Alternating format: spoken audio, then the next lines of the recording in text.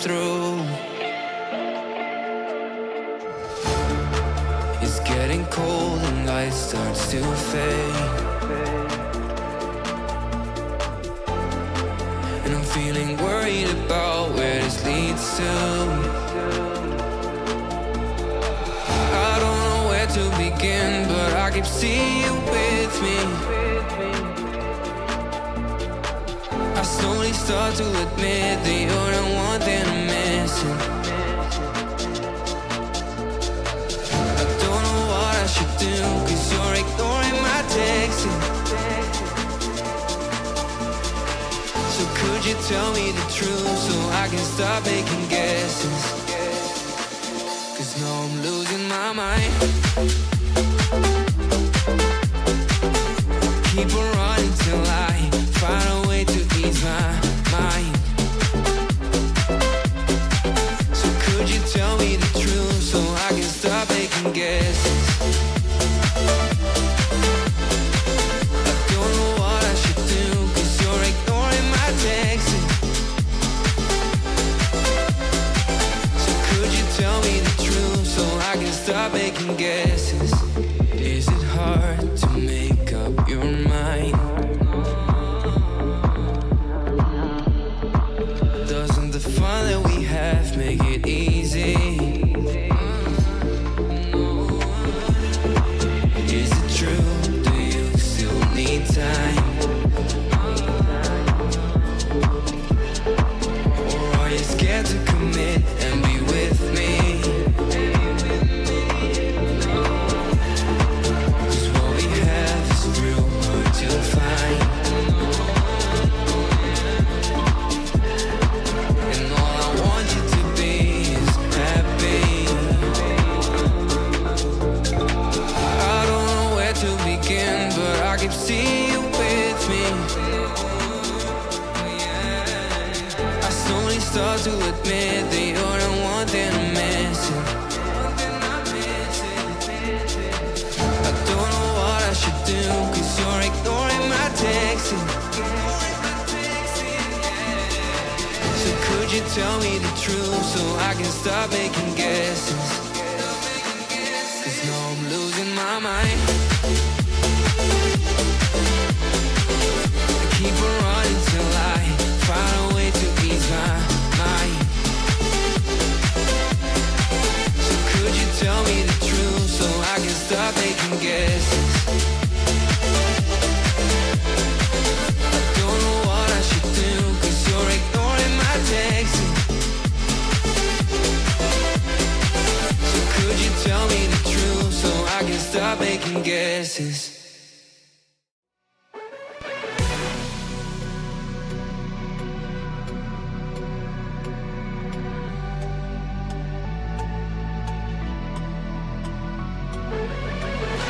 Falling away as I'm searching for the break of a day to follow away to you. 'Cause at the end of the day, I ain't looking for no reason to change. 'Cause everything is good for you. Baby, I can see we're gonna shout it out to the sky. Tell our secrets to the night so we can see the end inside. We're gonna shout it out to the sky. When I look into your eyes, I can see no better light, better light than love.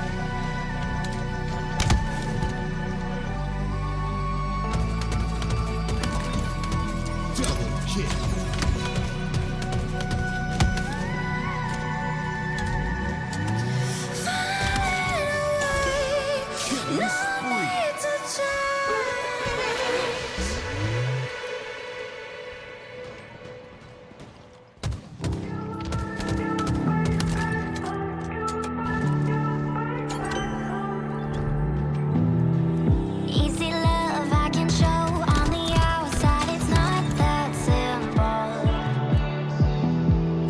When it's tough, I don't show how I feel looking out my window. I get caught living in these thoughts, but I'm never lost. For a second, I forgot. You can run, you can hide, you can slide back. Give it time, ease your mind, you'll survive that. You can run, you can hide, you can slide back. Just don't fight alone, you will find your way back home.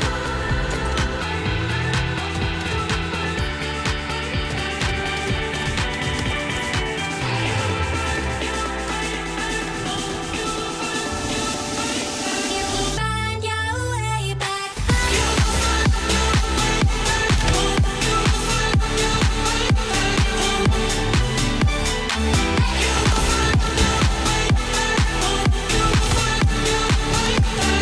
Find your way back.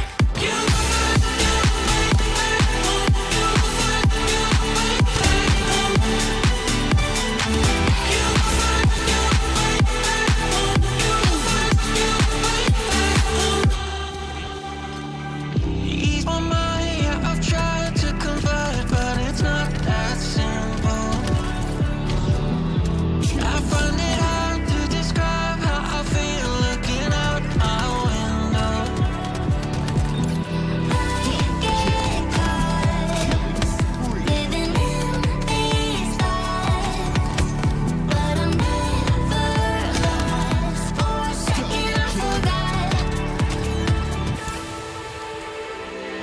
You can run, you can hide, you can slide back. Give it time, ease your mind, you'll survive that. You can run, you can hide, you can slide back. Just don't fight alone, you will find your way back home. You will find your way back. You will find your way back. You will find your way back. You will find your way back.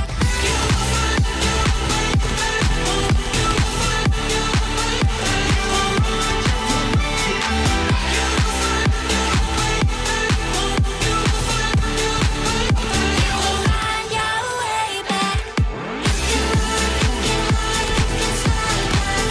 Give it time, ease your mind, you'll survive that. You can run, you can hide, you can slide back. Just don't fight alone, you will find your way back home. You will find your way back home.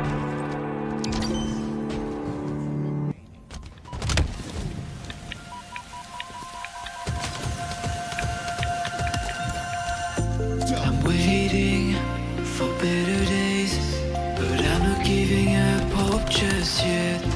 This stillness is just a phase. I need to find my purpose again. It's been hard to keep my composure, and I really wanted to be over.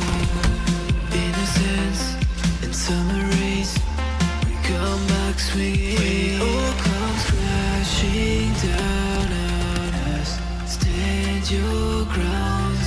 Faith is something that is really hard to find. So take it on yourself and keep your head up straight. Brighter days will come, so you better be prepared. When it all comes crashing down on us, crashing down.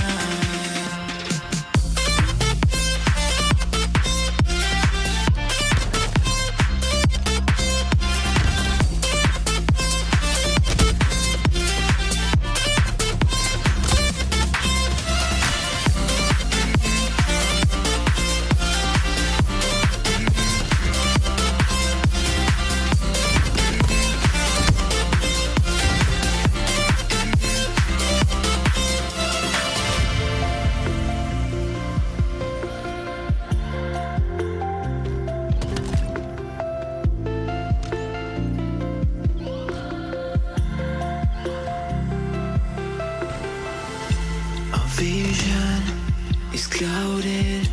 It feels like we've been aging faster. I feel so secluded. I really wish that things got better. It's been hard to keep my composure, and I really wanted to be over. In a sense, in summer race, we come back swinging. It all comes crashing down on us. Stand your ground. Faith is something that is really hard to find. So take it on yourself and keep your head up straight. Brighter as we come, so you better be prepared when it all comes crashing down on us. Crashing down.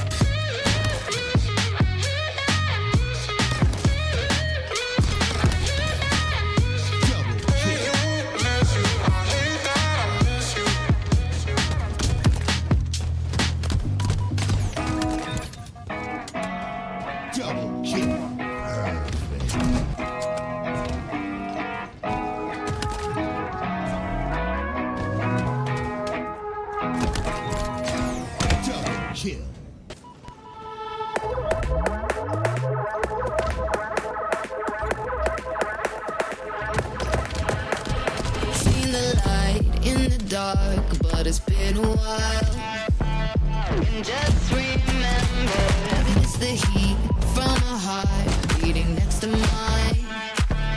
But I surrender, 'cause everything I touch seems to crumble, and everyone I love leaves me broken down. Everybody runs when they see me now. So I put my hands up in the sky, revel in the storm clouds as they pass me by. Now there's no escape, I realize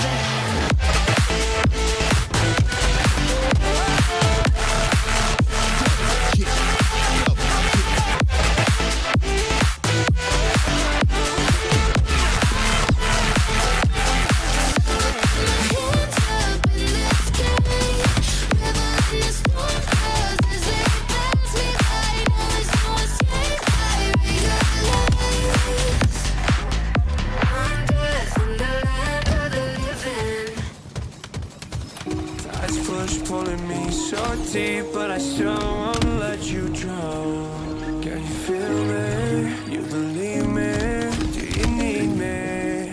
Yeah. Heartbeat kicking in my sleep, but I still won't make a sound. Can you feel me? You believe me? Do you need me? The truth is, I'm scared to lie. This feeling's all I know. Can you feel me? You believe me? Do you need me? And you know how hard I tried to fight this on my own. Can you feel me? You believe me? 'Cause I need you by my side.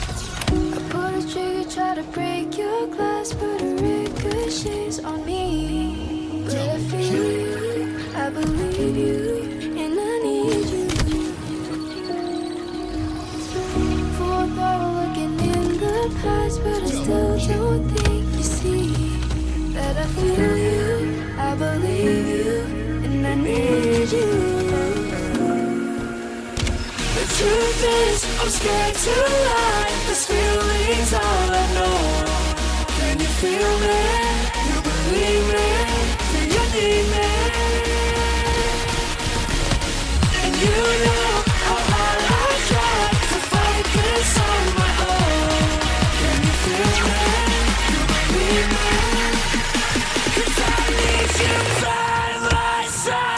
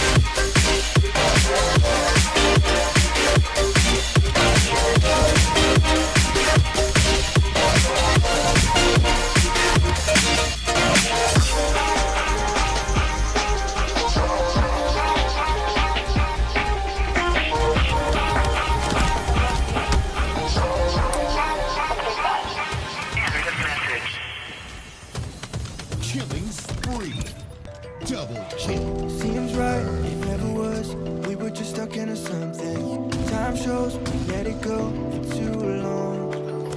Go back, I never could. It wasn't what I was searching for at all. We've been turning upside down. Now things are stranger. Nothing's left to say. Too far gone to go back to that place. And I don't wanna feel that way.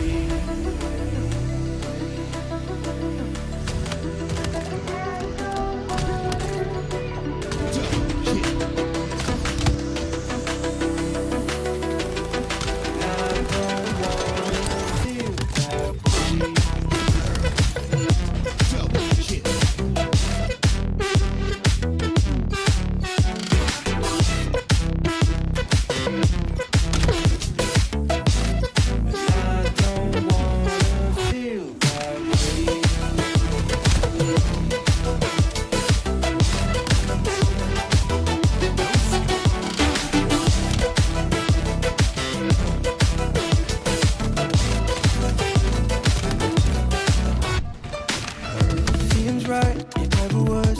We were just stuck into something. Time shows we let it go for too long. Go back, I never could. It wasn't what I was searching for at all. We've been turning upside down. Now things are strangers. Nothing's left to say. Too far gone to go back to that place. And I don't wanna feel that way.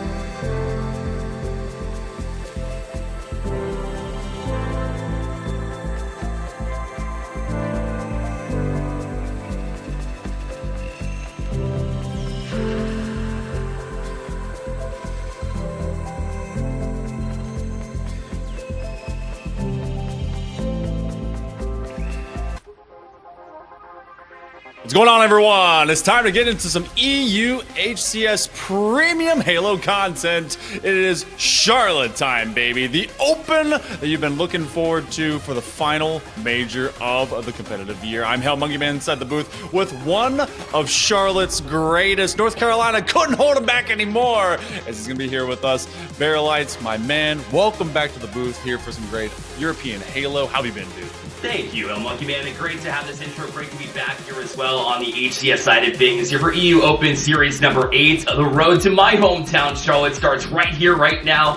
Excited to see this opportunity for teams like Team Nemesis, like Majin, and the others who are looking to challenge the top 2 in my eyes here. With $1,500 on the line here today as well. $1,125 for first place, $375 for second place in dollars terms. So everything on the line here today. We start in round number 2 of the winner's side of Charter facing off with Miracle Workers. We're going to be going into it. In case you weren't in the chat, well, here is where it's at. We've got TK2, Perk, Tuxie, and Wafts on the side of Charter. They actually were burning through some of our EHL action through the past couple of cups, number 1 and number 2, over the last, the 3 weeks or so that we've been showcasing on this channel. Miracle Workers, they got Pulse, Bien, Manxie, and Deimos. And we're going to be going straight into it as we've got some live fire action straight off the rip. Fight for Sniper is going to ensue, and that one's going to be win away as Charter looks to try to take and continue. And now looking for Miracle Workers here at Monkey. So as we go over to this is a couple of teams that have definitely been burning their way through kind of that medium pace of the total European, I guess, competition. So getting over into live fire, trying to be able to play from these strongholds or rather from some King of the Hill.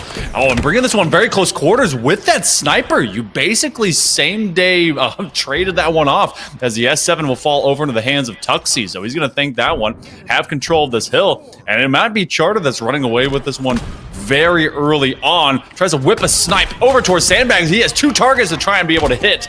But sadly, neither of those Spartans will be having a new chest cavity. This will be Tuxie that tries to hang on, but he's hitting him with a no-scope anyway.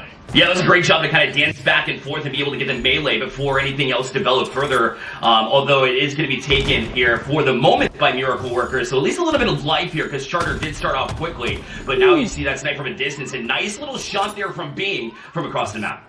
Bing making sure that they get control not just of the power weapon, but don't let this hill completely run away from them. That was a very brisk early 10 seconds, and that was a great follow-up by Bing, who is being a nuisance and a menace right now to anyone from Charter. They have one more team fight maybe for another 10 seconds before Miracle Workers is able to take this one away. Shout out to Miracle Workers. They are originally Kissing Boy Esports, so they're trying to be able to give them a little smooch before maybe this one goes away. No doubt about it. Still looking to fix mic on my end here, so appreciate the patience here as we get things going. But as you can see, Miracle Workers again 2 down here, trying to control this hill, but a back and forth exchange.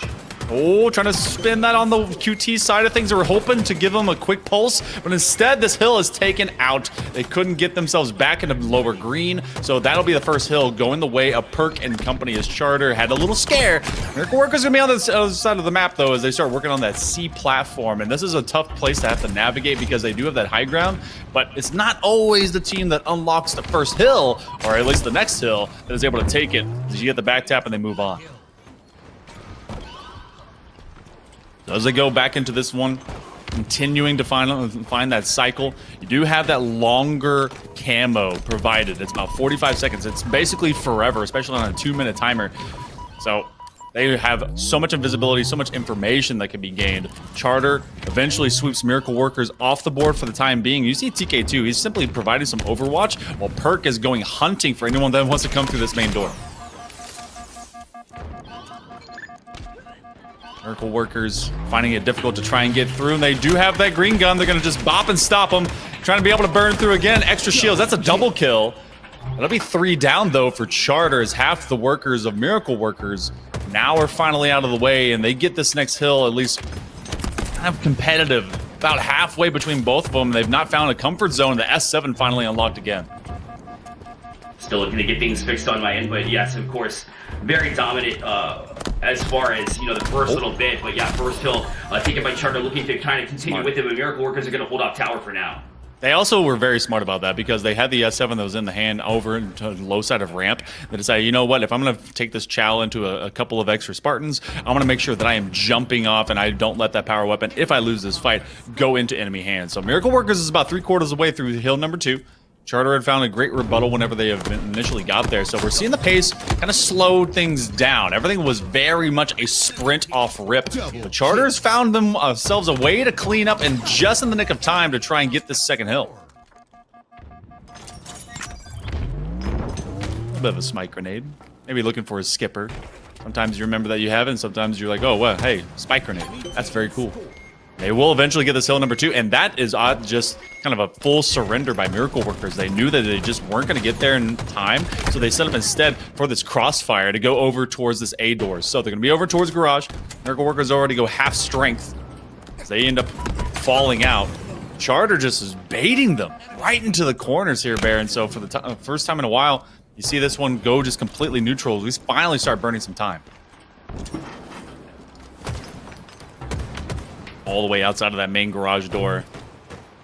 This one continues to just be kind of a downhill slide for the time being. Charter and company, remember, we've seen them be dominant, especially on some of our newer maps and mode combinations. So they're just kind of waiting this one out. It might be 3 free hills in a row. The first one was a dead ringer. And this will be a camo that's picked up by Pulse. They've not had the majority of these camos, and that one is very short-lived. A soft trade. Miracle Workers will at least pick their way up through it, but Charter is moving their way very easily into a third hill. We're about 90 seconds of neutral time. Won't even really have to worry about too much of that. But every second that ticks off the clock right now in terms of this differential starts looking very, very strong over into Miracle, or rather over into Charters. Wafts is going to be back. You see, for the KDs, everyone's kind of pumping out better numbers. Charter looks like they've got the supreme advantage right there. Mangsy's falling a little bit behind at 5 and 10. Losing that fight though is Wafts. So we're online with him for all of a moment. Deimos is getting repelled as well. He's about 7 and 12, and so they're about half strength, and Pulse and Being are trying to keep this team basically alive. We've gotten through 2 full minutes now here for this opening King of the Hill function here on Livefire. S7 will go over to Wafts. Oh, nice little duck. He hits him with the squat. Those are some very strong Spartan thighs. Just crab walking his way out of sight lines, but now caught between a rock and a dead place. Trying to land it off. They get the team kill. That'll be a free S7. They might be able to get that stick as well. That's a fantastic stick. 3/4 out. Make it all for Charter as they go 4 down temporarily. Miracle Workers, now at this point, should be able to secure this hill. You have one last chow here by Tuxie. He's going to try and drop a skipping nade. That S7 might provide some good cover, but they just don't land the mark. Body shot. Should be able to get one. If you're Miracle Workers, you aren't breathing too hard at this point because you do have a lot of outside at least crossfire. It will land a perfect. Got the skip nade. That, unfortunately for Miracle Workers, won't do it.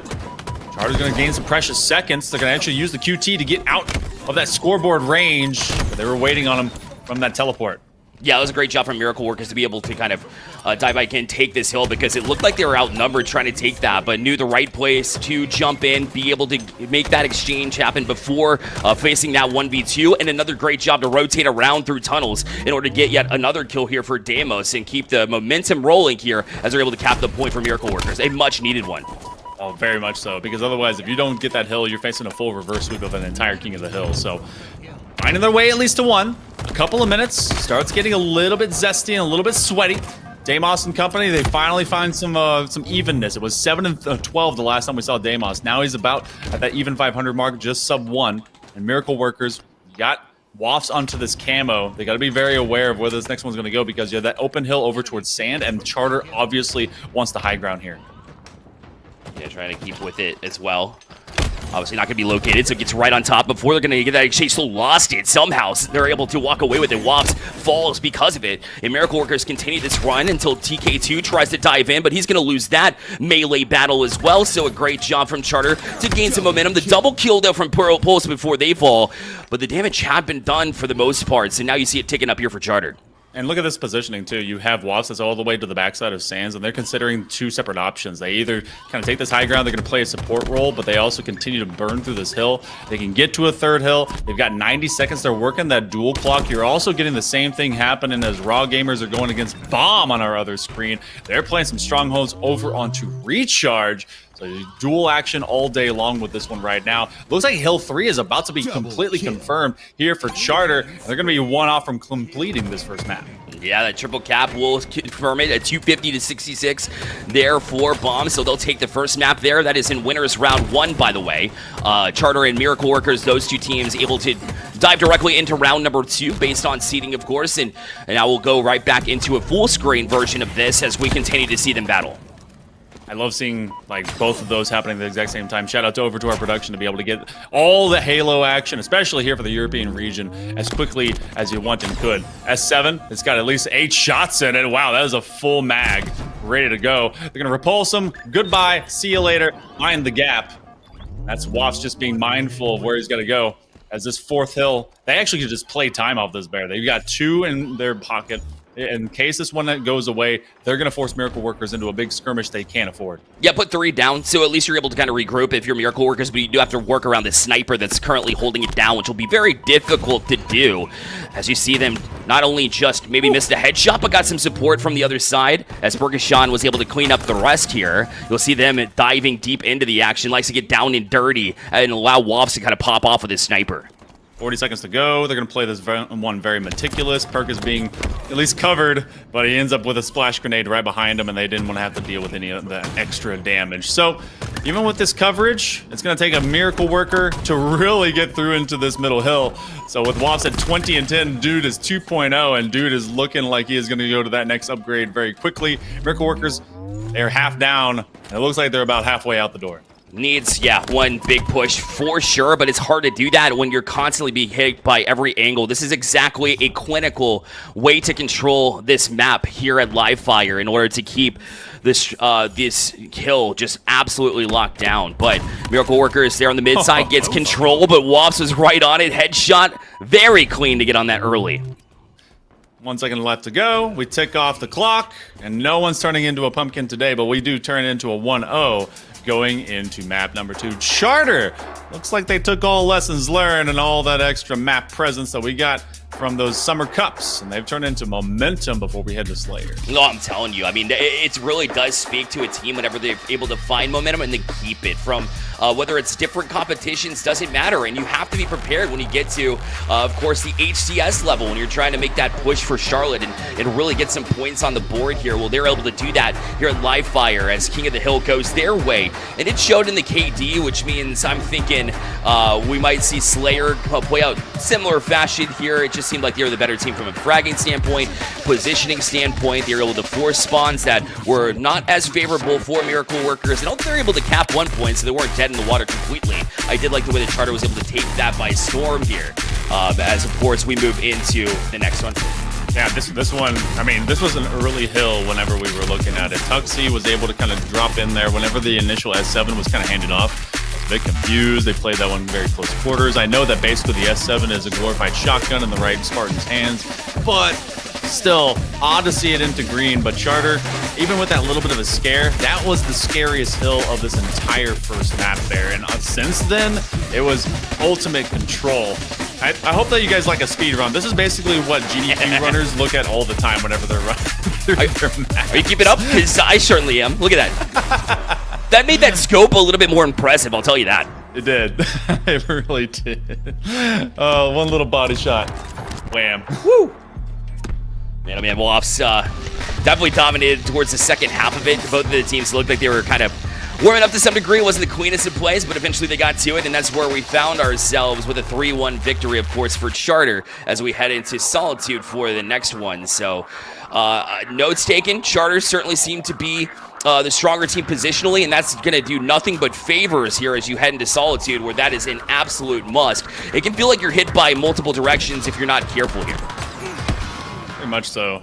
And so that's why there's a lot of presence, especially whenever you go to this mid-bridge. It already was whenever you're going for camo, but now that they've added 15 extra seconds to this utility, it's going to be that, the shock rifle, and whoever gets there first is going to be very dominant, especially moving into a Slayer. Trying to be able to use that thruster to get themselves out of the way. Can't quite do so, but yep, this is exactly why. Perk was burning red hot too alongside his teammate in Wafts, so you don't want to ever down him, especially when he's got this wombo combo. Yeah, of course. I mean, the shock rifle and the camo, name a better duo. You really can't. Causing damage early, making life miserable here for Miracle Workers, although they're still within 2. Obviously, it's early. And pushing the middle of the map, that's the only time that you can do so, is when you have that camo. And so you see Perkashan just trying to find a better position as Miracle Workers try to work around it from their spawn positions, but they're getting called out quite heavily. That's a good shot landing from the shock rifle. We'll see if the team can follow around and get a pick off of it. You'll see the teammates run in 3s, 2s, 3s as they try to circle around here for this one, but we're not able to get it done. They found him just a little bit late. But you have 2 guys sliding by in full on like 2-ton Mjolnir armor, and then suddenly you're like, wait, they're behind me. That's a little crazy. But Perk and company, they're up 5. Wafts finally gets into baguette status as he grabs his breadstick and gets 1 kill up on the board. But it's Tuxie who starts off at 3.0 at 6-2. Miracle Workers are feeling the hurt. And this one is starting to feel like they may go into a lower round 1 very quickly. The way that Wafts is able to convert 1-2, that's impressive. Well done again! Turns on now in triple kill in impressive fashion. He's got someone underneath him. The timer's a little bit gone onto an OV, so they won't exactly be grabbing the 4-star Dragon Ball, at least at this point in time. But he does at least grab a few to start getting himself back into proper footing. He does get a killing spree, so starting to really get back to where he left off on live fire. 19-10. That's a good position right now for Charter as, again, they grab a second camo. Damos needs some help. I mean, Being is struggling a little bit here in this one. You see, Mancy's not really being able to find any traction either, and really just going out, and you have to be a responsible position, especially when things are looking grim for you like it is for Miracle Workers. Slow it down a little bit. I get it. Halo is a quick game, but you have to be able to kind of relax into it, especially if you're trying to get aggressive and it's just not working. I mean, especially if you're going to be going into it as fast as you are, you better have the numbers, because every time Charter goes quick into a skirmish, they have that numbers advantage. They got some personnel. You see 2 blue bodies, make it 3, drop out. That's a lot of assists as you pick them all up here for Being. And Miracle Workers clears the board of Charter. Now, for as many times as you see a double-digit lead here on Solitude, you can also see it, especially in the European region, that completely blundered and flubbed. So we'll see if that happens again. Waft will get the second shock rifle here for Charter. So they've been able to get power weapons twice as well as camo twice. Miracle Workers are just working with whatever they got whenever they spawn. Up in tower is not where you want to see Wafts if you're a Miracle Worker. That was just dirty. Filthy. Able to get the perfect on Damos. And perfect is an understatement here at that point. That was absolutely clinical. And it's ticking up over 10 kill differential now. 29, another distance perfect here as Perk was the one to dish out the damage this time around. No, they were showing off during the regular Summer Cups whenever we were seeing these guys play a little bit before, but we're starting to see some of those multi-kills that really are going to give me some promising hope maybe for some extra OVs and kill tags if those end up coming through. You got him stuck in the corner. Damos ends up winning on that trade, so he will counter well enough. He's at 9-7. Still, though, all 3 of his teammates are in the negatives. So he needs to kind of, I guess, in some way, form, or fashion, get picked up. They finally get a camo. Unfortunately, they also immediately meet Charter players, and he is just deuced up. And Miracle Workers see that one laid to rest quickly. Yeah, it's very predictable because Miracle Workers is in a situation where they need to change the pace, so you know they're going to go after that active camo, and you just kind of catch them with their pants down by doing it. That's how ahead of the game they are. That's a good nade land, though, from TK2 again. So everything seems to be going the way of Charter right now. They have good comms that Manxie is over into that corner. They eventually actually trade bullets, so just as he fades away, he gets one last trigger pull, and he'll be able to at least get them while they head to the grave. They're going to be 11 kills away from putting this one into a 2-0 and make it 10. Damos in the corner. You got the rope-a-dope. They're trading them around. They're trying to play cat and mouse. Perk eventually face plants. He's about 2.0 at 11-6, so very efficient at this point in time. But TK2 has got 10 assists alongside his 2.0. So right now, this team is just putting people down, and Miracle Workers better watch out. The steaks might be on the barbecue. To say Charter was ready, absolutely understatement. I want to go see their accuracy after this has got to be uncharted territory. Yes, pun intended. Absolutely outrageous how they've been able to land all those shots, the amount of perfects we've seen, but also just being able to support one another in this effort. And when everything seems to be landing in an open place like this, I can say that I saw this coming, to be honest, as the last kill will be confirmed in just a moment, it seems like. So Charter is sure to march up to that 2-0 mark. So let's check up on Raw Gamers and Bomb right now and see where they're at. Bomb taking that 2-0 map lead currently, so we take that into consideration as Charter marches up to, is able to take the 2-0 victory here.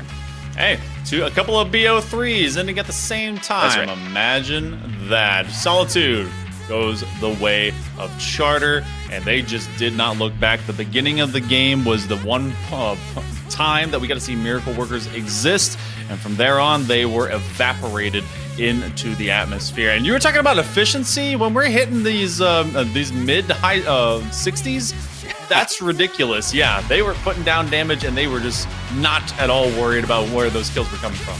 And talk about support, TK2, again, lots of kills, led the kills, seemed like a little bit quietly. There was a couple of times, like the nade, for example, that landed from a distance. I believe that was a Hail Mary, if I'm not mistaken. So just great efficiency there, and 66% will definitely land. Not only are you getting kills, racking those up, Monkey, but you're also being able to allow your team to support as well, get them one shot, and let the rest of the team work here. That's just a clinical, team-rounded victory here, but Miracle Workers won't be out. Of course, they'll be dropping to the bottom side, but obviously not exactly the place that you want to do so.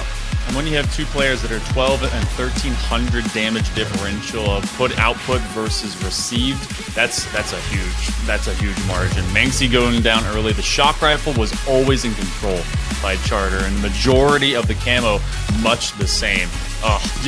Getting re-peeked from right out of this tower. Deimos thinking, look, he can't hit it twice, right? Well, yeah, he can. It's crazy, the anticipation on that too. Like, you know that they're going to run into it. A lot of long-range individuals who may not be as strong take notes, because let them walk into your crosshair. If you have to have that confidence that you know they're going to peel off towards their teammates, so to see them be able to read that number one, but then be able to land that shot, knowing that when they're running, their head's going to drop down a little bit to get that headshot. It's just classic game. Just knows that they put in the time, work, and effort it takes to be able to have a shot like that land. And then, of course, we talked about TK2 and their ability to just be across the map, causing damage left and right.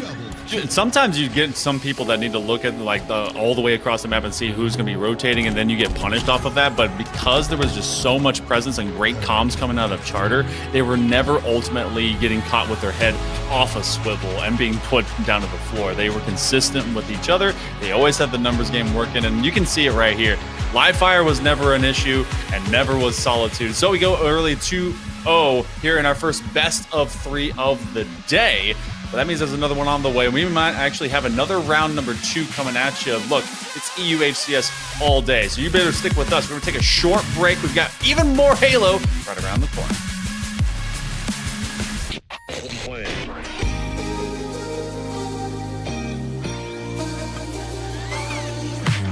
Way too many faces in the crowd, but I think that I see you. One too many days got me changing up the way that I need you. Now we're both at a bar, acting like it's not hard, trying to feel something different. Talk to somebody new, kinda wish it was you, kinda numb to the feeling. Now that you're gone, they say time should heal, but it's been too long. Couple months and I can't seem to move on. I can't seem to move on. I can't seem to. I can't seem to.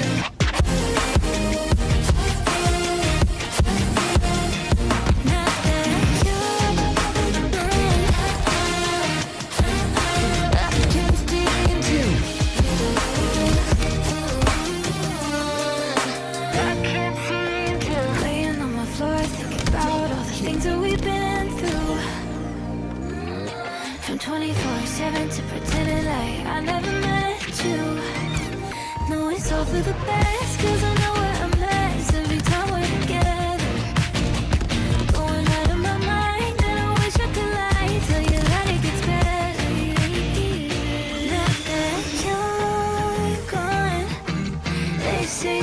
should heal, but it's been too long.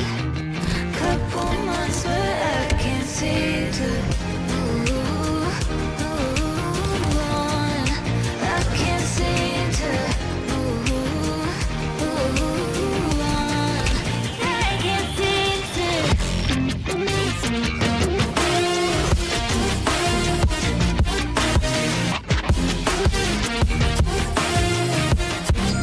I can't seem to.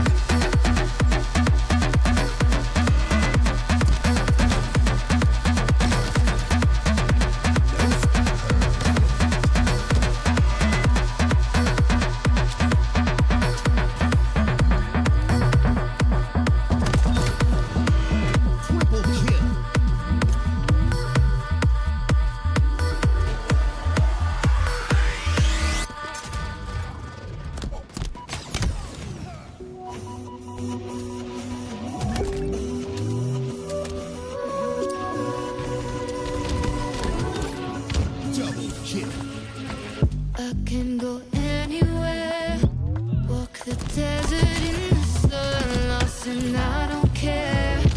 I'm feeling lighter, lighter. At the finish line, you can't cheat me now. Like a satellite, I'm so far away, can't get me back. You wanted to get in my mind. Cloak and dagger, snakes and ladders. Thinking of the reason why. It's always the weak ones who attack. You got nothing else in life, it's all that matters. Snakes and ladders.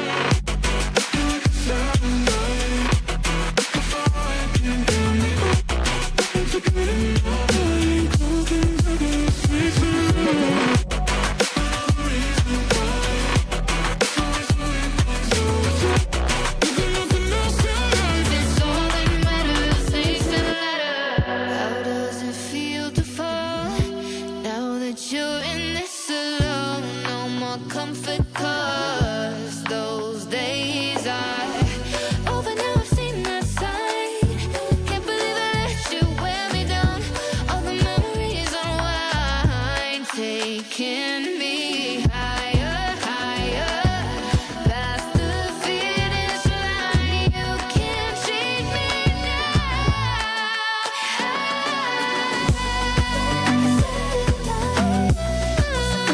Can't get me back.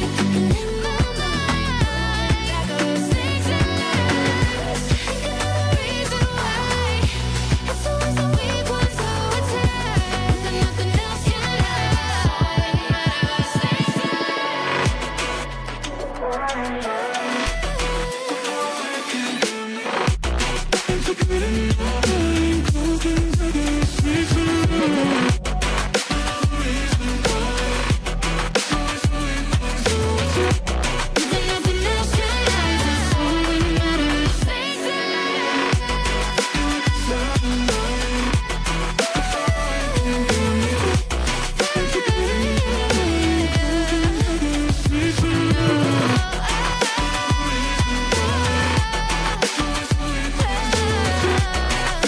all that matters. Snakes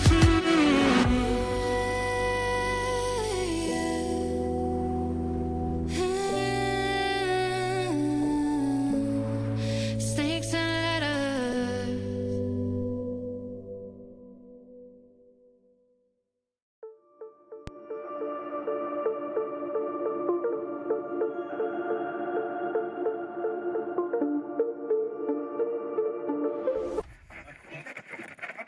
Welcome back, everyone. It's time for even more EU HCS. I'm still Hale Monkey Man alongside Bearlight as we get into another round 2 matchup. This one's going to be between Genesium and Bomb, and you get to see a little bit of Bomb, just as much as they took out Raw Gamers in that round 1. You're going to be seeing the same maps since we did a winners round 2 to kick things off. So back to live fire, and Bear, that means we have a sample size to kind of work with. Maybe not with the same teams, but with similar styles, possibly. It's all about getting that first map and seeing what you do, or rather Hill, and seeing what you do with the S-Up.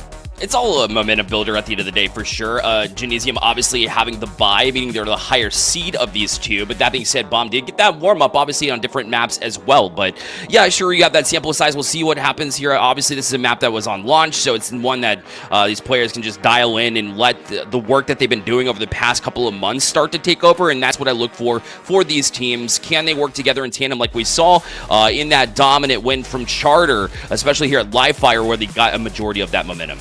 Yeah, and on these two teams, in case you do not know, Genesium is Brainiac, Boetti, Callie, and Garrico. They were doing fantastic where Garrico was last week. Same to be said for the rest of the squad. Want to see if they're going to continue to be as consistent as they are. They're right now up in the top notches, I think top 4.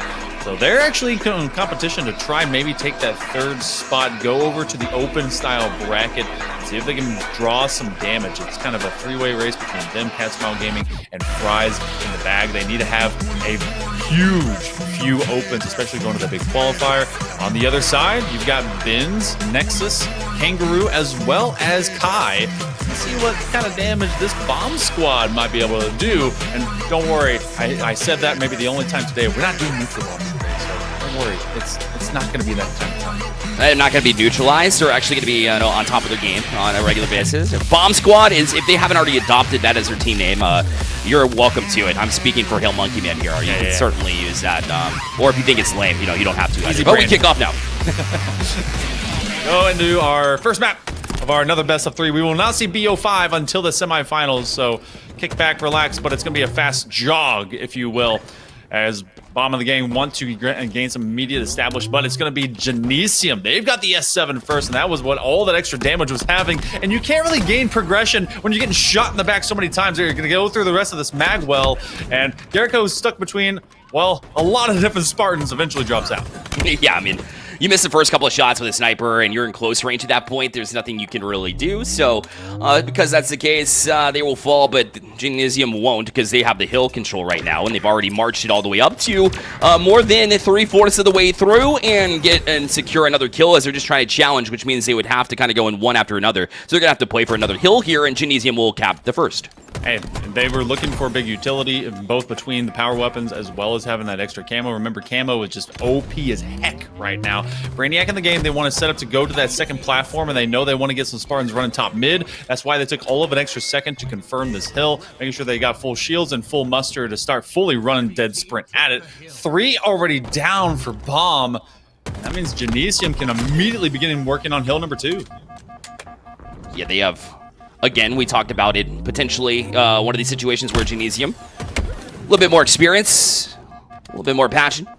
And they started off really hot. I mean, when Garrico was the one up to basically, I think it was 3-0 to start off, obviously has dropped 3 times, but is that aggressive player, so you anticipate seeing that. But no deaths from Vody or Brainiac, so that's just showing their responsibility as far as when they want to take their challenges, which has clearly been the difference so far and why Genesium has gotten off to this hot start. Brainiac trying to go for the perfection. We have not seen one yet. We got real close with 14. Oh, it's not going to happen with him. I'm just making sure to catch the curse the right people. Voetti will be the next one up, but it's Genesium that at least has a couple of those guys drop off. You get Bomb was hitting these late-term, late-hill resurgences, and unfortunately, they just don't do much else after that because Genesium has a great response. A big perfect and a double here for Voetti, who now finds himself also on the kill cam. Observer curse as both of our deathless players finally go down. And another one, by the way, so that's Nexus falling there, but again, the control maintains in just Genesium with all the momentum in the world. 2 capped, and now looking to maybe cause a little bit more blood as a couple team up on, I believe it was Kai there, and Kanji not able to get around to get that kill. 3 down for Bomb, and Genesium should have a full onslaught here to keep this 3rd cap as well. It's just been clinical from them. I like this position right now. You're in this weird 45, and if no one is expecting you, well then, I mean, this camo should be able to get a back tap. They're going to chase down one as they got Kangaroo right in their sights, so they drop immediately. Weddy and Garrico, 2 big slayers that were showing their stuff here for the last couple of Summer Cups as well here with the EHL. So Weddy obviously not wanting to be outshined. They're getting a late-term unofficial triple as maybe a second or 2 away. But still, Genesium is just not letting Bomb play this game at all. They now have the S7, every power weapon. Oh, and look at that crispy snipe! Killing spree. Voetti's on a burner. That's insane. Voetti now with Sniper. And look at that, turning the corner. The reaction time was unbelievable. And gets another one as well. Voetti popping off. Voetti's absolutely slapping. He's 13-1 right now. He might be able to go into a frenzy here very quickly. He grabs another one as Kang thought he might come down the ramp, but he's swinging from perimeters and peripherals that he's just not expecting. Hill number 4 quickly on its way. 14-1 is Voetti. He's got 4 shots left to go. Anyone that's going to walk out from that top mid is going to get slapped. He might be able to find another one. He will drop off with it. 15-2 ain't bad, and he'll take a bat. That's yeah, exactly. Like, hey, listen, nobody's killed me, and you're still not going to. I think he's trying to play mind games here in that way. As the sniper has been great, the active camo, just sneaky around the map as well. There's multiple ways that Voetti can get the job done, and we've been seeing a showcase of that here in this first map. Oh man, he was getting so sweaty he had to dunk himself. Double kill here for Benz. Looking for a triple. He finds it. Okay. All right. A little bit of love. Consolation prize on the other side, and Bomb finally sees that little bit of white going towards their edge of this hill. So finally Bomb stems the bleeding, but it's with a loosely placed tourniquet, and Genesium looks to respawn, see if they can get back to the fight. From a distance, Bomb trying to make that happen with no upgraded weaponry. It'll be a little bit more difficult. Wants to take this closer fight, or do they? Maybe not, as Brainiac's going to win that exchange as well. Maybe didn't catch him in time as they work from the backside. So Hill going to be recapped here again from Genesium. And in open space, it just ticks up. And one last chance to try to dive on for Bomb. Right corner, you have to be able to get him from that backside of sight. Sands is under control, and so was Genesium. 15-4, 12-5, 10-3. Callie, what are you doing? 5-7. Come on, get out of there. But someone had to be able to pull up the slack. As Genesium, they went soaring through Bomb. Wow, as quick as you like there, Bear. If you like seeing Voetti pop off, I don't think you're going to have any, lack of that here as we move to Solitude. Slayer, as that was just absolutely dynamic what Voetti was able to accomplish in that one. But I talk about the low death count too. Brainiac continued that same run as well, just 3 deaths over the course of this one. And the accuracy we mentioned last time, how about low 70s here from both Garrico and Voetti? What? Okay. All right. We saw Garrico do something monstrous last week, and apparently the warm-up is going very, very well here from this time around. Okay. I mean, you think you're sliding, you're just dying. That's insane. Just ready for it, and then the adjustments we talked about, anticipation in the last series. Voetti's got that hands down. That's who you want to have with the sniper rifle, so I assume the same thing's going to happen with the shock rifle too. Voetti was all over the map, and it showed, but not in a way that was confusing, right? It was perfectly positioned areas, like you see right here, tucked behind this wall. That way, no matter where they come from, boom, locked and loaded. And of course, took a bath after that, but we don't talk about that. That was just to get away from the pressure. So, Voetti, clinical. We'll see if they continues here in Solitude. Hey, eventually you start stinking when you're going that fast with everything. So you got to wash out the Mjolnir, and then eventually you get back to it. We're going to go Slayer. So, got the camo. That's going to be your initial fight. I will not be surprised if we get 3 red Spartans all swarming on one way towards that bridge, and of course towards this shock rifle that's right in your face. But Bomb wants to do the exact same thing. We'll see if Kai's able to outpace them. But you're getting Kangaroo caught from behind immediately. That is 2 down very quickly. Voetti already has camo, so he's hunting for a weapon. And Kai, he stole it just for the moment. Kai's got to get going. Bins, we saw some pop-up moments. That has to happen more frequently in this one if you want to see any kind of challenge here. But the way it's gone 4-0 already, make it 5-0 with the nade on the distance. Garrico is getting warmed up too. Don't let this man pop off. We already saw in the first map, it does not end well for you.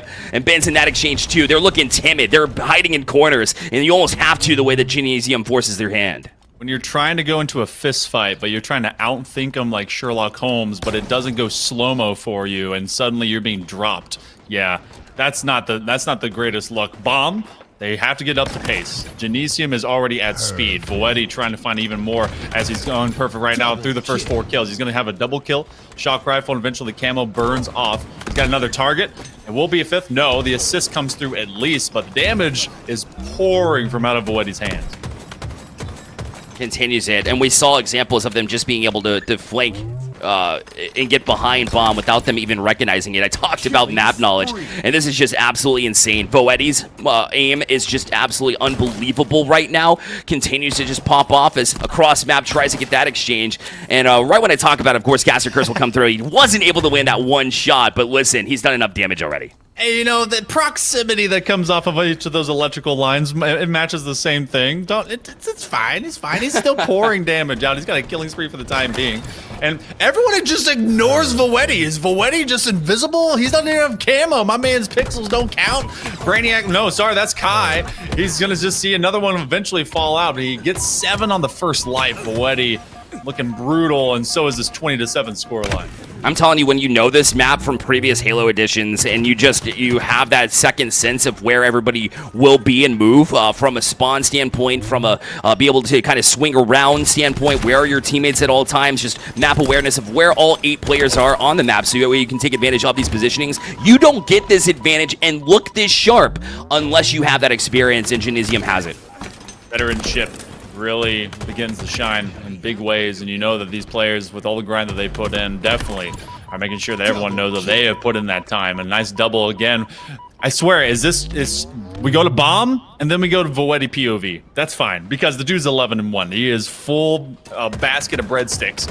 He's looking to make sure that no one is going to go hungry before the main dish is served. Kai's getting knocked down. He's looking for maybe a double. He doesn't see that there's one actually behind him because he has 3 targets in front of him, making a triple. The camo is burning off, and Voetti's already matched what he put in the previous game. Continues to tick this up. This is unprecedented, the amount of lead they have and how they continue to march in with it. I keep talking about the position because it's important, right? Back up to nest, and you can kind of swing back and forth between multiple areas, and you know where your teammates are taking these challenges.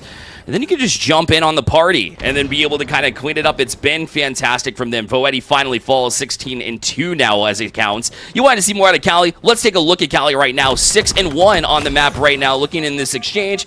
Trying to win this one. A little bit of a tougher one, though, and that's where the teammate comes in handy. Yeah, this is a team that definitely is fighting for that top 3 position. This is going to be the last major walking into possible World's Birth. They want to go into that open bracket, and Genesium obviously showcasing that they have the strength, or at least the beginning muster, to knock out the ones that they're supposed to win. 41-12. It's not just a possibility of a steak. Add the mashed potatoes, get the fried okra, make it a wholesome dinner, because that is going to be a hearty meal. And Genesium is just eating up like it's a free one. Clicks onto heads like it's natural. It's unbelievable. Shock rifle in short distance is not going to favor Voetti, and look at the patience shown. Instead of taking the exchange, going to hide behind box and kind of cycle around here in this one. As Garrico is already doing work there as well, kind of toying with him here at this point, getting that distance, and here comes a teammate. It literally just buying time for the rest of the team to swing around, and that's where Cali's able to smack him in the back of the head. Voetti, as patient as they absolutely need to be, 47-14. Just a handful, not even that. Just a couple of extra, and they'll be done with this one. Genesium, we were talking about this one possibly being a runaway train. Well, it's a couple of them. Hit them with the perfect sharpshooter, and you got one left in the basket to get it done. They're trying to just get it from off of the rip, and that's double steaks. That is basically a quad stack hamburger, and they munched it all down. Genesium, without a doubt. Going to round number 3. Yep. Easy march into the next round. Clearly, they were ready and prepared for this one, as are teams that are going to be at the top level.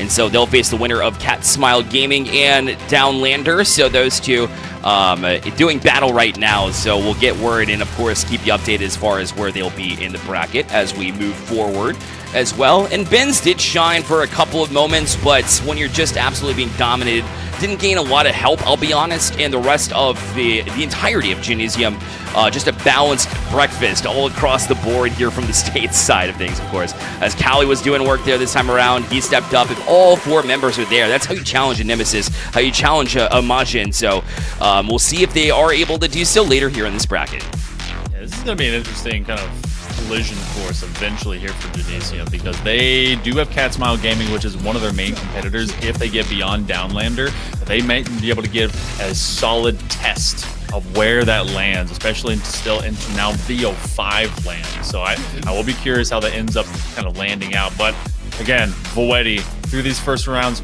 you got to get the job done for matches that you're expected to win. And I'm glad that they left little doubt as to how efficiently they were trying to play through this one. That's what you want. You want confidence. You want to be able to roll into it. The last thing you want to do is have a close match and you start doubting yourself. So I like that point.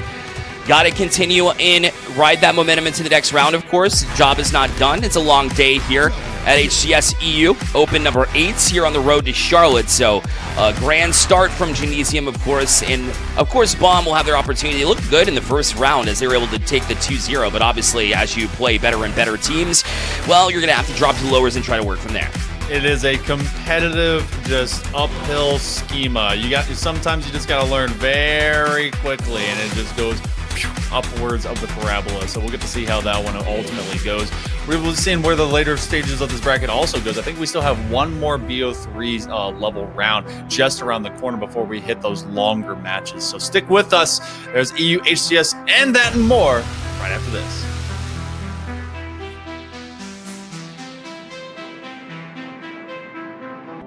It's funny how the world keeps turning. Stars like ladders in the sky keep burning, burning. It's crazy how the storms keep raging. I'm here trying to keep my heart from aching.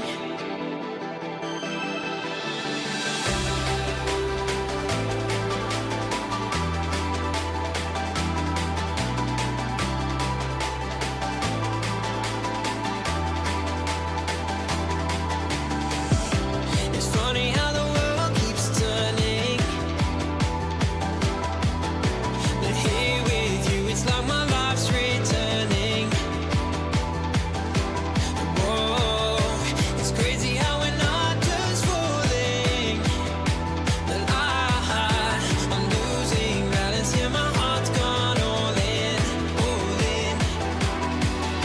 Starlight burning in the night sky, this feels like a lifetime moment with you. One day things will turn out better. We could be together. We could be together underneath the stars.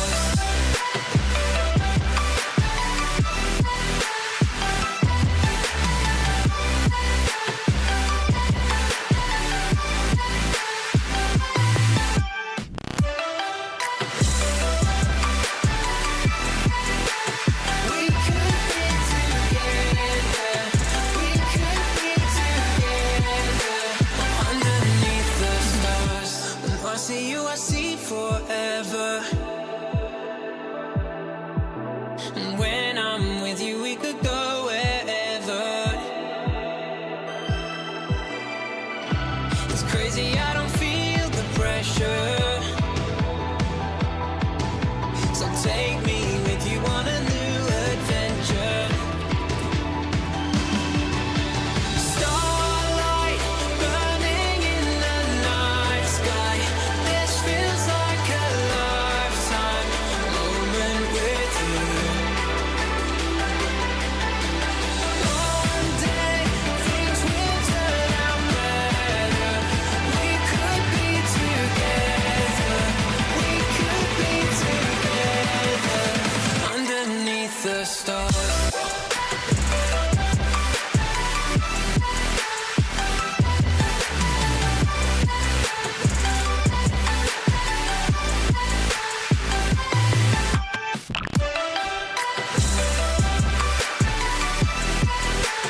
We could be together. We could be together. And starlight burning in the night sky, this feels like a lifetime moment with you. One day things will turn out better. We could be together. We could be together underneath the stars.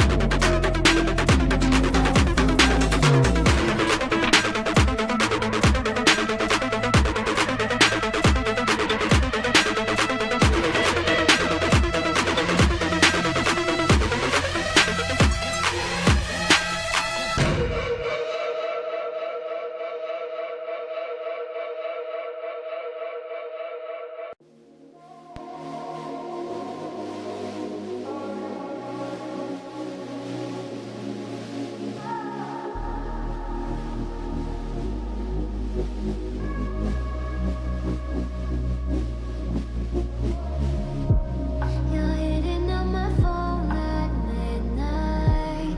Don't wanna take your call. You're always looking for something. There's no substance in your eyes.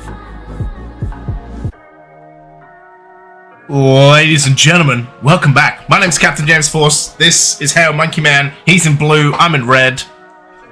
It's red versus blue. Let's get into it. Hey, I'm excited. Yeah. We also matched our side of the ponds, I guess. If I'm Yeah. west side of the Atlantic and you're east side of the Atlantic, so we're doing the right thing. You know what? We're geographically assigned. And what have you thought so far? Last one was kind of a smash, but our first match of the day was pretty good, right? Yeah, I think you know, especially early, most of them are going to be smashes. It's kind of like smash or pass. No, I think it's smash or like good game, right? But no, I think it's mate, it's almost bittersweet as well. Like it's the last set of opens, right? Like Yeah. that we got left. So yeah, I'm going to enjoy them before we head off to Charlotte, North Carolina, where you will be in attendance. Yes. Are you going to get some? You going to get a NEM shirt? Oh, dude! I already asked. What was his name? I asked Tony. Why not?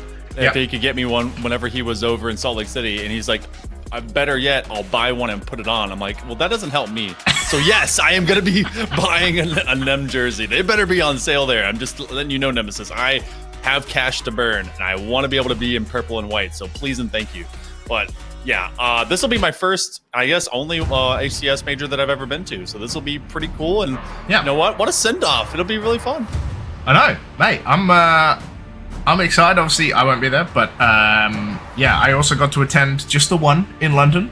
That's guys, like we did how many majors? Like 20 across Infinite, like 16, and we got one in Europe. Like Halo 7, we gotta change that narrative. We need more EU, but you know what we also need more of? Aqua CTF, of course. I'm here. Oh, God. It's an Aqua CTF. The scripts write themselves. It's Genesium versus Catsmile, Warlord, Outcast, Finners, Nixeni versus Jericho, Voti, Brainiac, and Kali. And I will tell you one thing this week. I was... Jesus, this sense. Okay, yeah, that's Nixeni. Makes sense. I was playing doubles with Finners this week. And yeah, that was some good fun. I got placed like plat, I think. And yeah, he was like diamond because he was just carrying a lot. Speaking of carrying, he's carrying this flag, Monkey Man, and it's 1-0. Wow, that is as fast as you like. And this is also going to be a good measurement here, because even though it's a best of 3, Genesium and Catsmile are right next to each other in the grand standings of going as that third team possible. Even if they go up higher, there's a lot of points between them and next up over in Majin, as well as a Nemesis territory. But these two teams are vying to make it into the top 3, and already you get another pull. Yeah, I actually completely forgot about that, because Pharmaceutical, even with Baxter and stuff, don't have a lot of points, right? So there is a possibility of, as Finners goes, this is why it was so easy to play doubles with Finners, by the way. I know doubles is Slayer, but the guy's just Right. on it. Yeah, Catsmile could be Nixeni and Wootum going to Charlotte, you know? Man, I need to be able to get a jersey. I need to get a t-shirt. I need a lot of signatures. Oh my gosh. That's going to be happening very quickly. And, all right, Callie's realizing maybe we need someone to guard this flag almost directly. Put a body on top of it. I don't think that's going to stop anything right now. Catsmile Gaming is looking very efficient. Voeti's hoping that they can just maybe start getting some slays. Those first 2 caps were in less than 2 minutes. Bro, Nixeni hasn't actually died yet, by the way. Uh-huh. Okay. And then he decides to go for a 1v2 Chal. Alright, my guy. Just... Jeez. Fine. God damn. Still. Between him and Outcast, they're like, what, 13 and 3? So, yeah, they're tearing this apart right now. Brainiac does manage to get on the board. There are 2 members of Catsmile around this Genesium flag as well, by the way. Flag's going to be taken on both sides. Voti, yeah, that's there. You don't want to go there, son. That's not a fun place to walk. That was the quickest What? peekaboo elbow to the chin I've ever seen. They were just off into the corner, and they're running it down again. Outcasted, by the way, has improved so much over the last year. I feel like that we have seen them just continuously become this lethal weapon. They have really been leading their squads, being able to find so many kills, 3.0 right now for them. And you do have at least a big pickup as they will deny that quick cap, and finally Cat Smile's flag is being turned the other direction. Yeah, that it is. Voti gonna fly almost fly through this. Like, it's crazy that Voti and Brainiac are 1 kill apiece, by the way. Like, they've capped a flag and 2 people are on breadsticks. Which just kind of shows how quickly it is to be able to cap on this map. It is going to be a trade. A new double kill for Voti. There you go. And they're going to attack the blue base once again. This is confusing. As blue, they're attacking blue. Yeah, I've never understood the blue-yellow. I mean, I'm a blue-yellow aesthetic kind of guy. Okay, but two caps, one... Wait, hold on. Oh, they didn't want it to be able to be sat. If they were defending onto blue flag, that's actually pretty smart. They throw it out front base, and they force them to kind of come out. Now they can pick it up, they can defend their blue flag, and that became a kind of a macro-level mind game. However, they eventually sit underneath bridge. That means that flag ends up coming out. So I'm wondering how much of maybe it was a misinput or a big play, but they sit in this one in a huge counter. Yeah, not that macro, whatever that was, did not look so good. The flag is going to be right there, though. Goal line stand. Brainiac goes down as well. Voti, last one left alive. Flag will go in. Nixeni slams it home as Outcast finds a kill in mid-map. Voti does find Warlord, but again, you can see Outcast going for this flag. Voti trying to find. He's going to have the jiggles. It's a trade. Headshot trade. Camo up in mid as well. You can see Warlord starting to go for it. Jericho holding that angle though. Brainiac's going to find Outcast with a nade. And still that camo top mid. Callie finds Finners. Callie also going to power slide through. Get that G slide going. And look at that. 2 throws and he's like on his side of the map. Going up the stairs and... Oh my god. Boys, what are we doing? There's been a few fumbles, Monkey Man. It's the ceiling. The ceiling got lower, all right, or all of the Spartans got taller. You can't blame them. It's just a growth spurt, okay? Trying to toss that thing. Look, they had 2 throws. They looked like Tom Brady getting this thing all the way across this map. You got 3 down for Genesium, but this is also a five cap game at this point. This is why there's 5 caps in particular per team that you got to get onto a CTF of Aquarius. The camo finally up. We don't really get to see this POV very often here for anyone because so much has just been directly focused onto OBJ, but there's been a lot of camo exchange between these two teams. Warlord on it, definitely on it, gets a double, looking for yet another one. A man goes flying by, he's gonna let him. Brainiac hoping to be able to catch up, but eventually he kind of gives himself up. Slam. Also, I can't believe you'd mentioned Tom Brady on a cast with a Colts fan beside you. You're a disgusting You're a Colts person. fan? Yeah. Oh no, I'm so sorry. Yeah, you're a horrible person. you're a dick. You got Peyton Manning. I mean, you know. Yeah, it's still there. Yeah. Anyway, 4-2 to Cat Smile. Yeah. Double kill. It's hurtful. Oh, triple kill. Over, going the over on the Jericho. Get the over. Oh. That's a lot of body shots. Yeah. Didn't quite get the 4-piece. He whiffed. Unfortunate. 5-piece, you mean? Yeah, it can be 4 if you shoot it right. Just hit him in the chin. Have someone else shoot him once. 4-piece. Yeah, there you go. Oh, Warlord is going to find a kill, though. 5 minutes to go. This has been such a quick game. But yeah, like you said, sorry, you mentioned these two at the top, by the way. Only Fries in the Bag are above these two teams. Fries in the Bag, of course, being Panthomos, Desire, and Matsui, who are playing Pharmaceutical right now, which is Baxter, Franklin, Ninja, and Scarcity. I do believe we have an observer in that game as well. Well, dang. So. There you go. Fries in the Bag apparently already 2-0, which is slightly hard to believe in map 1. But you never know. That might be reset. This is actually one of the... Hey, you never know. They you know. That match in particular, I know that Fries in the Bag definitely is heavily favored, and there's big reasons why. That could be a sleeper team with Pharmaceutical that you do not want to take a nap on, because they could quickly get into the mix of this conversation as well. I think they're just beyond and below Genesium and Catsmile Gaming. So you get a 3-4. You have a big fight by Voetti. He's trying to be able to lay down a guillotine, does so. Voetti defending his base against all these fine feline friends. Catsmile Gaming better watch out. They're still only up by 1. Yeah, and I mean, you know, it's exactly how it plays out in the seedings, right? Like, Fries in the Bag Pharmaceutical is 3v6, and Genesium versus Catsmile is 4v5. Of course, Nemesis and Majin way ahead of points. Way ahead of everyone else. Of course, Sica retiring. Pour one out for the GOAT. Super missed, obviously, part of the best result that EU's ever had, right?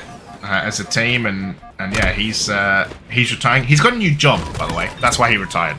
Not because Z10 left. He was always going to retire. 4 dead for Catsmile. Blackpool. No, he had a new job which starts in September, so he was always going to retire after SLC. So yeah, now we get to see Septiq. I'm excited. Another mouse and keyboard player. More MEKs. I think it's like 3 mouse and keyboard players on that team now. I can't wait to see how that ends up kind of looking. It's just, if you guys don't know what DPI is, well, it's gonna blow your freaking mind.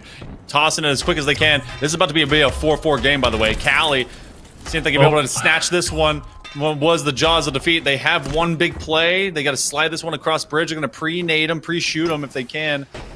Actually, they're gonna go for this. They're actually gonna splash themselves, so they don't go for the cap. That might be the biggest fumble here.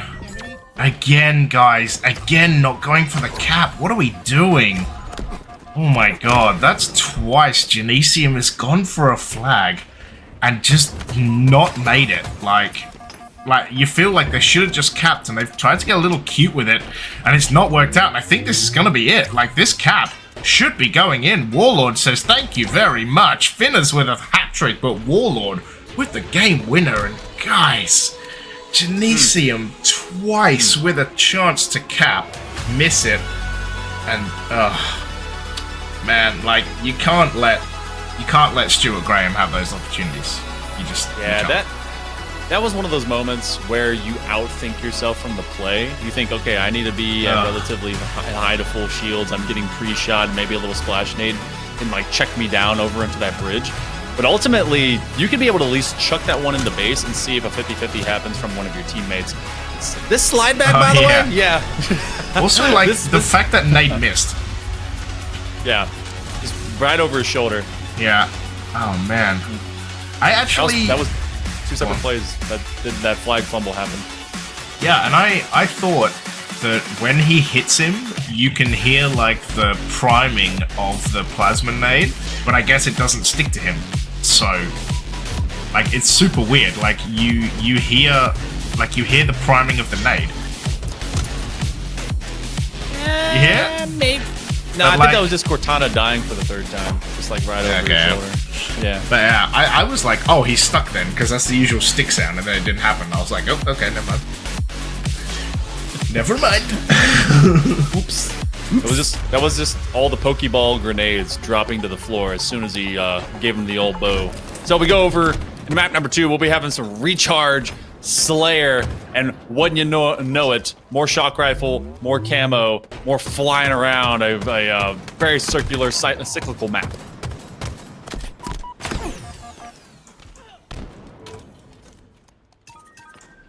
Here we go. Shot camo for Mr. Warlord. Woo. Perfect. Bang. Okay. Trying to get too cutesy there. 4-0. Also, for those that may not have been around and watched the EHL Summer Cups, by the way. Oh! Perfect. Oh, yeah? Oh, brother. What on earth is that? Trying to do it again. Missed. Chain lightning? No, not gonna happen. I've never seen a wizard land a critical hit off a lightning bolt. I didn't think you could. Yeah, there's no attack roll, man. You can't get crits off no attack rolls. Oh, you tell them that, because they just did. Oh, man. Vestige Carbine, by the way. For those of you who haven't watched the EHL Summer Cups, Vestige Carbine joined. I know you guys talked about it. Basically the same model as a shock rifle, right? So reloads the same, kind of just slightly adjusted to be a Vestige Carbine instead. Yeah, pretty nasty gun, actually. This is it's a 5-piece or a 7-piece? Which one? What we got for the numbers for the headshots? I think it's 5, but I actually don't know. It's a very fast. It feels Yeah, like it there's a long shoots very TTK. fast. So Yeah, it's like a very long TTK for whenever you have to skirmish against someone in it. Oh. I know it just takes forever for me, but I'm also a body shot gang, so that's how it happens. a little bit windy there from Warlord. 8-1. Mate, life's easy Rhaegar when your team has 17 kills and you're on a goose. Yeah. Yeah. Oh. Hey, free pocket cami. Okay. It's popped but dead. 7 on the head, 10 on the body, 4 on a punch. Is what I'm hearing. Or, hear me out, DXB, 2 punches. You just hang on to the weapon to look cool. You know? This is my Vestige Carbine. There are many like it, but this one is mine. Just beating someone to death with the butt of it. Yeah. You will die. See that sound? That's what I thought I heard. That's what I thought was the stick sound, but it's not. There. Double kill. Triple kill. Overkill. Extermination. No. James Force competing with the announcer. Possibly Halo 7. Hear us out, Halo Studios. Let it happen, please and thank you. Imagine like a non-American voice. Oh, I think there'd be some choice words I can imagine. Might be a few. Yeah, it doesn't even try to deny it. Yeah. Yeah. Look, it's... Oh, okay. Okay. There has to be a stick whenever James is on screen today, guys. Like, come on. He's asked for it. He's hurt. He's hearing the sound. Alzheimer's I'm is getting kicking triggered. in. The Alzheimer's? What? Who's talking, Sonny? I don't remember. Back in my day, plasmas went off in a huge splash. And Back everyone in my died. day, you played Blood Gulch and you liked it. Brother, like, genuinely, I went to play Blood Gulch the other day. I forget how big that map is. Like, It's Halo big, players, man. Halo players are spoiled that you can see an enemy every like 10 seconds, every like 5 seconds. Because Blood Gulch was like, all right, I gotta go a minute into a map to see anyone. What was the other one? Rat Race? Or what's the big snow one? Oh yeah, What was it? Yeah, that... Nick Large huge. Like, yeah. Battlefield has nothing on what Halo put out there. Okay. Blood Gulch was just outrageously big. Oh, does the camo get off? How is that not a headshot? Oh, Okay. it's right there on the ground, though. Okay. Oh, Warlord, not seeing it. Shock. Oh. But he becomes a puppet. Uh-oh. Back in my day, you listened to a pre-game lobby and you took the insults. Yeah. Truth. Any 10-year-old were cut down in their prime in those lobbies. Yeah. Many a mother was insulted. Many a mother apparently had several boyfriends in those Many a mother hung out with everyone in a lobby. Oh dear. All right, here we go. Vestige Carbine. Oh, never mind. Never mind. It's really good for that medium short range TTK. Like you can just get that spray the off. fire rate. There we go. Yeah. See, that's the crispiness. The thing is, this is the main weapon that I would use in campaign. So, shout out to everyone that also is part of Carbine game. Also, it's a 3v4 right now. Oh yeah, I just saw that. Voti. Wait, no shot. Hold on. Assault called a Voti lag out. Huh. That is actually wild work. Assault predicting a Voti lag out, a toggle, and an 18 kill game slayer. Oh, That is madness. Oh, all right. no. Well, we got Fries in the Bag versus Pharmaceutical, so Oh, we're still in no. game number 1 of this matchup. Yeah, 3-1. Oh my god. That's actually wild. Perfect. Also, blame Reed for the quality. Okay. It's not Reed's fault. He's trying to put as many pixels back together as he can. Also, by the way, like, the sheer amount of kills in this game. Yeah. There's... Like, everyone on Fries in the Bag has 20 plus. Pharmaceutical 4 dead, but even so, like, 2 of them have 20, almost another 20.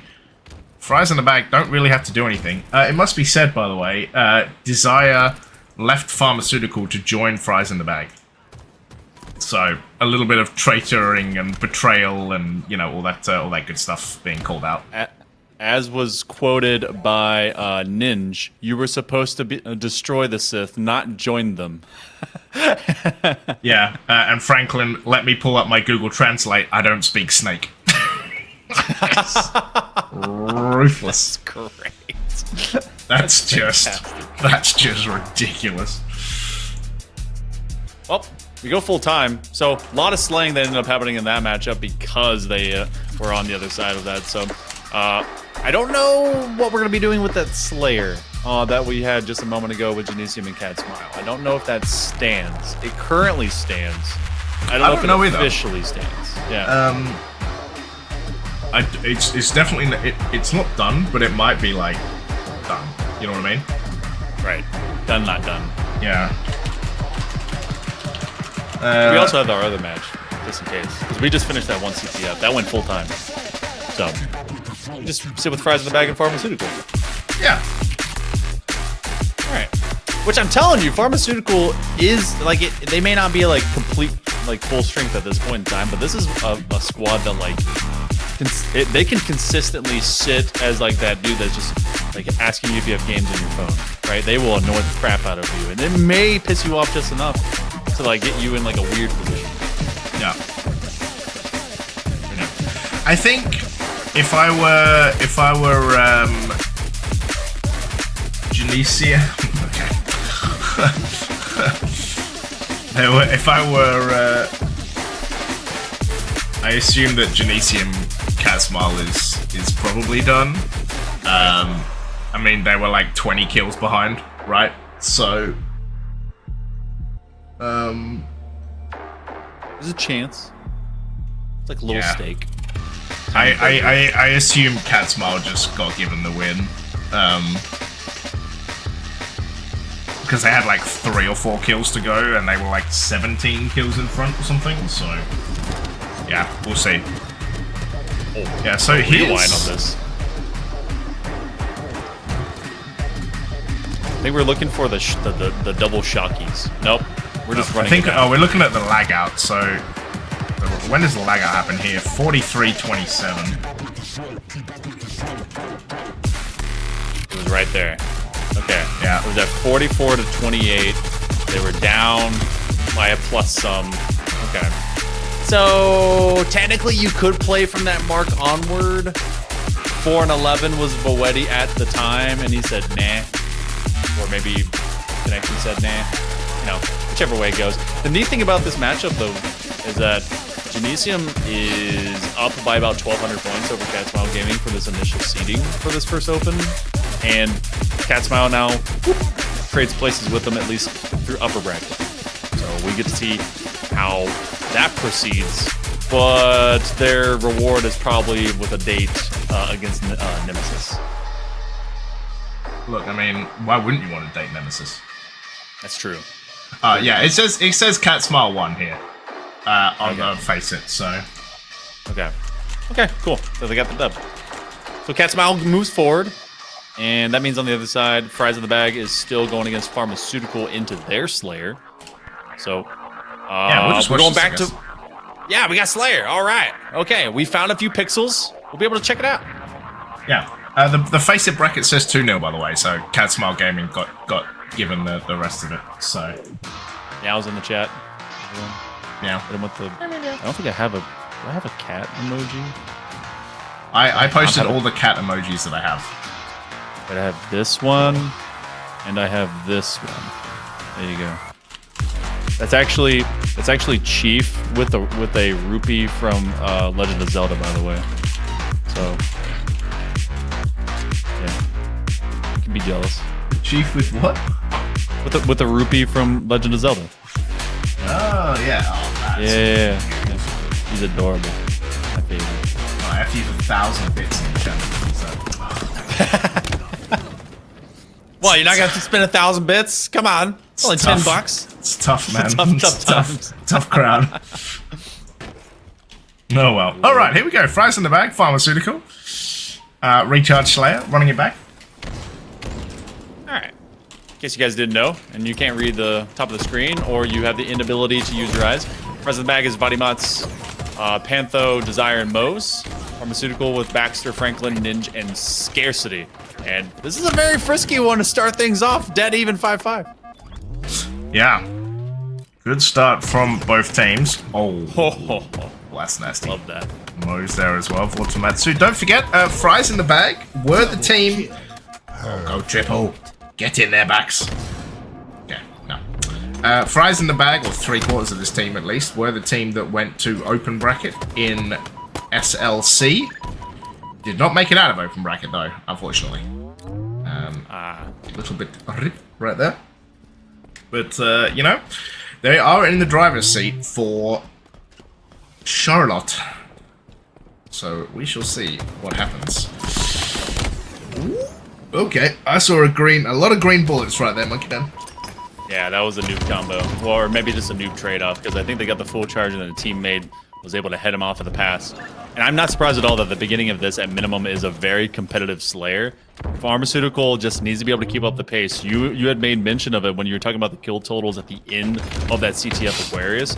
They were looking like they were keeping up with the lethality of, at least for the squad, but ended up falling out. Also, this is not Team Nemesis, by the way. This I don't believe, at least at this point. That's the wrong logo and that's the wrong name. We'll fix that here in a second. We were too keen. We were too keen.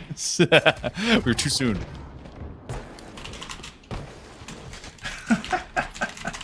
Oh dear. They'll be coming up next. Soon. Hashtag. I think they'll be on the B feed, so we'll cut them in at some point as well. Pantho does find Franklin while invisible. The Gravemind. Do we also do MCC? No, not yet. Soon. Yeah, the problem is you can't observe.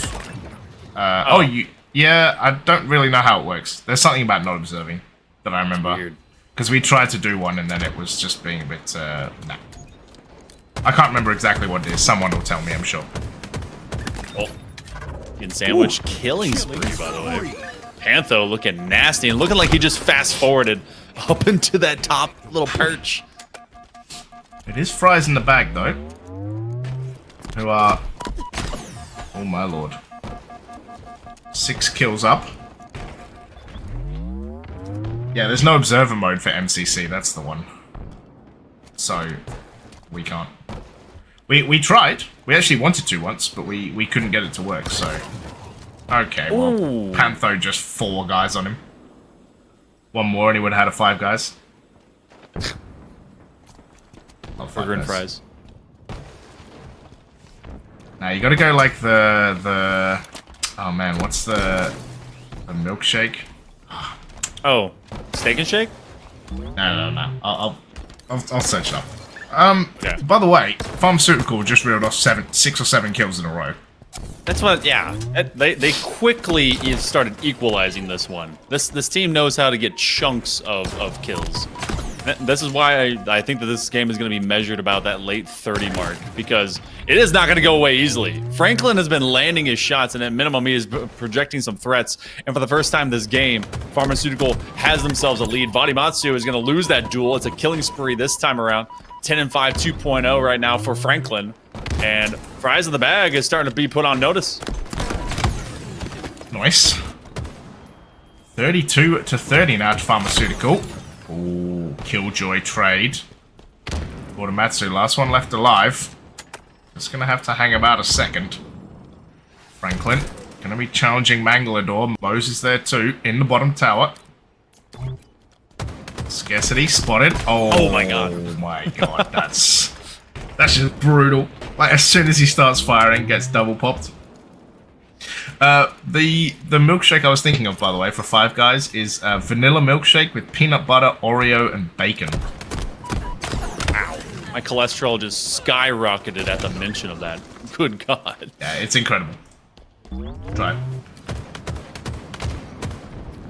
Tenuous lead has now gone dead even right between these two squads. Rise in the bag. One ahead. Ooh, it is becoming.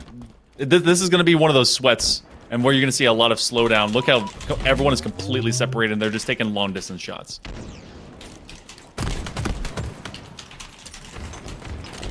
Nades coming through into the long hole. Oh, the bounce.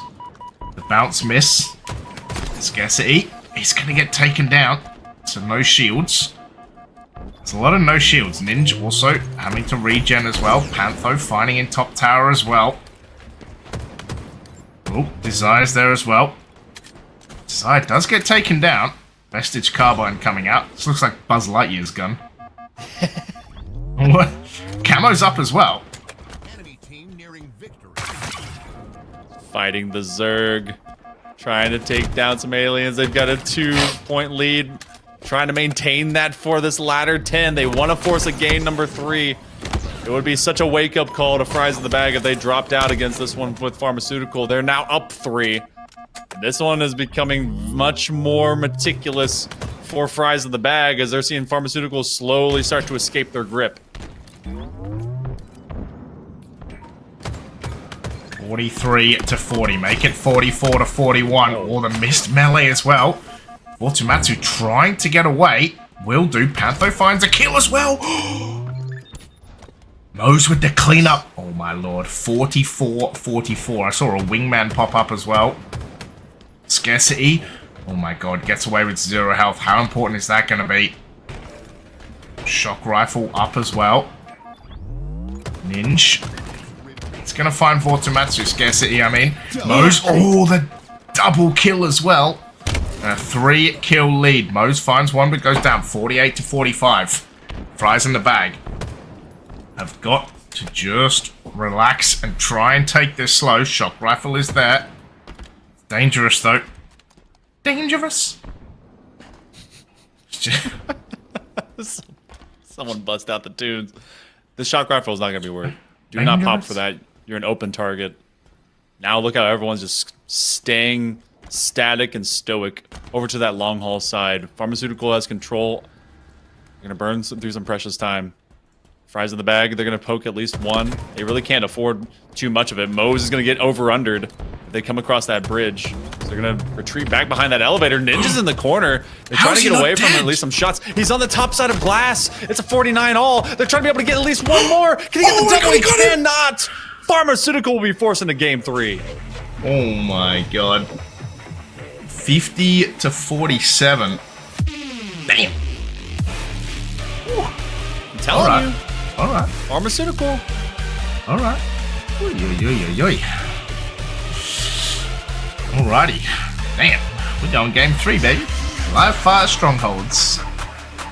Oh. Second least favorite. It's great to watch.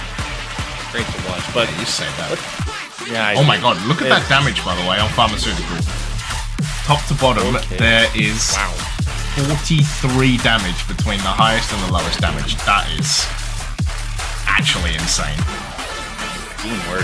What the hell? I've never seen that before. What? Talk about balance. We talk about output. Talk about this team that definitely can show up. I felt like there was a few times I was watching. It was like, we get to see a lot of Vadimatsu, right, on Prizes. And they definitely are very quick with how they want to interact and how they want to fight with people. But I felt like they threw themselves into too many fights that they just were trying to be too quick with. And you get to see a nice double kill here, but Pharmaceutical, the best measure of where this team was definitely in that mid to late 30s mark, especially in the early 40s, when the pace started to slow down. Franklin off this whip, it was going to be a team kill regardless because there's 3 right there, but still, like, that's fantastic reaction time. Yeah, we watched him whip. Watch him Nene right here, too. Yeah, damn right. Nice. Excellent. It's always, you know, it always feels good when you set your fellow caster up and then they follow through. It's like, that's the good stuff. That's the dopamine right there. Doing the virtual high five together. We do a hokey pokey and we turn ourselves around. Mate, are you coming to Stoke? That's the real question. I am gonna try to make it across the waves, okay? I'm attempting. How's the passport situation? Passports and PTO. That's the wombo combo of a salaryman. Wombo combo! Must get past. Mate, it's actually, like, as a European, and I feel like most other Europeans in chat will agree, like, not having a passport feels so whack. Well, I mean, you guys also have, like... I know a how lot many of countries Americans who don't have passports. Like, you're definitely not the only one, but, like, yeah, Right. it just feels really odd. Now, granted, I did have one. It just expired because I wasn't going anywhere, right? Oh, that's huge, by the way, on that A side to come in for the clutch, the 2v1, and they're going to have a trip cap now as well. And someone, well, I was going to say someone should be resetting that, but Ninja going to get that camo and get away. Europeans, in fairness, though, don't technically need a passport to get around. Okay. That was rude. Through the shoulder. Oh. Another? Another one. Oh, he missed the chance. Never mind. Mo's dropping off. 44-0, by the way, to Pharmaceutical right now. Ow! Oh my. Crispy. Oh my golly gosh.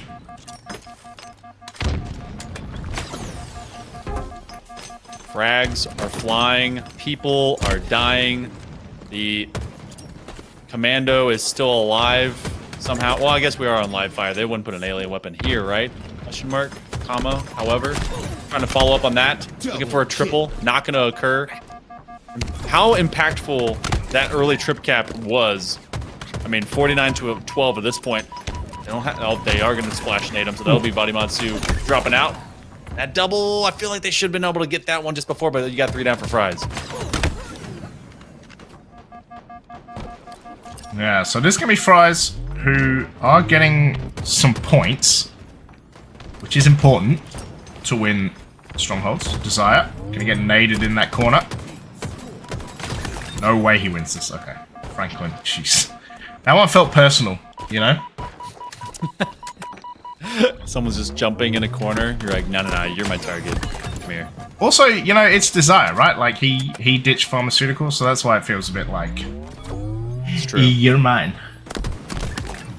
How dare you? How dare you.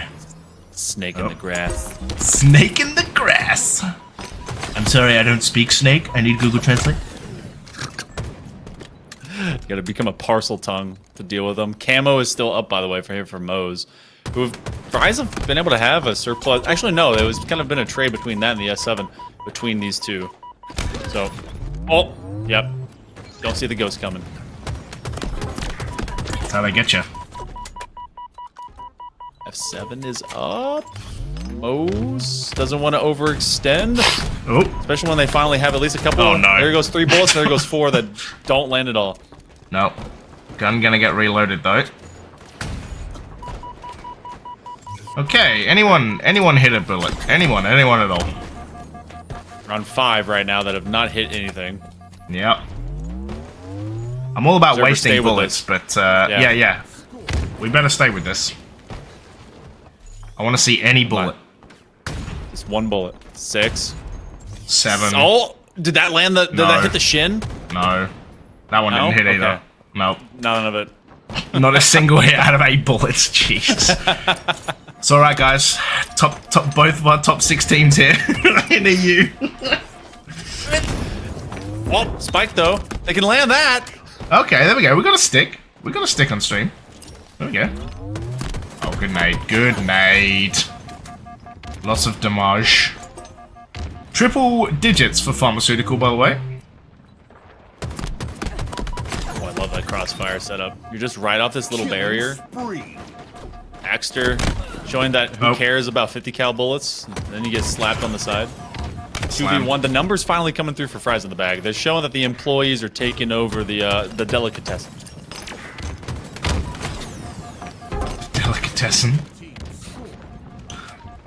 What's your favorite thing from a deli? Ooh, give me a meatball. Like if I have to walk in, I don't know what your special is. Just give me a meatball sub. All the time. Yeah, I read it. One thing. What about you? Yeah, I think same. Like, one thing I notice here is, like, now that I moved to Europe, is that Subway, not that big. Australia, Subway, huge. Lots of subs. Huh. Here, Okay. like, we have it, but, like, no one I know eats there. Yeah, it's like you Almost got to trip cap. choose between basically cold cuts, or you can go to one of those steam meats places. If you ever get to come back to go to the States, or you have one over there, go to Firehouse. Place is delicious. Yeah, we're not Big Delhi here. Australia is pretty Big Delhi, but not here. It's just a different vibe. 100 Good points sandwiches. for fries in the bag. Did he not jump in there? That's The reset. Oh, wait. Team nade? I don't know. That was a bit sus. Okay. Reset. Oh my god, this is the B. The B is wild, but Mo's getting the perfect double kill. Yeah, it's all about the timing. They're gonna take the lead, by the way. Yeah, that's been a long grind too, considering that Pharmaceutical had them in a very early ditch. That first trip cap really set the tone very, very early on, but Pharmaceutical has slowly lost ground. Fries in the Bag has just been able to keep with it. What a clapper from outside the garage. And this is now going to be a trip cap. Fries in the Bag is going to force the hand of Pharmaceutical so they can basically guess where all of their spawns have come through on that seaside. Oh, a second one? Nah, they can't hit the gap. Mo's double kill though. Can he find a triple? I don't think so. Oh, QT. He knows. Dun, dun, dun, dun, dun. Nope. Don't want to be too near that QT. Oh, it's his team. Oh, okay, yeah. Okay. Yeah. Yeah, boring. 60-point diff now in favor of Fries. This has become dreadfully, boringly successful for them. You're a diff. Okay. Alright, just you lot just calm down. What the hell was that? Damn. Killing spree, double kill, triple kill, triple kill, triple kill, triple kill. Oh. Robbed. Nope. Man. Jesus. Just took a baseball bat and knocked his helmet off right outside of that sandbag. Yeah. Ka-dunk. See ya. Oh man. Oi. This has been a runaway train.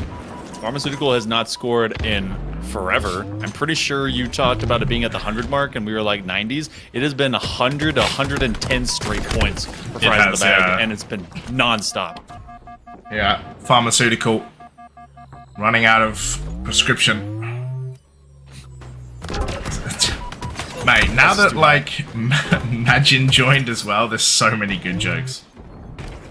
Margin. There's no margin for error, you know, just things write themselves. I can't say that because I don't have the accent. I can't pull it off. No Majin. I can just say reset imagine. Imagine. Oh, it's a trip cap as well. Yeah, this is over right now. This game just came up and went. Pharmaceutical. Man, it was like like Fries in the Bag were like 50-0 down at one point as well, and have just absolutely stomped through the rest of this game. Oh. One challenge. They got the win on Nope. two separate fronts. Nope, Yeah. that one falls away. Man. Wow. Whew. Okay. Also, But Franklin with 2 assists. he's a selfish guy. Okay, he doesn't share. All right. Who Gets the shares? job done, Ew. or he doesn't, Or he doesn't. or he does.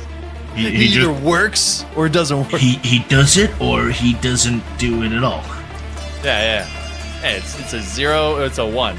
That's what Franklin is. All right. Yeah. He was positive at least, which is kind of the only positive that you get out of this team from this latter end. It's crazy because this just fell off at the midway mark of the entire game. Yeah, It was like 118 to 90, and then goodbye.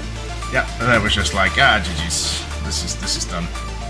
Yeah, kind of crazy, but yeah, like here, like even right at the start, Pharmaceutical was like, okay, we'll just be at like a 40 or 50 point lead, like chill, like easy, and then Fries in the Bag were like, oh, we're supposed to do, yeah, okay, we're supposed to do things. What controller do they use? They everything. No one Or has. they use the Donkey Kong bongos. Yeah, someone's got a Nintendo Switch controller. Yeah. PS2's rocking around. You PS1. got The DDR dance mat. I saw someone playing Battlefield. Yeah, that was. And don't see ya. Pantho closing the door. Yeah. I saw someone playing Battlefield 6 with a wheel, and then No like way. the shooting was the gear stick. Oh, that was nice. So like Shooting was the gear. they How would do you- pull the gear stick back, and that was the shoot mechanism. That's crazy. So it was just like flicking back. Oh, that was also crazy. Yeah, this was the chopper. It's just like so brutal as well. Just like as he fades away down. Yeah, Oh, nice. I thought he was gonna job. hit that one as well, but it didn't happen.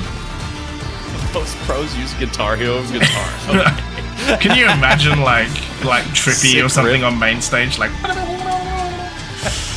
would love. It's just you're playing Dragon Force, but you're getting a kill tacular. yeah, that's the one. Each one is its own kill.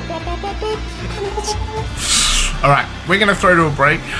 When we come back, it is gonna be winners semifinals. It's gonna be BO5s. So lots more Halo coming up. Don't go anywhere. We'll be right back.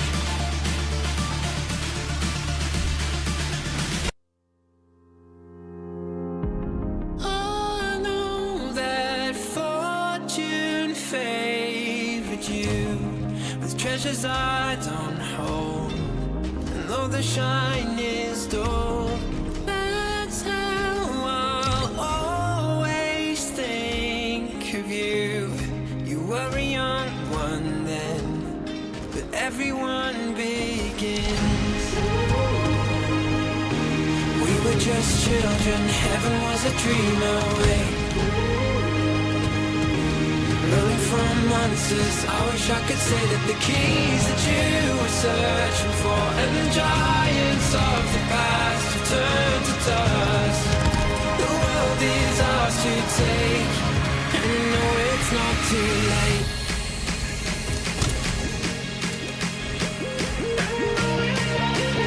The world is ours to take, and no, it's not too late.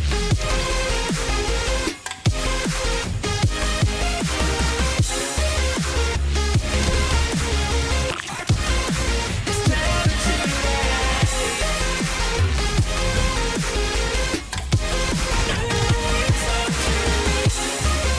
The world is ours to take, and no, it's not too late. In time, the stars will shine for you out on the open road. Our camera roads in store. Just don't forget that I'm your home. I'm in your every breath. That's how the story ends. We were just children caught up in a tidal wave. Running from monsters, I just wanna say that the keys that you were searching for, and the giants of the past have turned to dust. The world is ours to take, and no, it's not too late.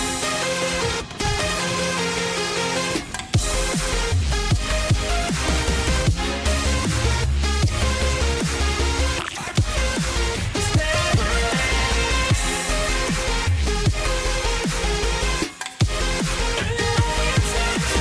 The world is ours to take, and no, it's not too late. I could try to run free, without the darkness chasing me. This is how it was supposed to be. When I feel like I'm done, I write a song that's not been sung, and I remember how I used to have fun. When we were just children and heaven was a dream away. Running from monsters, I just wanna say that the keys that you were searching for, and the giants of the past have turned to dust. The world is ours to take, and no,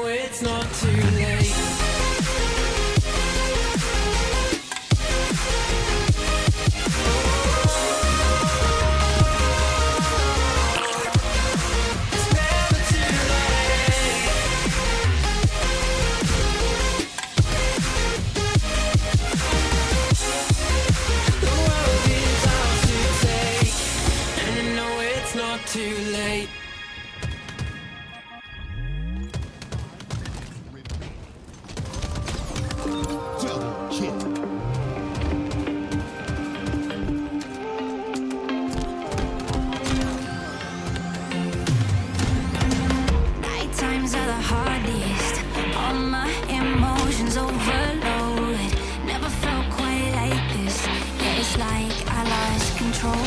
You're in my head, now it's not my own. You're in my head, yeah, you got too close. I've been trying to fight it, but you started a riot. You're in my head and it's dangerous. You got my heart beating out my chest. I've been trying to fight it, but you started a riot, and I'm never getting out.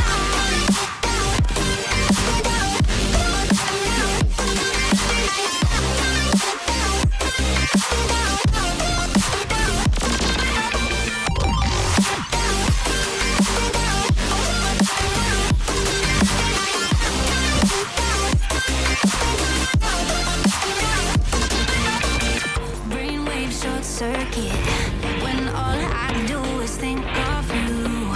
My veins are electric. What am I supposed to do? 'Cause you're in my head, now it's not my own. You're in my head, yeah, you got too close. I've been trying to fight it, but you started a riot. You're in my head and it's dangerous. You got my heart beating out my chest. I've been trying to fight it, but you started a riot, and I'm never getting out.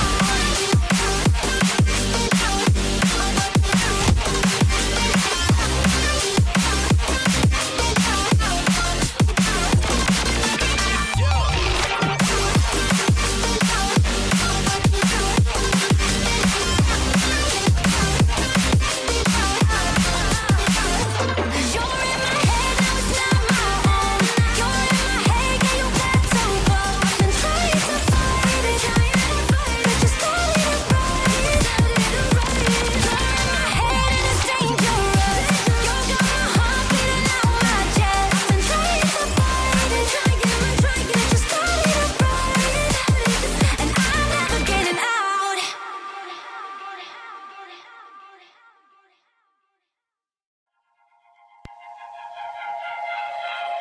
Came from a broken home. I've seen so many people go. Learn to make it on my own. It's easier for me to be alone. So how are you? Keep cutting through, claiming you're not like the other guys. And only if I could give you a chance, show me that you mean it. We'll feel some type of way.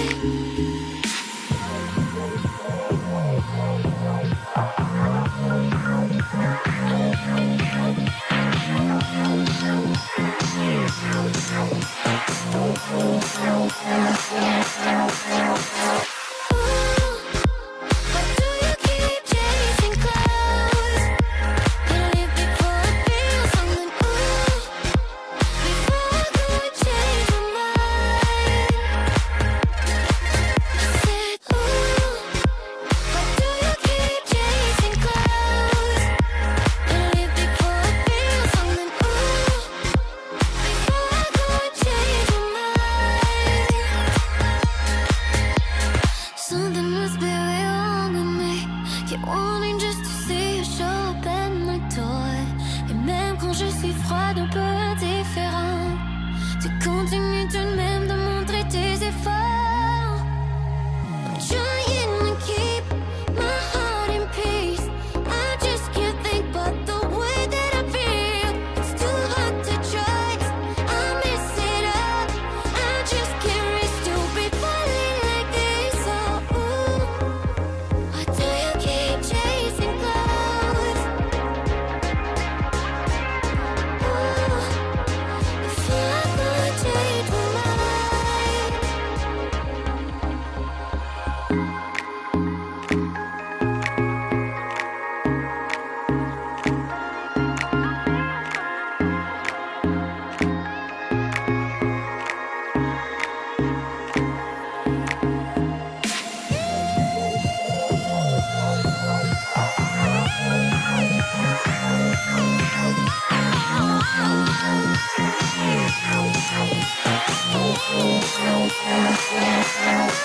I said, why do you keep chasing clouds? Gonna leave before I feel something. Before I go and change my mind. I said,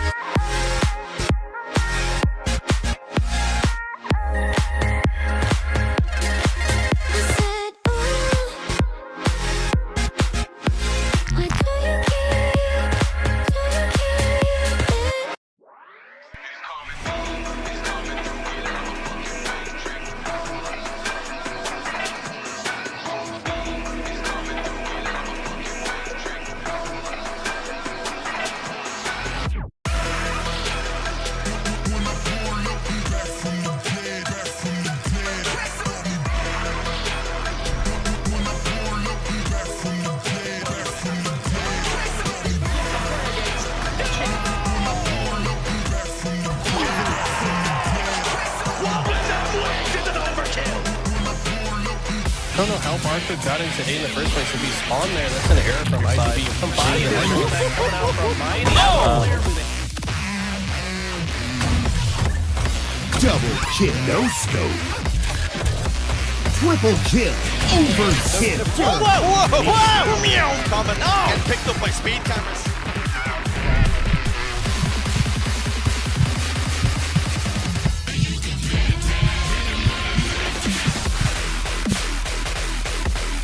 Ladies and gentlemen, welcome back. My name is Captain James Force. This is Battle Light, and that was the awesome announcement video for Majin joining EU Halo. Well, I say joining. They've had teams before, but it's Big Dog team now.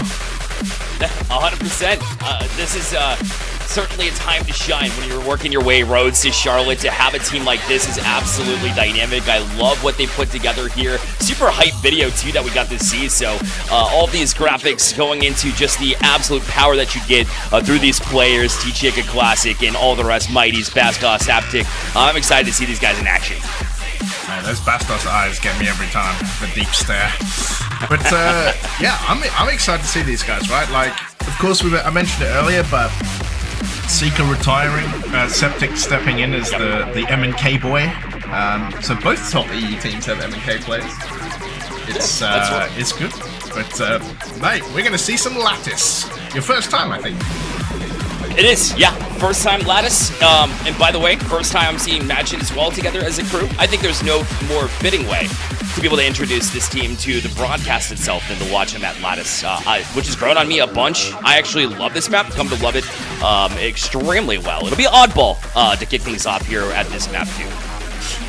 Yeah, everyone calls it Lettuce, which, fair enough. I got a question for you then. Which of the 3 game modes do you prefer, and which of the 3 game modes is the worst?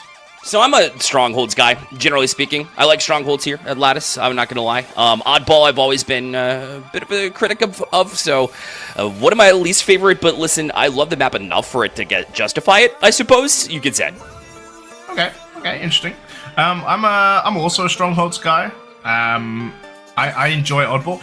I think King of the Hill is probably the mode that needs some most work, if I'm honest. Although, if I look at Twitter, everyone has a different opinion. So, yeah. It depends, I guess. Yeah. You know, King of the Hill Solitude, at least they got rid of that, in my opinion. I thought it was just, like, too much open space, too much just chaos. So, they finally got rid of it, so that's good news, at least. We won't see Solitude this time around either, so not in any form, shape or form, that is. I think it's only a Slayer now.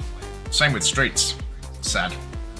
I already miss Streets Oddball. I already miss Streets King of the Hill. I miss Streets Strongholds. Look how they massacred my boy. It's all gone. Yeah. But at least they replaced it with a map, you know, in Lattice that we're gonna enjoy. Yeah, y'all will enjoy for sure. So I'm excited about that portion. I wish Streets could come back in for sure. I feel like there's some other maps that could hit the road, but I digress. Yeah. It's all good. We're going to start with Lattice Oddball. We're going to move to a Live Fire Slayer, a King of the Hill on Recharge, a Fortress CTF, and if needed, an Aqua Slayer to finish. We're going to get an updated bracket because that one looked a touch old. There we go. Nemesis already 3-0'd Cat Smile while we were in the break. I think the game literally started when Fries in the Bag and Pharmaceutical were in game 3, so that's kind of crazy timing. But Nemesis, of course, will be awaiting the winner of Majin and Fries in the Bag in that winners final, I should say. Here we are: Bastos, Mighties, Chick, and Septiq versus Pantho, Mose, Desire, and Matsui. And as a CS caster, look, ESL Impact, open qualies, get amongst it. I will be casting some of those next week. That's exciting times, for sure. I love to see that, too. I mean, Nemesis, are we surprised? They're running the table that quickly. They're just deadly. And, you know, I've liked Nemesis when I watched them in Overwatch, so I'm glad they finally found a game that's much better and superior here at Halo, and found a team that can also represent them pretty well, too. Salt Lake City was their first showing and certainly had a lot of the respect of the casters, so that was really cool to see. Love, and rightfully so. I think this team is super dynamic, and as they march to Charlotte, see if they get a little bit better. In addition to that, Obviously, European Halo is missing Sica. You mentioned that already with the retirement here, but regardless, a lot of firepower still up and coming here on the European side. Yeah, you know, we got to find more Frenchies. We have a quota of French superstars to hit. We've lost Legend, now we lost Sica as well. So half of that like quad god squad has left EU. So we need to find some replacements. But here we are, oddball lettuce. I'm excited. A little BLT action going in, combine all together. BLT, Oddball here on Lattice still looking to connect some players, so we'll get you there, I promise. We'll tease it just 3 or 4 more times before we get in there, I promise. Look, we just got to show you the fly through. Also, it must be said, there is a spot on this map that it's illegal up above Sniper. If you get up there, you will be DQ'd. So just don't do that. It's pretty easy to follow that. Yeah, exactly. Yeah. I know you know, one person does it and then all the rest follow suit. But you listen, you have to be a leader, not a follower, to be successful in the HCS. So do not do that. You will be DQ'd, and then we won't have anything to watch here, especially the stream matches. So please don't do that. Yeah. It's pretty easy. Don't repulse and then hang up there. Yeah. But yeah, I'm excited to see how this goes. I think, you know, the guys who made this map are also adjusting it. I know they already adjusted. There was somewhere that you could get out of bounds already. Like I think they got rid of that. Like you could jump from the snipe bridge out of bounds, and I think they patched that out. But yeah, that kind of top corner above Sniper is a spot that you can hang out on. Which yeah, Metalizer admin posted that will get you a DQ if you go and do that. So just don't be that guy. Well, damn. Get it? Damn. Anyways. Well, damn you. Yeah. Well, this will open it up to Sniper too, seeing as it's oddball. That's not the case in Strongholds, where it then becomes a point. So, or King of the Hill, rather, where it becomes a point. So we'll have the Sniper, obviously, in this one too. The car reintroduced too should be on this map too. So a lot of weaponry to kind of, and I like the car to combat the Sniper, especially if you're not in the illegal spots, but if you're able to find some great high grounds here that Lattice provides. Yeah, I'm excited to see how this one goes. I mean, Majin should be getting this done pretty easy, I must say. But you do never know. They do have to, you know, work Septiq in and see how that's going to look. Of course, 3 opens and a major quali before Charlotte, and then 3 weeks after Charlotte is Worlds, I believe. Yep. So yeah, it's coming pretty quick. That's right. Yep, the 3-week gap is correct. So Charlotte 3 weeks after we go to Worlds, which I hope to see every single one of you in chat there. It would be fun to get to meet everybody. Of course, I'll be in Charlotte specifically. That's my hometown. So excited to see some Halo action there. I got to see it a couple of years ago for the kickoff major, and that was a ton of fun. We're going to see a lot of the same individuals, some that retired, but to be a part of that too. You know, I got to run the merch store there, which was pretty fun. I would be honest. Not the greatest year for gear, I'll be honest, but being able to run that and meet all you awesome people, not just in Charlotte, but I met them from across the world. It's cool to see how Halo travels as far as the fans go. Yeah, and I know that a lot of EU peeps are going to Worlds. Even before it was announced as the last one, I know a lot of people had booked their tickets. So, yeah, I'm excited to see some EU peeps at Worlds. Like, I'm looking forward to them taking a lot of photos, and hopefully grabbing some merch as well. I have to hit some people up. We're gonna throw to a quick break, because players. Need I say anything else? We'll be back. We'll be back soon. There you go. That is the state of our lobby, by the way. That's why we're throwing to a break. So yeah, we will be right back.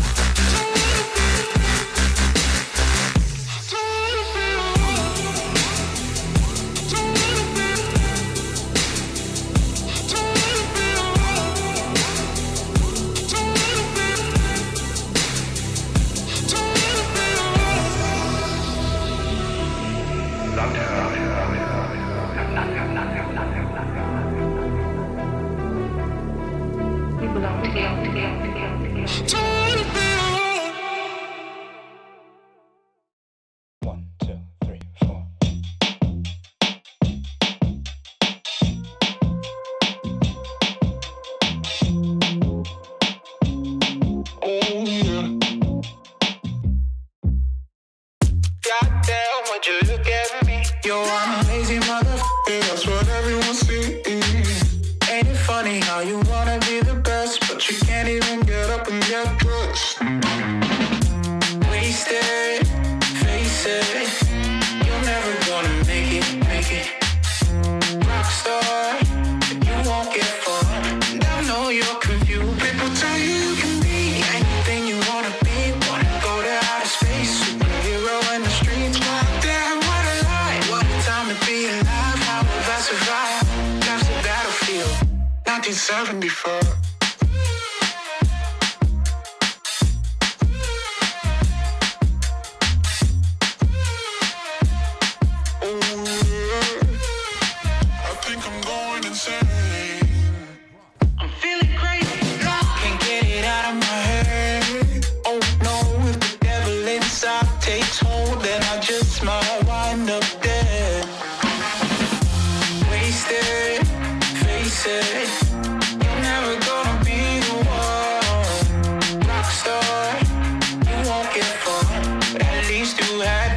Tell you you can be anything you wanna be, a king or a queen, as long as you got a dream. Oh no, it's a lot, they just wanna take your life, try to tell you it's a battlefield.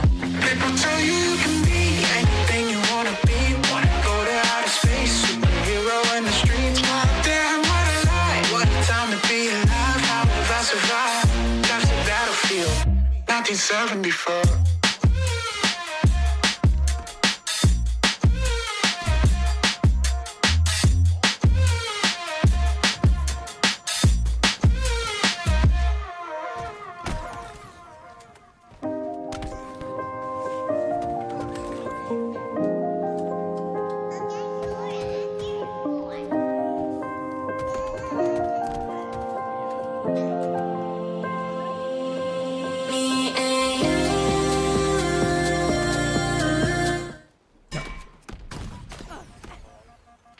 Ladies and gentlemen, welcome back.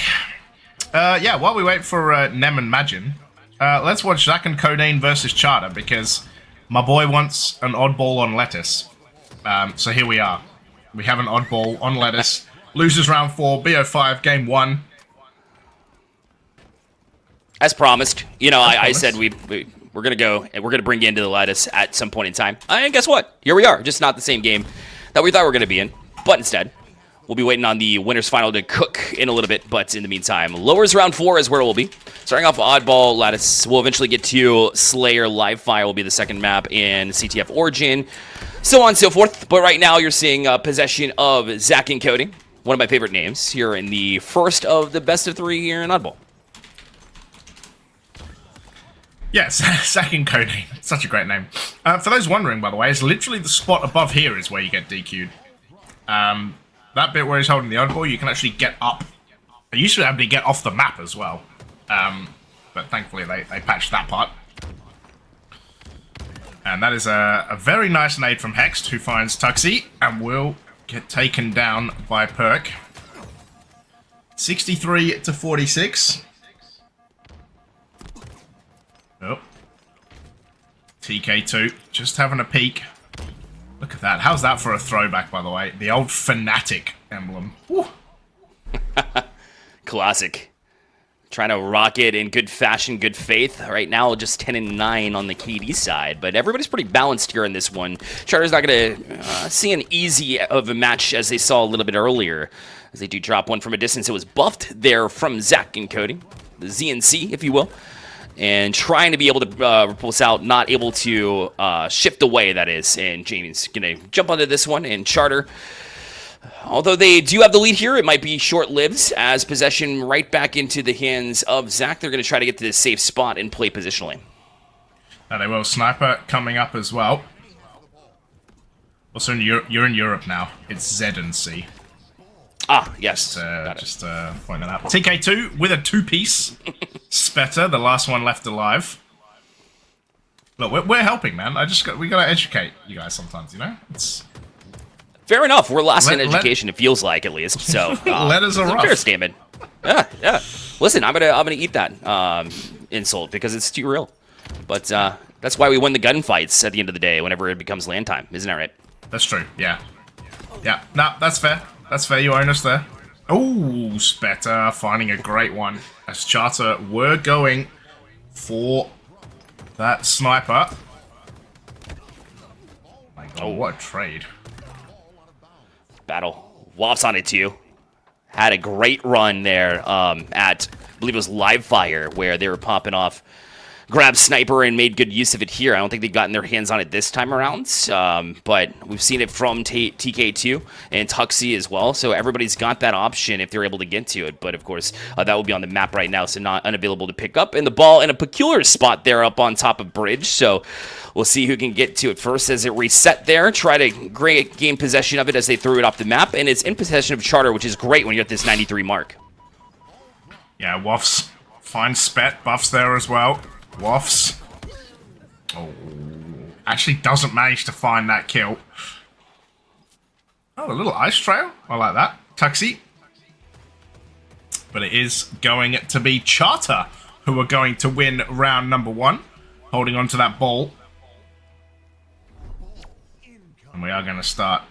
What do you call that, by the way? That crystal? A shard. A specific name for it? Shard is mine. Yep. Okay. Or I just go with green, typically, for that room. Okay. But it just depends on who I'm playing with, I guess. But that's what I've been going with recently. Makes it... Ooh, good kill from Woffs.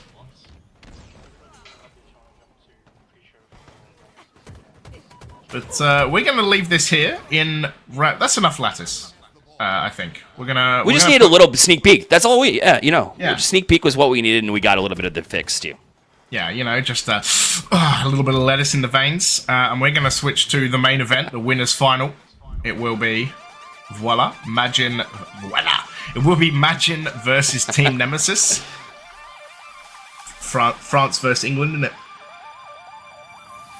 No one's surprised, I don't think. Yeah, I think it's pretty straightforward as far as what we're getting here. We were able to see that hype video for Majin, which was super cool. Obviously, Bastos, Septiq, T-Chick, and Mighties makes up that roster here, and you know them very well. And Nemesis, again, on the other side, but this team certainly joining the ranks here. Love to see Majin coming in here and supporting a top-end European team. They'll obviously have their hands full with Team Nemesis, who gets all the love on the EU side, but they're hyped, they're ready to go, and we'll be on live fire first here, James. Yeah, that mustache. That mustache that needs some work, Wooten. Consistency, look at this. Top 6, top 6, top 6. Boom, boom, boom. All the 6s. 666, if you will. Yeah, look, this would have really helped EU last year to get us another spot in pools, but they nerfed top 6 this year, so it's only top 4 that auto qualifies you. But yeah, also, why is Wooten holding a controller? The only, I don't want to say only M&K, but that's hilarious. I think they did that on purpose. They had to have. Yeah, how's that been? On the other side, Sica is gone, of course, for Majin. Septiq steps in. A couple of top 12s, and then SLC, top 16 was not where we wanted to be. Beaten by Mindfreak as well. Shout out the Aussies, but that was rough. Shout out graphics creators, too. Sica is gone in red. I love that emphasis. And really speaks to the loss there with Sica. Yeah, Bastos as well. I'm looking forward to get the Majin jerseys. That should be good fun. But the eyes, man. The start of that video where Mighty just stares into your soul. And again, but yeah, you better be scared if you're Nemesis. Everything's starting to get cooking. I don't know. It's hard to not predict a 3-0, but if there were moments in time, James, where it did not go 3-0, where maybe Majin's able to take one, where do you think that would be? Or is it possible at all? I don't know. Maybe like Septiq throws in the kind of like the spanner. Yeah, I mean, to be honest, I don't see it. I would expect a 3-0, especially like the way that Nemesis have been performing lately, but I don't even know where I could pick one. Maybe the oddball, but yeah, I'm not sure. I think it's I'm gonna be honest. Yeah. I think it's gonna be a 3-0. But both teams do have an M&K player this time, so who knows? Maybe that evens the ground. You never know. You never know. Unless at that point in time, it'd already be 2-0, so it's kind of hard to dig out of it. And I don't really think, King of the Hill Lattice is going to do much to really get them going in that direction they want to, even if they do end up taking the oddball. So definitely a steep road ahead. Obviously, we want to be able to get the streets. That would be awesome if we could get there, because I'm a streets fan big time. But I don't think we're getting there either, James. I'll be honest. No, I don't think so either. Hopefully we get into this game soon. Otherwise we left the lettuce for no reason. And we need our greens. We're back for the greens. Here we go. You got to get some nutrition in your diet, I don't think getting it from lettuce. I'll tell you that much. Perk on 28 kills. Tuxie on 20 assists as well. Everyone there. So it looks like we'll be jumping into game pretty shortly. 30 bomb for Perk. Everyone dead on the side of Zach and Codeine. And it will be Charter who has this ball. The thing I like is the kind of spread on Charter of all the people who have the ball. I think that's good fun. But hey, it's going to be Stronghold's live fire. We got asked in chat, by the way, how do we feel about the update? Oh, man. It's as far as... Oh, man. I don't want to talk about it. Cars back, which happened a while ago. I'll talk about that. That's really cool. Gives you a whole lot of options here. Not to mention, obviously, being here at a release map is certainly more comfortable than I'm willing to talk about the update itself. I'll be honest. How about you, James? How you feeling? I'm feeling... Today I feel... no, I mean, I'm cool with it. Like, I think the Carbine is a good addition. I miss Streets, man. Solitude, I'm fine with, don't really care about. But I miss Streets quite a lot. Septiq going to find kill number 1 in this matchup. Chick gets one as well, Wootum. Septiq finds a double. And it looks like, speaking of the Vestige Carbine, the Majin are going to be the first ones on the board. Septiq gonna eat that one, though. SLG was on the spot and was ready for it. Also has sniper in hand. Missing that first initial shot, does end up getting it, but it'll be a trade out at the end of the day. And being challenged right there at bunker, and a melee 1-for-1. Mighty's able to land there on Snipe Drone. And now you'll see them look to cap this A side. And that's just kind of a consolation prize, because the rest of the map is going to turn towards Majin. Yeah, B and C taken from them. Oh yeah, that was a very good point that we missed, by the way. Camo being 45 seconds is an awful change. Revert that back. Yes. Terrible. Correct. That's Garbage. definitely part of the equation. Between that and Streets, that's why I reacted the way that I did. That's fair. We move. That's fair. We move. SLG finding Chick. French on French violence as Snipe Drone finds Bastos. A gonna get converted. I have to say, I actually I rate the yellow-purple color. I like it too. I'm a big fan. Hate it, actually. Yeah. Great change of pace for sure to give them those colors. Oh, look out! Not sure what Septiq thought they were clean cut, not in trouble at all, but that was not the case. Obviously, as a going to be easily taken here by Majin again. Maybe not the challenge there, but Wooten's going to take care of T-Chick, but the trade out is inevitable. And right now, as you see, a flip back to Majin. So not only did they get a hot start, but they'll get the A and B combination here to control this side of the map. Okay, yeah, they will confirm B. Bastos. Just searching. A gonna start to be taken for Team Nemesis. The QT though for Bastos. Probably gonna have to use it if I was a betting man. A immediately switching back. Septiq a double kill with the Vestige. Can he find a triple? Mighty Snipe Drone. Now it's just SLG and Wootum left alive. Camo's coming up. Yeah, the early running to Majin. Wootum and Glory were looking to take A. They left SLG and Snipe Drone on the other side. They actually relied on Wootum heavily, and that's a fair bet.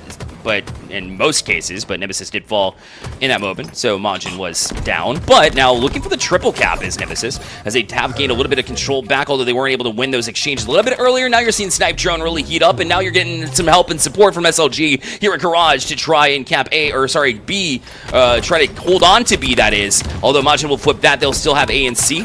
Septiq in this battle with Snipe Drone too. Bastos looking to add to it as well, but put on their back will be Snipe Drone, as Majin able to at least get 1-for-1s and try to flip A. Yeah, Majin going to... Oh, I was going to say, going to complete A. Mighties comes out. Glory and Wooten finding kills, though. Both of the last Majin players on the sandbag. As B is going to go over. No one able to make a really big run, as Chick going to eat a bullet from Wooten. They are looking to go for the trip cap. Mighties going to take a bullet from a Glory. Double kill killing spree, and it is a trip cap. Oh my god, I thought Chick was about to eat one there as well, but not to be. SLG ninjas Bastos. And I was going to say there hasn't been a run, but Nemesis getting about a 30-40 point run here. Yeah, they're on it for sure. Heading up to the 85 mark, and it has been a bit of a combination, although Glory's accuracy with the sniper hasn't been as crispy as we've seen in the past. He's still gotten plenty of support there. You don't necessarily have to be, especially here in Strongholds, really just try to shy them away from these points. But you see an imminent flip there of Majin on the C side, but that means you're sacrificing position towards A and looking for B as well. So getting a little bit bold positionally. They will have the spawn advantage as far as being able to flip B, and they'll actually start scoring here to end that run that we saw from Nemesis. Yeah, nice 50-point run from Nemesis. A killing spree, perfect reversal from SLG. Had a little bit of everything there. Has 2 players on him. He's going to help Mighties go down, but Chick is going to confirm and then try and chow Wooten. That is a bold strategy, Cotton. And Chick, realizing that he had no Majin for error, will run away and save his life. Using his imagination to get away. Love to see it. Yeah. Glory. Looking for the almighty Mighty. Mighty's going to chase him into garage before they were able to make contact here. Still one shot and still getting that kill from the distance. So great aim to make sure that you get at least a little bit of value before you drop. Yeah, and it is going to be Mighty's who does find that camo. So B and C in the hands of Majin. Thank you. Mighty's just going to find SLG's head. SLG does get... Oh! Mighty's gets repulsed and slammed. And it's going to be a double kill for 2. As he's going to find his way onto C.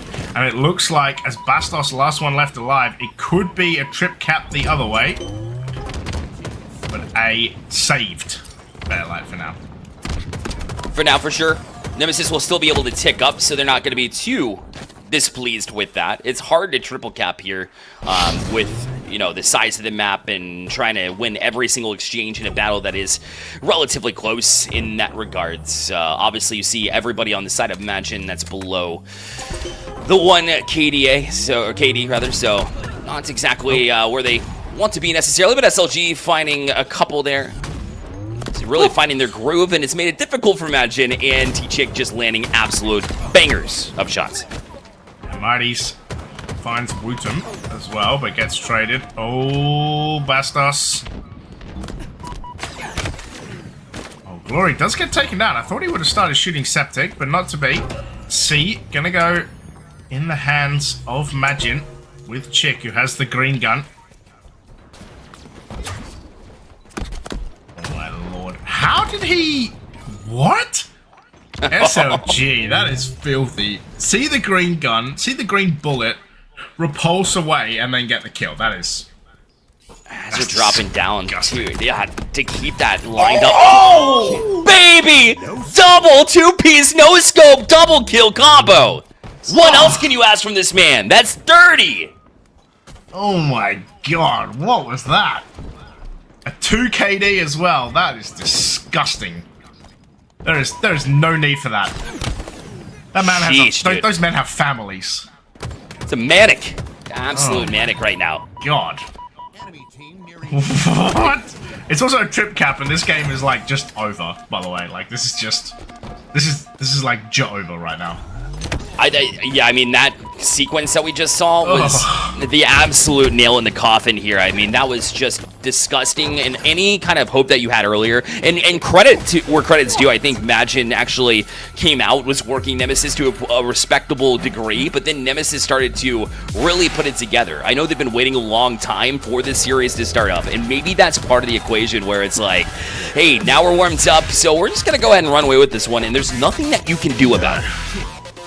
Yeah, that was filth as well. And the thing about that as well was that not only was that an absolutely disgusting double kill, it actually really stuffed Majin's attempt at taking A, and that like trip cap basically closed the game.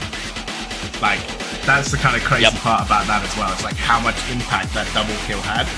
Oh my lord. But yeah, 4.8k damage for SLG, 4.9 for Wootum as well. Yeah, on the other side, a couple of 4Ks, but yeah, the start here as well was pretty gross as well. Like the no-scope trade.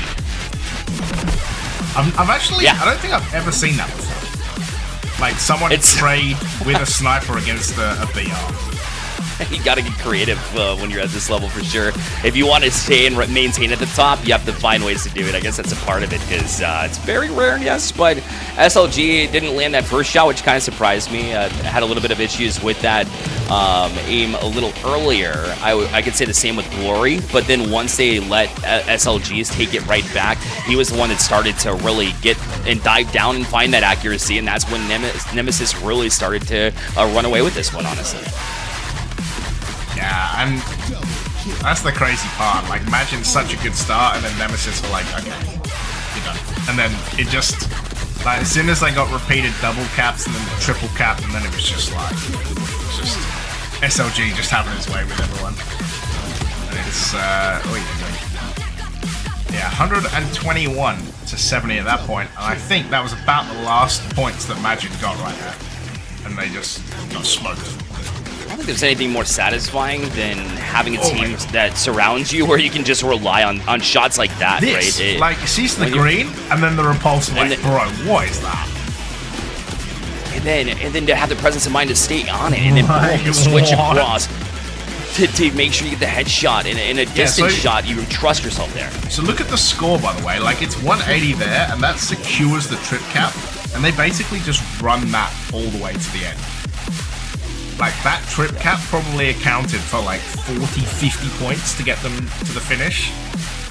So, yeah, pretty filthy. We're going to move on to a Slayer on Origin, a Slorigin, if you will. An Orilayer. Yeah, that's what's the other one. Nah, Slorigin is where we're at, I think. 100%. We'll stick with that one. Hey, listen, built for capture the flag, but this time around it's about who's the best Slayers, and from what we saw previously, I think it's hands down. I think you got it right, James. I think the first two are certainly going to Nemesis. There isn't anything that really convinced me otherwise. As far as seeing Majin do it, no, I hope they get off to a hot start like they did last time. That's the only opportunity they have for potentially stealing this map, and it would be considered stolen if they're able to get it done. Yeah, we always say that, you know, the lesser team wins Slayers, but tagged. Oh, Vestige Carbine. Septiq with a Vestige Carbine again.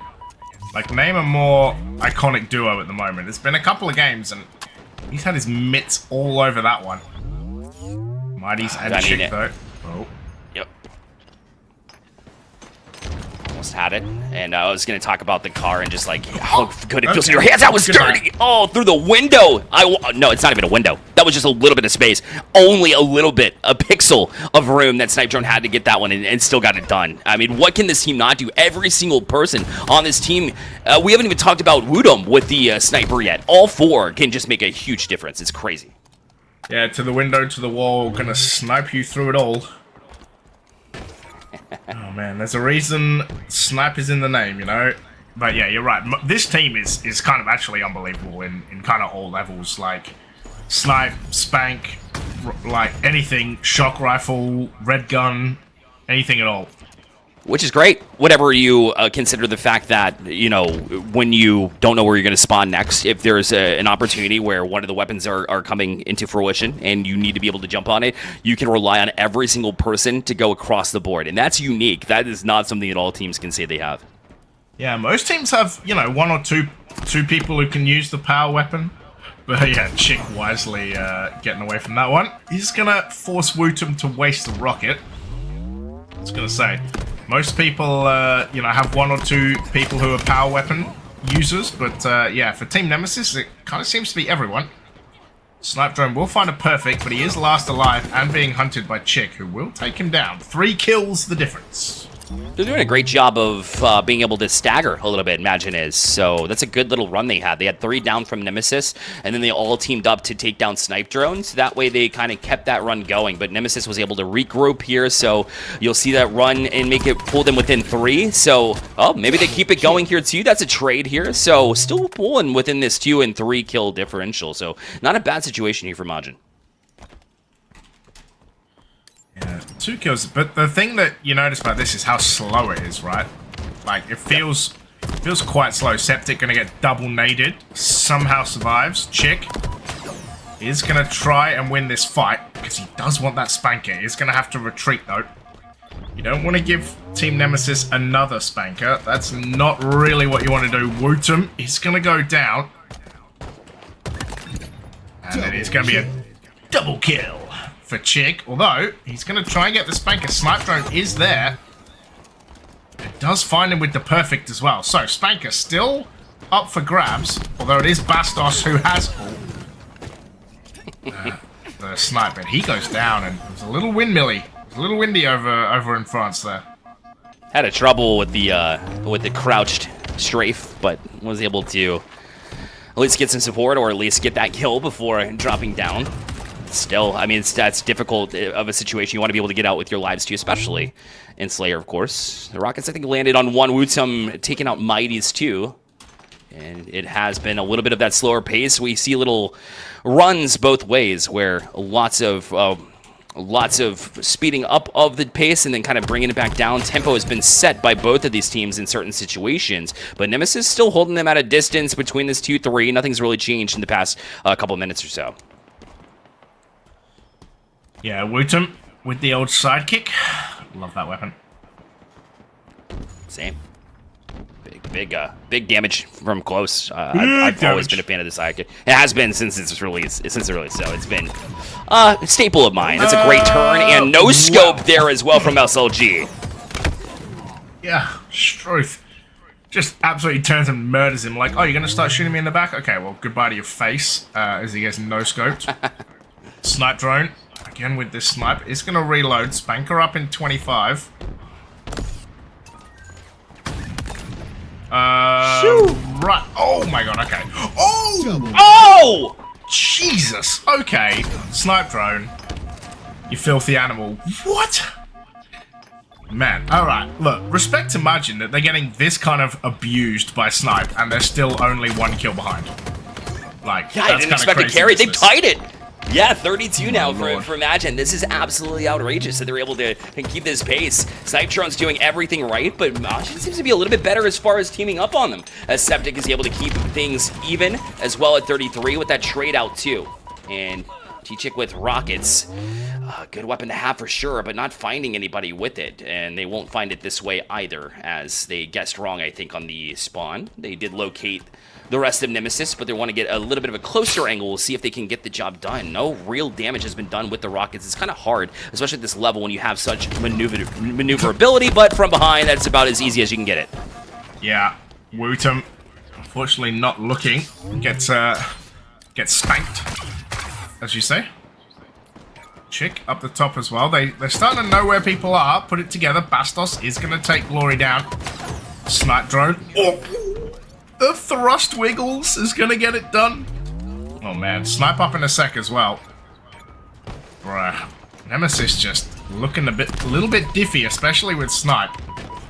This Tomb has it on board. This is gonna be Mighty's getting perfected as well. By Chick! Septiq as well. Bastos, could it be a triple for Wootum? A 6-kill lead now. And Nemesis starting to getting it done in the pointy end. That sniper switch to the default was. I mean, it's been where all day long. That's not even a no scope. It's it's got to be better than 2020 vision. I don't understand how you see that in cave, like where there's no lighting whatsoever, and just trusting your instincts, I guess. That's crazy. Oh my god. Okay, well, that like one set of snipes has almost brought Team Nemesis over the barrier to the end. 4 kills the lead, 4 kills remaining. Trades will do it from here. Glory is going to get taken down though. From Chick, 3 kills the lead now.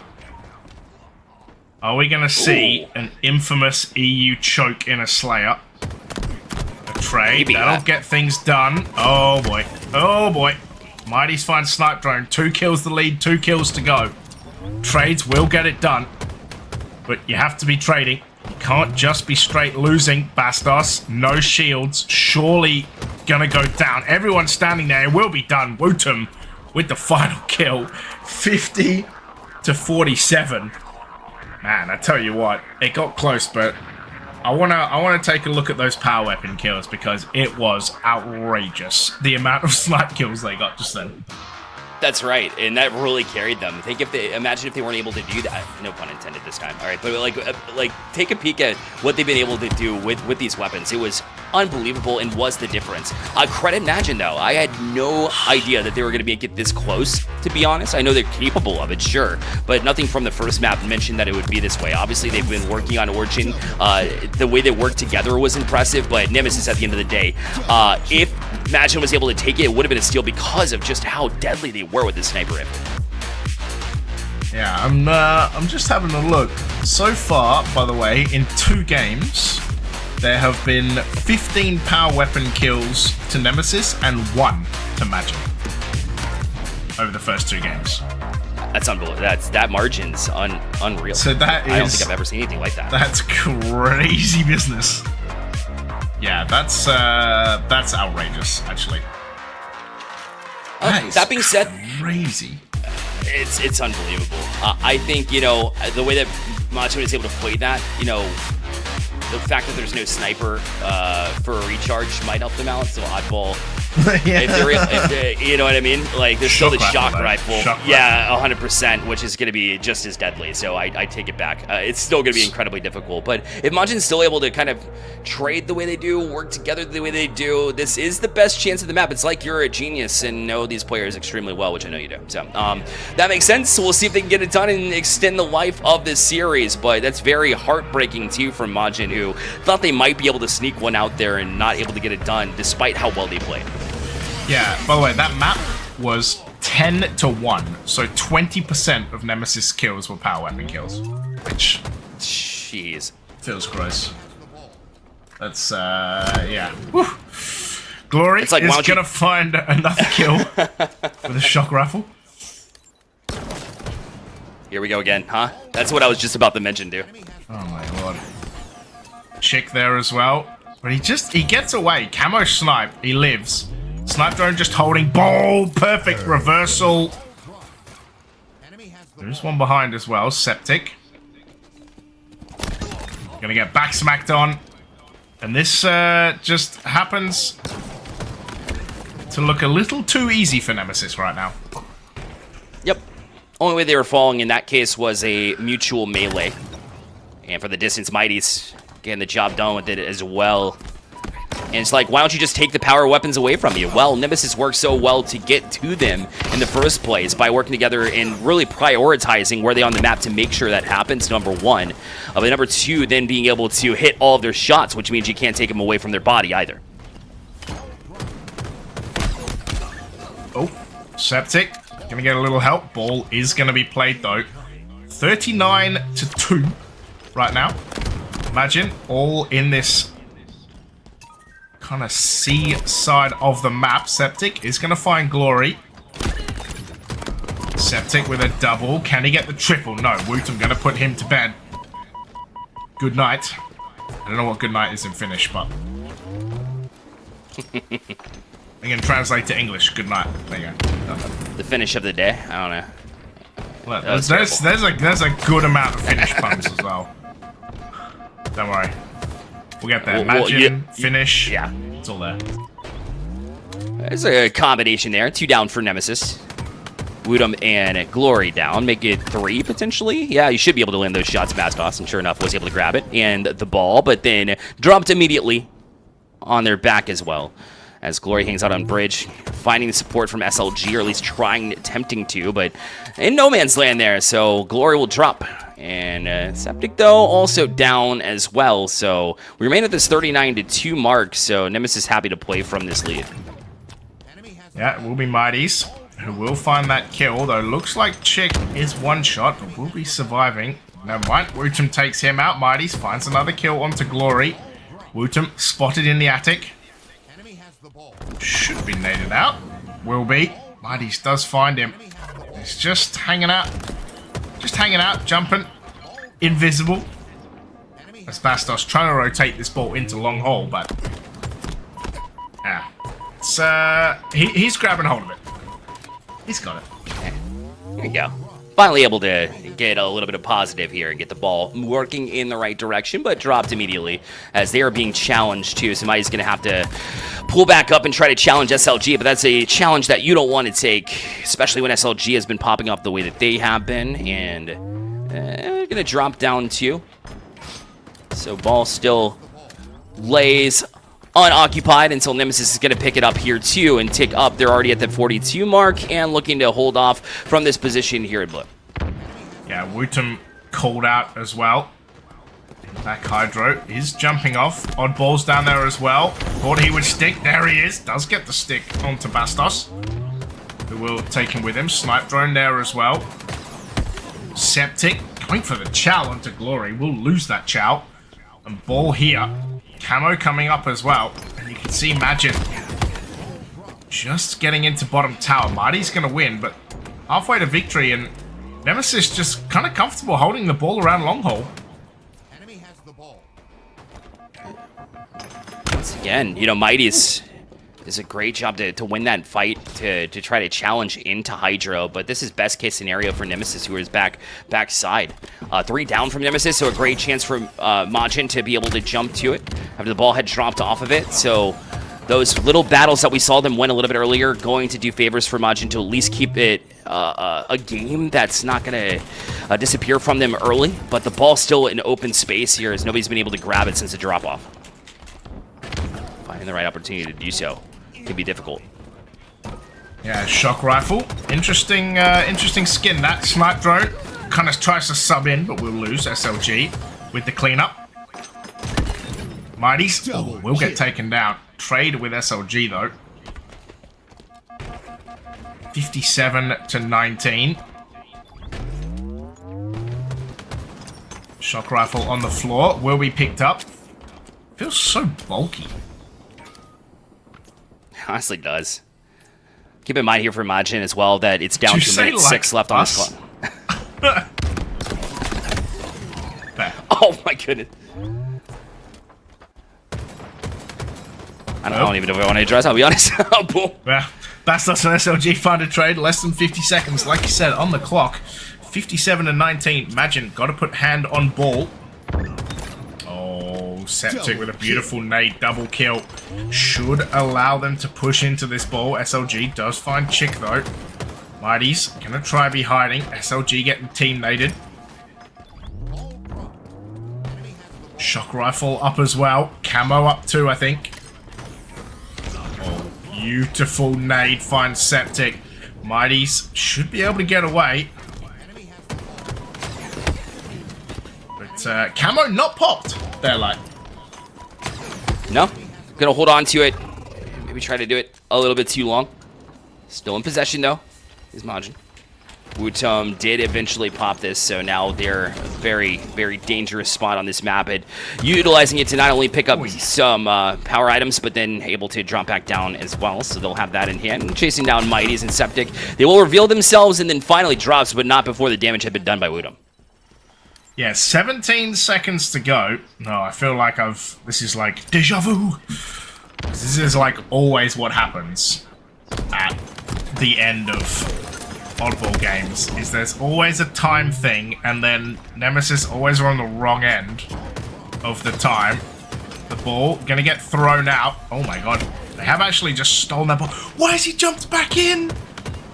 Why? No chance. Oh, big Wait, mental hold error. On. Hold on. Nope, they've got the ball. I lied. Oh my god, are we going OT? No. Oh my god. What are we doing?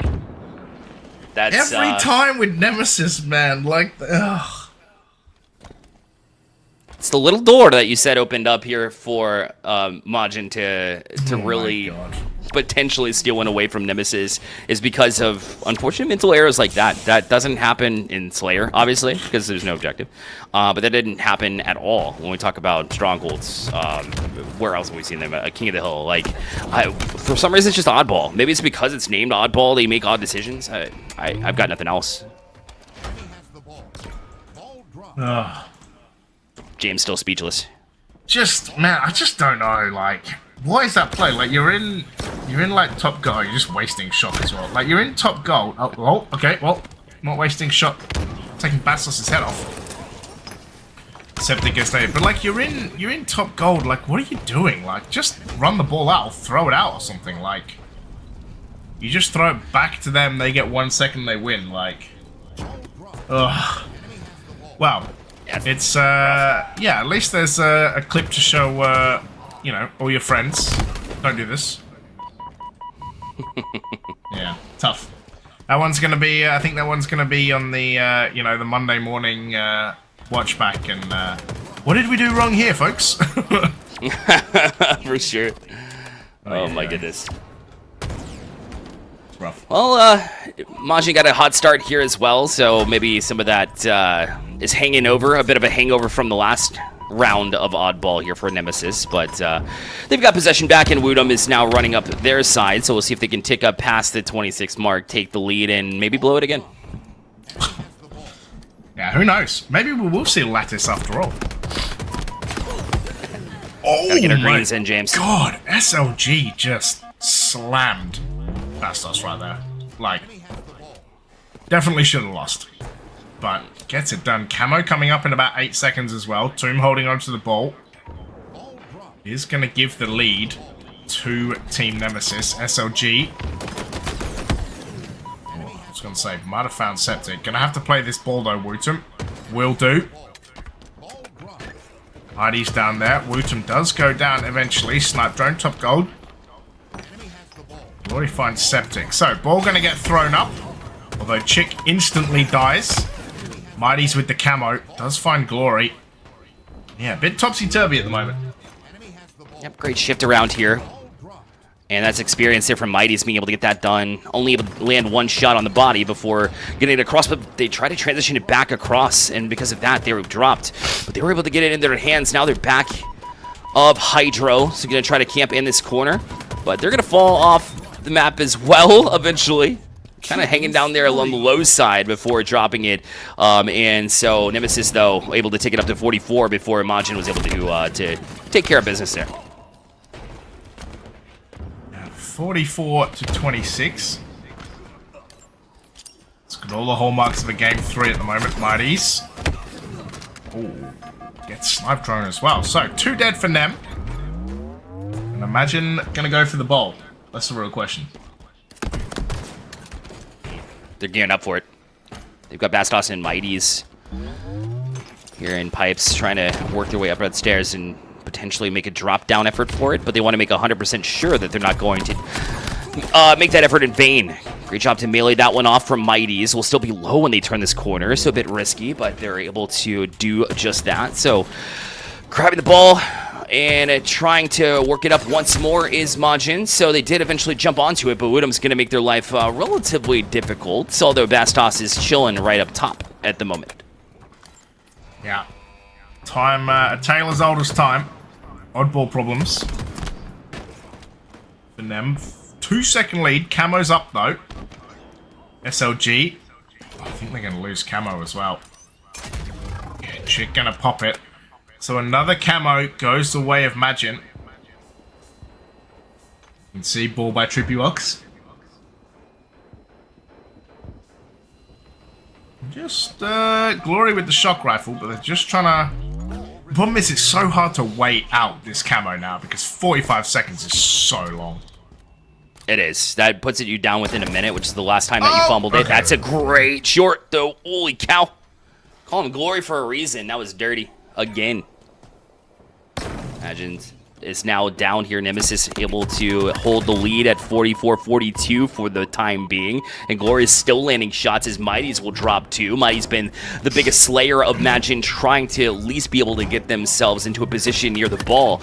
But that camo is still going to be difficult to try to work around. Should be down now as Septiq does land one on Glory's, though. And so now we see ourselves at even ground. They'll have ball and Majin back in the lead with a minute 43 left. Yeah. I wonder if they're going to try play clock as well. I wish EU teams would just grab ball. It's a lot less stressful. Just get to 100, man. Just win that way. Every tick is an extra second that, you know, Nemesis can't get back. Obviously, you put yourself a little bit at risk, especially with Nemesis. But now Nemesis has possession there, and they'll try to tick it up to at least 50 before being able to challenge it, but they are all over it. Majin 2 down, Nemesis the same. SLG and Wutum, the 2 to drop there on this end. But right now, it's Nemesis ticking it off, and now, because of this, it's Majin that needs to be able to force their hands, able to get that first pick there as Septiq was doing some work there with a perfect. Majin do have the ball. I wonder if they're going to drop it now, or if they're going to try finish it off. Good nade going through. Just throws him the oddball. Here, catch. I don't want this. Shock rifle up as well. Mighty's does find the kill. Wutum last left alive. Uh-oh. Wutum with camo.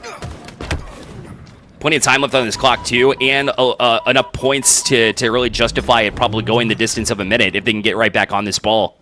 So, Majin still in a good spot regardless, especially when you've got Septiq winging in the waters here for Majin. Got up to 79 here and 1 minute left here for Nemesis to press. Wutum last left alive.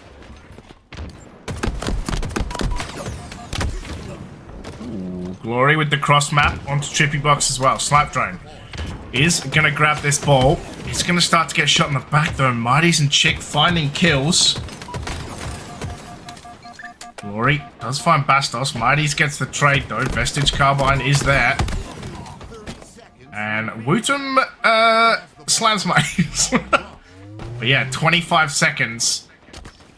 Oh, back smack. And I think this is going to be a 2-0. With only Glory left alive. Ball's there. True. Mighty's did some work early. Fell off a little bit during this map, but I will say that Mighty's really did have some big moments there in 1v1 trades there late, which really took Majin to this point to be able to just fight it off here. Timer will tick down. It will go to 0. And so Majin does force the map 4, so we will get our greens in. We will go to Lattice. As you said, this might be the place where they steal one, and they did a great job to build some momentum off of what was a close Slayer map, even though they lost that one, able to win this one and push to the links of 4, at least.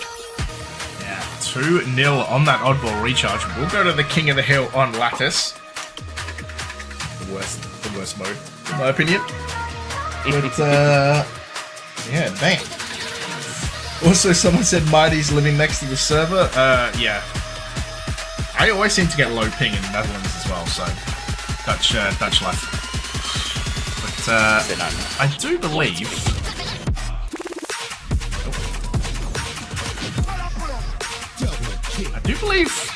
Is this the over? What was a triple? I think this is the over as well. Yeah, that's really awkward. I was like, wait a minute, was there an over here somewhere? There was an over. There you go, boom. Nailed it. Showcasing some of the classic Septiq that we knew from a couple years ago, or at least last year, we could probably say even. So, obviously, always been a super dynamic top-level player. Don't get me wrong. Obviously, a little bit potentially of a fall-off, some would say, but for me, I think Septiq showcasing the skill that they've shown for multiple years since the kickoff of Halo Infinite. Hopefully they're still here for Halo 7. Whatever it wants to be called. Right. But yeah, just like you also see like the amount of like camos that Majin got. It just seems like they got all of the camos that are like chicken had blown off. But yeah, it just seems like every camo, apart from this one, of course, which was on Glory, but almost every camo just went the way of Majin, and it really showed. It was certainly a point. It was a point of emphasis, James. There's no doubt about it. You know, when you're getting absolutely annihilated with power weapons in your Slayer match that we saw in Origin, the first thing that you have to do is make yourself invisible, so that way they can't land those shots if they can't see you. To be honest, I think that was a big part of it. But obviously, you know, it is bigger point of emphasis here on Oddball than it would be in other instances as well. Obviously, you get value no matter what, but I thought because they won those battles and because Mighty's was great in big moments and started off the map extremely well, I think that was a huge point. And obviously, Septiq, they all had big moments, and you have to be able to do that to win any map against Nemesis. Yeah, it's tough to win. Look, Nemesis were just playing for the vibes, you know, like they just want. Also, like he was invisible when that shot went down, by the way. Like he got abused while invisible. Which feels bad. But look, they were just doing it for content. They know people want to see Lettuce, so I rate it, you know. Also, Glory, yeah. I spotted this hidey hole, by the way, earlier today. I saw someone on Twitter talk about this. That you can just hide down there with the ball. Have you ever seen that spot?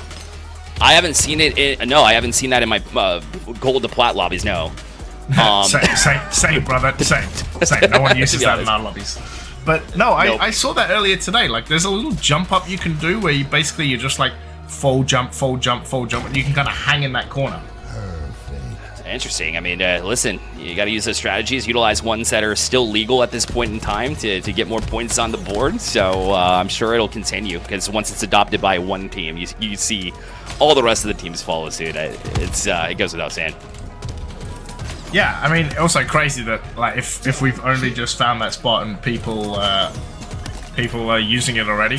But yeah, I like it. There's a spot on Livefire as well, like back B, where you can also kind of like fiddle up and down. Such a nice, perfect to get an overkill as well. But yeah, there's a spot on Livefire at back B, like you can kind of shimmy up and down the wall behind it. So I don't hate it. I think it's fine. It's just funny. It's taken so long. Like I haven't seen it before, but like obviously people have because like that surely can't be a new thing after 4 years of the map. We got people in chat here. iFame saying makes me want to go to customs and practice to get there. Oh, interesting. I'm not sure if you're referring to that actually. So anyway, let's go get our grains here, James. It is time for the lettuce and King of the Hill. Of course, you mentioned in your opinion worst mode, but listen, it is still a great map in my eyes, and we get to showcase it once again here this time on the winners final in map number 4, and a chance for Majin to potentially try to challenge for map 5. And James, you were saying that if they were to steal one, it would have been Oddball, but you said there was no chance. So maybe imagine Majin taking some of the words from you and using it as inspiration, because they actually did look really, really good there at Oddball. Yeah, they did. I'm going to be interested to see how this one plays out. A lot of people don't like the spawns, so we're gonna see what happens. QT on the pizza. Yeah, like this hill is like super open apparently, but this rock does a lot of work. This one little singular rock gets a lot done. So it is big rock as opposed to small rock. So there's that, I guess. But that was dirty. Yeah, you know, just rocking on. Oh. Snipe drone avoiding. Bastos getting shot. Snipe drone with a beautiful double kill. Can he find any more? Mighty is going to trade him out. Wootum finds one as well. Bastos just connecting, but not really getting extra shots down, and he's going to get put down. Wootum thought he would have taken the sniper. Did not. Oh my god. Does find, and it's 4 dead for Majin, and this will be hill number 1 for Team Nemesis, and it looks really good so far.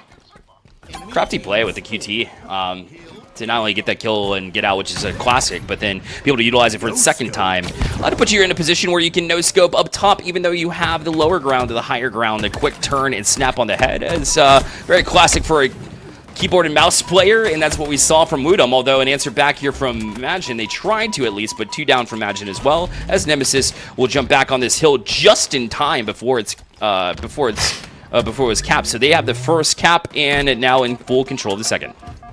Yeah, looking really, really good so far. Bastos down there in the basement. Basement Bastos, as we call him. No one does that. Is that true? Is that an actual nickname? No, that's not true at all. It is now. Little basement dweller. Mighty's gonna dodge the nade. Glory as well, finding kills. It just seems like Majin are permanently like 2 or 3 dead. Bastos is gonna find Glory. Yeah, 100%.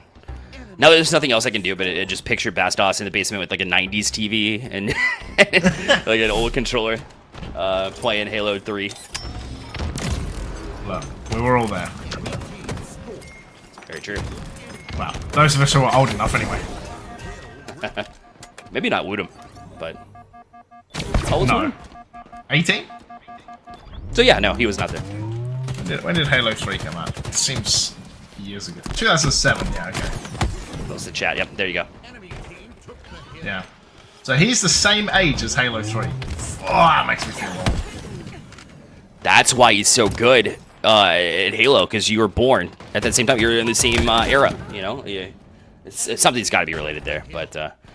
Well, the reason we're digressing from the actual gameplay is because Nemesis has been in full control since the get-go. They've got 2 caps in, or ticking up on the 3rd one as we speak, and should things play out this way, they might just be 1 cap away from being able to march their way into the grand finals. Yeah. They are going about this one very efficiently on Lettuce. Glory will go down. Snipe drone last left alive. Hill number 3. On the crystal. I've heard crystal, shard, green, kryptonite, Ben 10. Kryptonite is wild. Yeah. Ben 10, like also wild. Yeah. But yeah, that's a place of many names. I'll make crystal. We'll find Mighty's though. No scope by Septiq, removed by SLG, and now you're giving SLG a sniper. And that is not particularly what you want. Only 1 bullet though. Well, we'll use it to no effect. But yeah, 1 more push from Majin. Otherwise, this is going to be a Team Nemesis 3-0 and a comeback of all comebacks. I don't think they have a chance to get back on, and they did actually. So they slide in, but they got the support from the back on the bench, and that should be able to secure it. It does. A 3-0 lead here for Nemesis. Yeah, sniper is the 4th tower. 4th hill, sorry.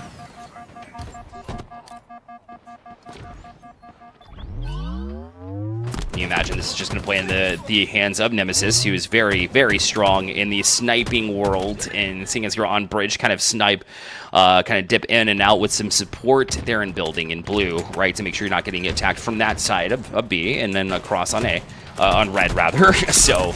either way, though, making it difficult there. A great double peek there as Septiq was able to finish the job there and forcing Nemesis to look both ways. That's 4 down from them, and that'll allow Majin to at least get on the hill temporarily. Yeah, at least get some hill time. The Glory, 10 assists already, by the way. You can see all spawning up around that kind of C area. Pharmaceutical versus Charter here. Ooh, look at this Slayer. 47 to 45, 48 to 46. Charter could be taking this with a beautiful double kill. Should be taking this into a game number 3, being 1 apiece. So definitely a game 4. Backs will find a kill. Franklin. Oh no, the choke. The absolute choke here. Okay. Wafts does find the victory to make it 1 apiece, but oh my lord, they almost choked the biscuit. It's close, and their position didn't look exactly strong there, so it was difficult, but they end up getting it done. Back to the comeback potential here for Majin, but will it be a reality? It's not looking great.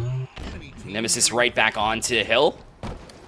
And they're not even having to move, really. T-Chick is the only one that really challenged, but they're on stairs, and they're getting just knocked down, drained down by Glory, as they're holding them in red base here at this point in time. You just give yourself the hill, and then you have 3 that are marching forward onto bridge to make it difficult for Majin to even get past it. You have to take the long way around, and that's not going to be helpful, especially when you have such little time left. Will they be able to cap it this time around? They're going to need to dive on to try to challenge, and that makes yourself susceptible to these challenges from Nemesis. Try to push them out the back door. Alive for now. We'll see if they can hold it, but it's looking like a long shot, especially when that snipe drone is going to take that shot, jump back on the hill, and steal it. A great finish out here and a dominant performance by Nemesis. Yeah, Nemesis 4-0. They took the oddball pretty personally.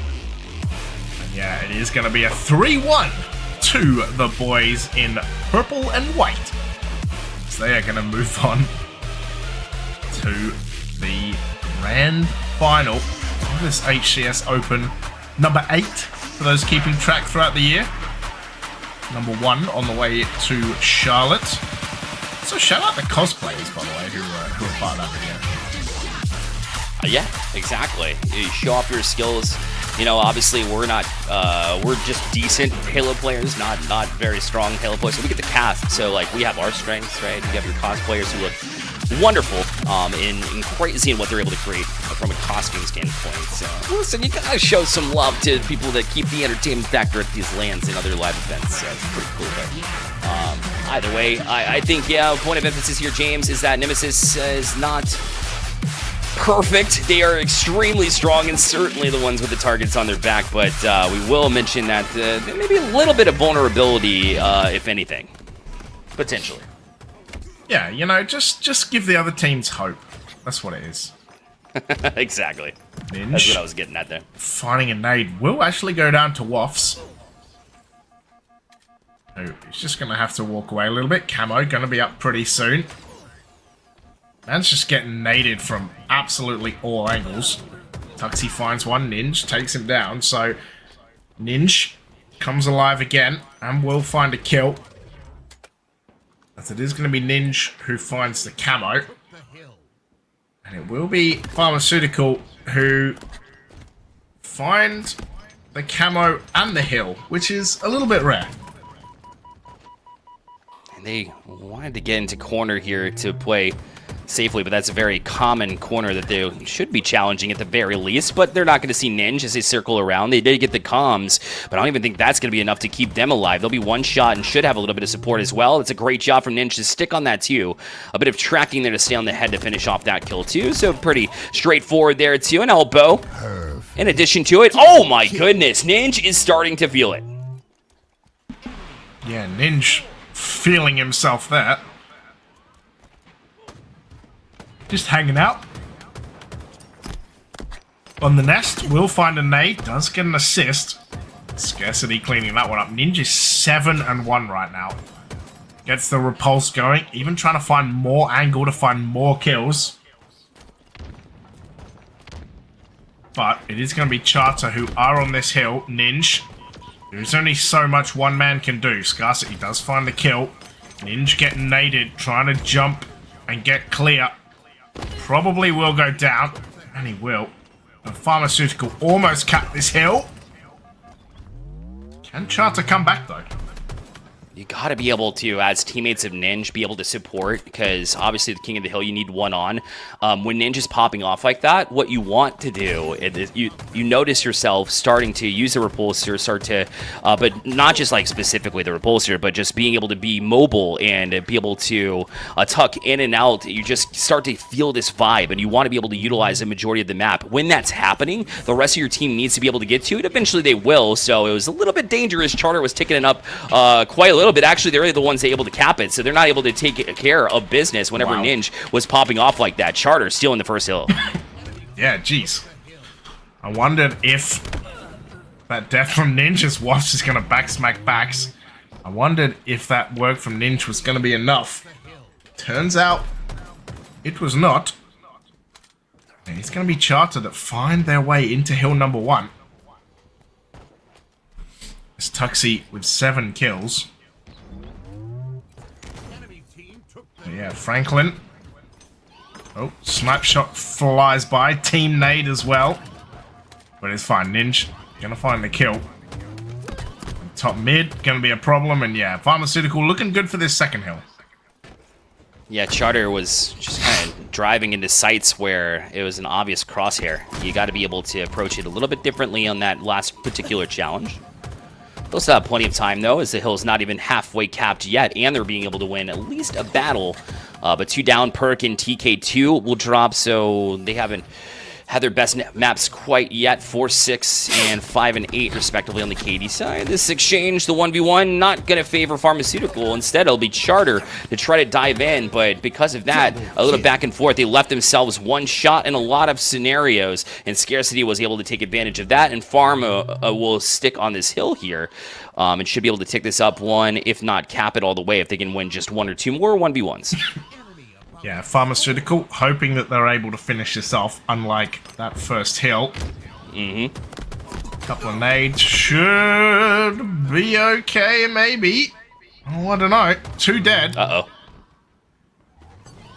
It feels like a here we go again situation, James. Yeah, I think one more round of slays, and they might be able to get it sorted. You can see on the map, though, how far Pharmaceutical are from this. But here's the final push, I guess. Pharmaceutical trying to push in. Tuxie goes down. Trade coming out there as well. It looks like Pharmaceutical has got the control to be able to close this hill out. Although, having said that, Charter about to get on it. Bax trying to hang out the back. He's going to find this kill. Can he find a second? He's going to get the assist. And the hill should and will go to Pharmaceutical. That's why they call him Bax, James. Back in tower. Was able to kind of work and swing behind it. I just like the way that he was able to strafe and use it. Not any less terrible than Basement Bastos. Basement Bastos. No, actually, that one is way better. Sorry. Yeah, you're right. 100%. I'll surrender to you in that case. Yeah, absolutely. That's right. Yeah. You know. Franklin. Last one left alive for Pharmaceutical. Yeah, Charter doing a very good job already of just sitting in this hill, almost halfway. Ninja and Franklin find kills though, so I think this is probably going to be it. And 4 dead for Charter. Pharmaceutical going to be the ones to have hill control, although Snipe is up and it looks like Ninja's picked it up. Yeah, Ninja will have that. Scarcity, the one on hill currently, which is a absolute danger zone for nades just to be in that pocket. So the second you see trouble, obviously you don't want to scramble and get complacent. You want to be able to kind of hang in with it, but it's a lot of time ticking up as they've gotten themselves another situation. That's a big trade as well, or a big kill. That's going to be able to allow them to stay on this hill. Otherwise, they would have had some issues here. But for the second straight hill, Pharmaceutical is able to hold on and gain a lead that they should have had in the first place. Yeah, Pharmaceutical should be 3-0 up right now, but that first hit, oh, the QT. Like, wait a minute, that's not the player it was. Ninja, double kill, killing spree. Oh my days. And now it's onto Mud Hill. Jeez, it just looks a little bit easy for Pharmaceutical now. Dear me. Ninja's favorite top nest, by the way. Loves being up here with that distance shot to the commando to chase them out. Obviously, it's not a very strong, kill confirm, but we'll lay on some damage. The rest of the team can come through. Very quick firing rate there to really start something. And Tuxie going to finish it off here too. Pharmaceuticals trying to march on, but Franklin and Ninja were down. 3 down from Charter, though. Overkill for Scarcity as well. Jeez. Look, does get put down by Wafts, but another overkill happening. It's like 2 in 3, 2 in 4 maps. Yeah, overkill's happening quite a little bit here. Franklin with a double. Can he get an over? There is one in Nest. No, Ninja steals it. Yeah, with a perfect from a distance, of course. Car, I just love it. And you can tell that Ninja is very, very happy that it's back as well, the way they've been able to utilize that. And listen, I talked about quick fire rate from the Commando, almost puts it obsolete in my eyes. Just being able to use the sandbox to its full degree, but the car is just so different, and being able to allow them to get those kills. 3 down again for Charter, and Pharma is looking like they started to warm up after that first kill got done. They took it personally, and now they're up 3-1. You're not a fan of the Commando? Damn. Okay. Not so much, because I can't hit my shots, I'll be honest. Okay. That's fair. Oh, I like it. I think it's great. Whoop! T2K, yeah, that's gonna be a bad time when Franklin's dropping down on you. Oh, the fade away from Scarcity as well, Ninja. Gets taken out 21-9, by the way, is Ninja. So, just having an insane game. Somehow Charter stayed alive in that exchange too. I believe it was 2K2. It was. It's coming in from this mid side. Going to try to win another 1v1 battle, but this time a little bit of support on the other side. So Pharmaceutical will take out TK2. And from the distance, Toxie getting a clean double there too. And now to try to get the triple. Great job now after the overkill, but I don't believe they're going to be able to locate them in time, but still damage done. Excellent work to get them back into this one, James. Yeah, stolen again by someone. Beautiful triple. There have been so many good multi-kills. Damn. Okay. Waffs finds a great headshot onto Ninja. Wonderboy in chat saying, remove recharge ball. Back smack, killing spree for Waffs. Can it be a double? This hill looks like it's going towards Charter though, so we're going to have to go back to hill number 1 with 1 minute left on the clock. No doubt. So you're going to have to work a little bit harder than we thought, especially after that first lost hill. Now we're talking about a second one where Charter actually had a majority of, you know, the momentum swinging into it. A lot of the trades started to finally fall their way. As you can tell by the difference in KD here, it's been very heavily favoring Pharmaceuticals. So to see Charter actually step up in that regards, it's Waffs really trying to keep them alive and relevant in that aspect, but that's going to be difficult to try to win that battle when you've got 3 members of Pharma just kind of circling where B typically is there by the hill. Yeah, 42 seconds. I think Pharmaceutical just playing time now. I think they're just going to try and run out this clock. Ninja still a 2 KD until he dies. Oh, no, he's alright. Yeah, 27 seconds remaining. And I think Pharmaceutical just happy to let this run out. It's Charter 3 dead, and I'm not sure unless a really, really good push comes through, that they're going to be able to fend this off. And they'd have to hold hill too. I mean, that's definitely a tall order. So it will probably be a 2-1 here for Pharmaceutical. Again, it's Charter that does hop on the hill temporarily to at least challenge this one, but you're going in solo. Then you're going into a 1v3 situation here. So Charter does get back on before the timer's out, but the last kill will confirm, and Pharmaceutical will take live fire King of the Hill. And they dominated the KD as well, James, so they look great in every aspect, minus fumbling the bag in the first hill, I would say, would be their only slip-up. Obviously, they surrendered another hill after that one, but that was all credit to Charter for being able to find a little bit of a groove, and Pharmaceutical now will look to close out the series in the next one. Yeah. Fortress CTF, game 4. But yeah, like you said, that first hill was a bit awkward. But apart from that, and top hill was really well played as well. But yeah, just Pharmaceutical looking nice and in control. 7.3k damage from Franklin as well. Not too shabby, to say so myself. I think it's like a quiet boy. I think it's because I think we saw he did get one of the 3Ks late, I believe. Correct me if I'm wrong. But, so yeah. But a little bit earlier, it didn't seem like he was appearing much, but certainly got his as far as eating in the kill department and stayed alive. More importantly, you know, a lot of times we talk about how it's all about, you know, kills to be able to take and occupy space, but sometimes it's staying alive, keeping a hill active or at least neutral. That'll keep you within a game and keep it going on King of the Hill, and that's exactly what they were able to get from Pharmaceutical to win that one 4-2 and move on to the next one with a bit ahead of steam here, James. Yeah, I'm excited. CTF Fortress as well should be good. I'm one of those guys. I think Fortress CTF plays really well, much better than Forbidden. But I understand that people hate it because bomb, right? But I think CTF Fortress plays extremely good.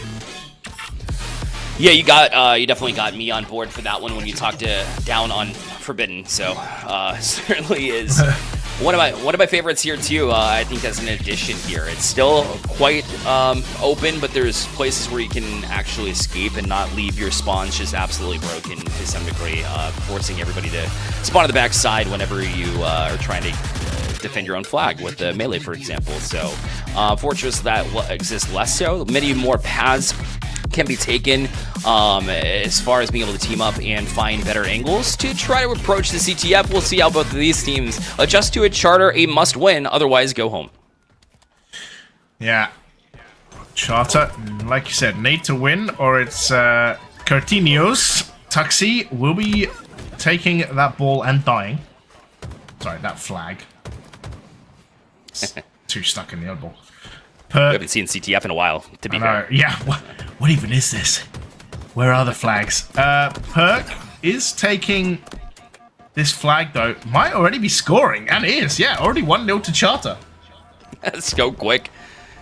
Yeah, it usually doesn't happen this quick, especially on this map. It takes a minute to really take a little bit of map control unless you're able to team up and win a couple of frags early and kind of take it from there. But listen, Charter certainly knows the stakes at hand and have tried to get to it. That's a near miss there. Maybe a little bit of lack of reaction time there from Wops. We'll try to get it back. Wasn't able to land that one either, nor the finish, so they'll get away with their lives. And 2 down from Charter instead. Might be 3 if Wops can't get away.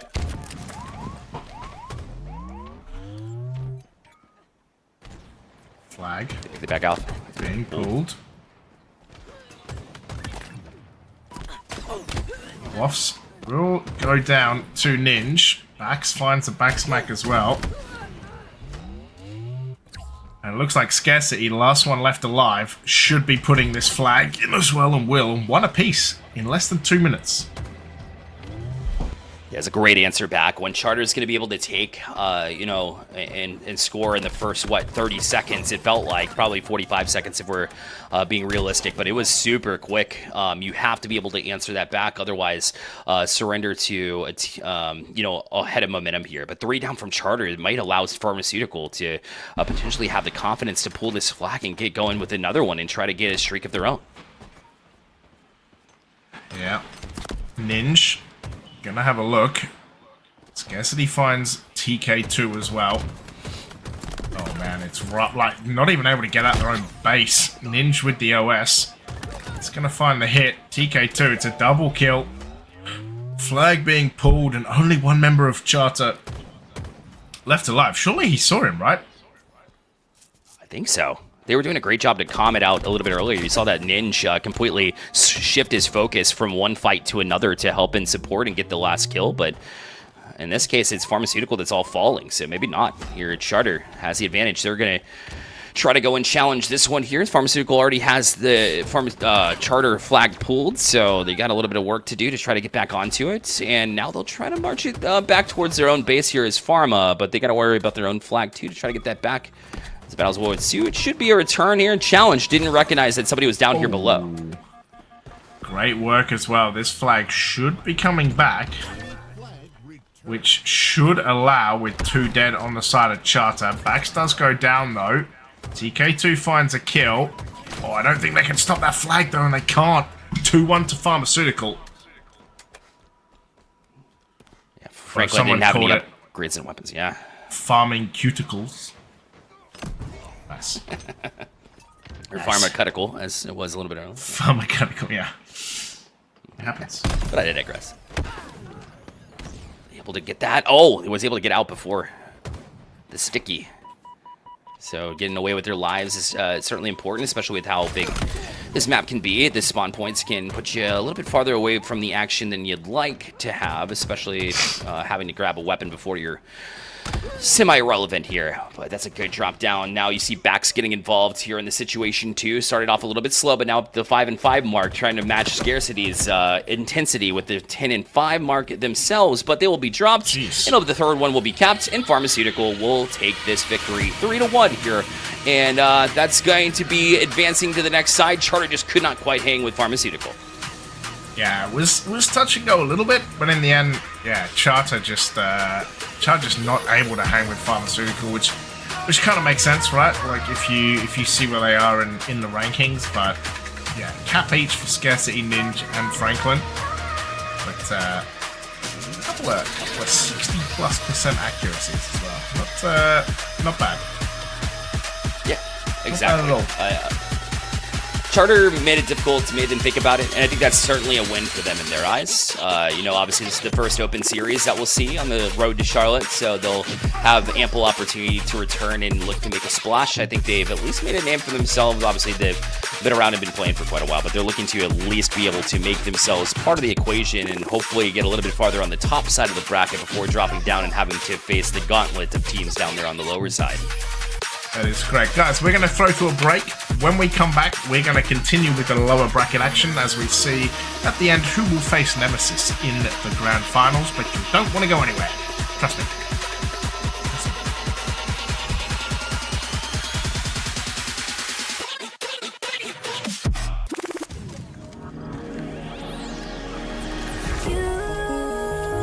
You wanna know my feelings every time I look in your eyes. Baby, I can feel your energy, it's making me realize everything we've been through makes us strong enough, you and I. You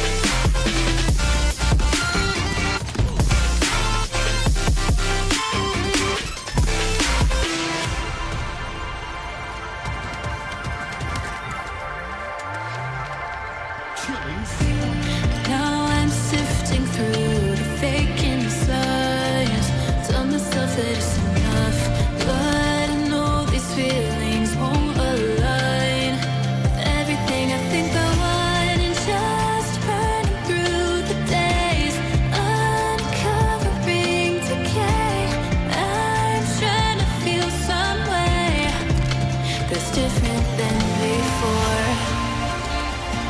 Operating from my ego, but I'm trying to disconnect. And I wonder where do we go? The another side effect. I've tried to fix my overthinking. Will I finally realize? And for the time being, I'll keep these mirrors in my mind.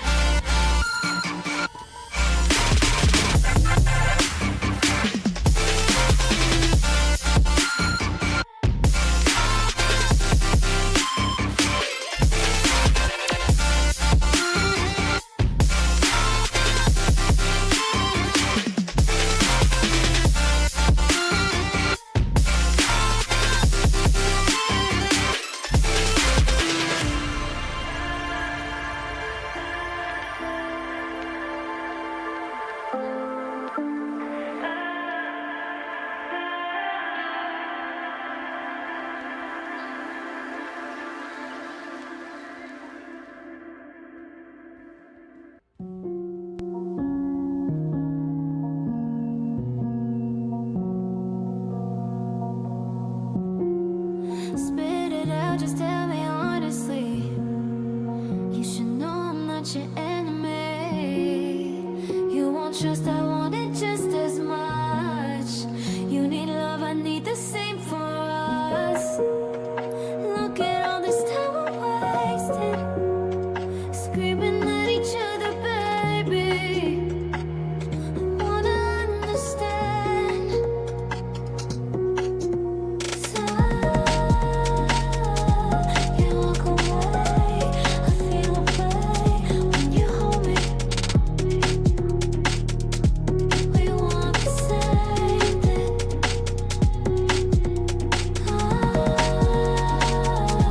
Need us again. You say the same, so now we fight it. We want the same thing.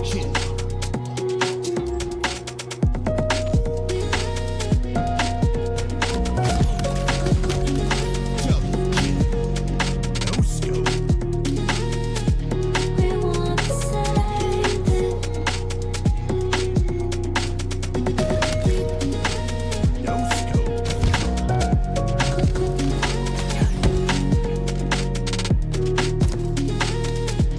We want the same thing. The walls so deep between you and me, I just can't get No scope. through. We're so far from being we used to be. I don't know what to do. Look at all this time we're wasting, screaming at each other, baby. I wanna understand. So you walk away, I feel away when you hold me. We want the same thing.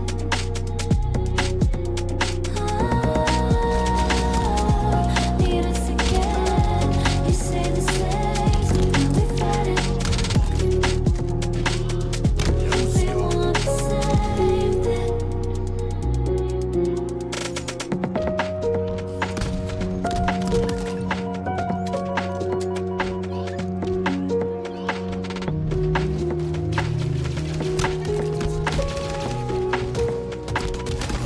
Double kill.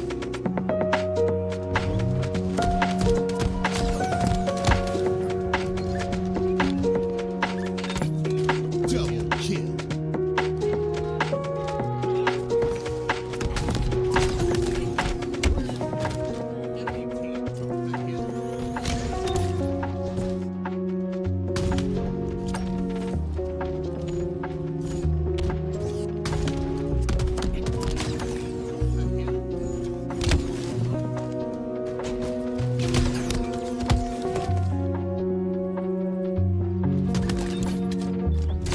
Double kill.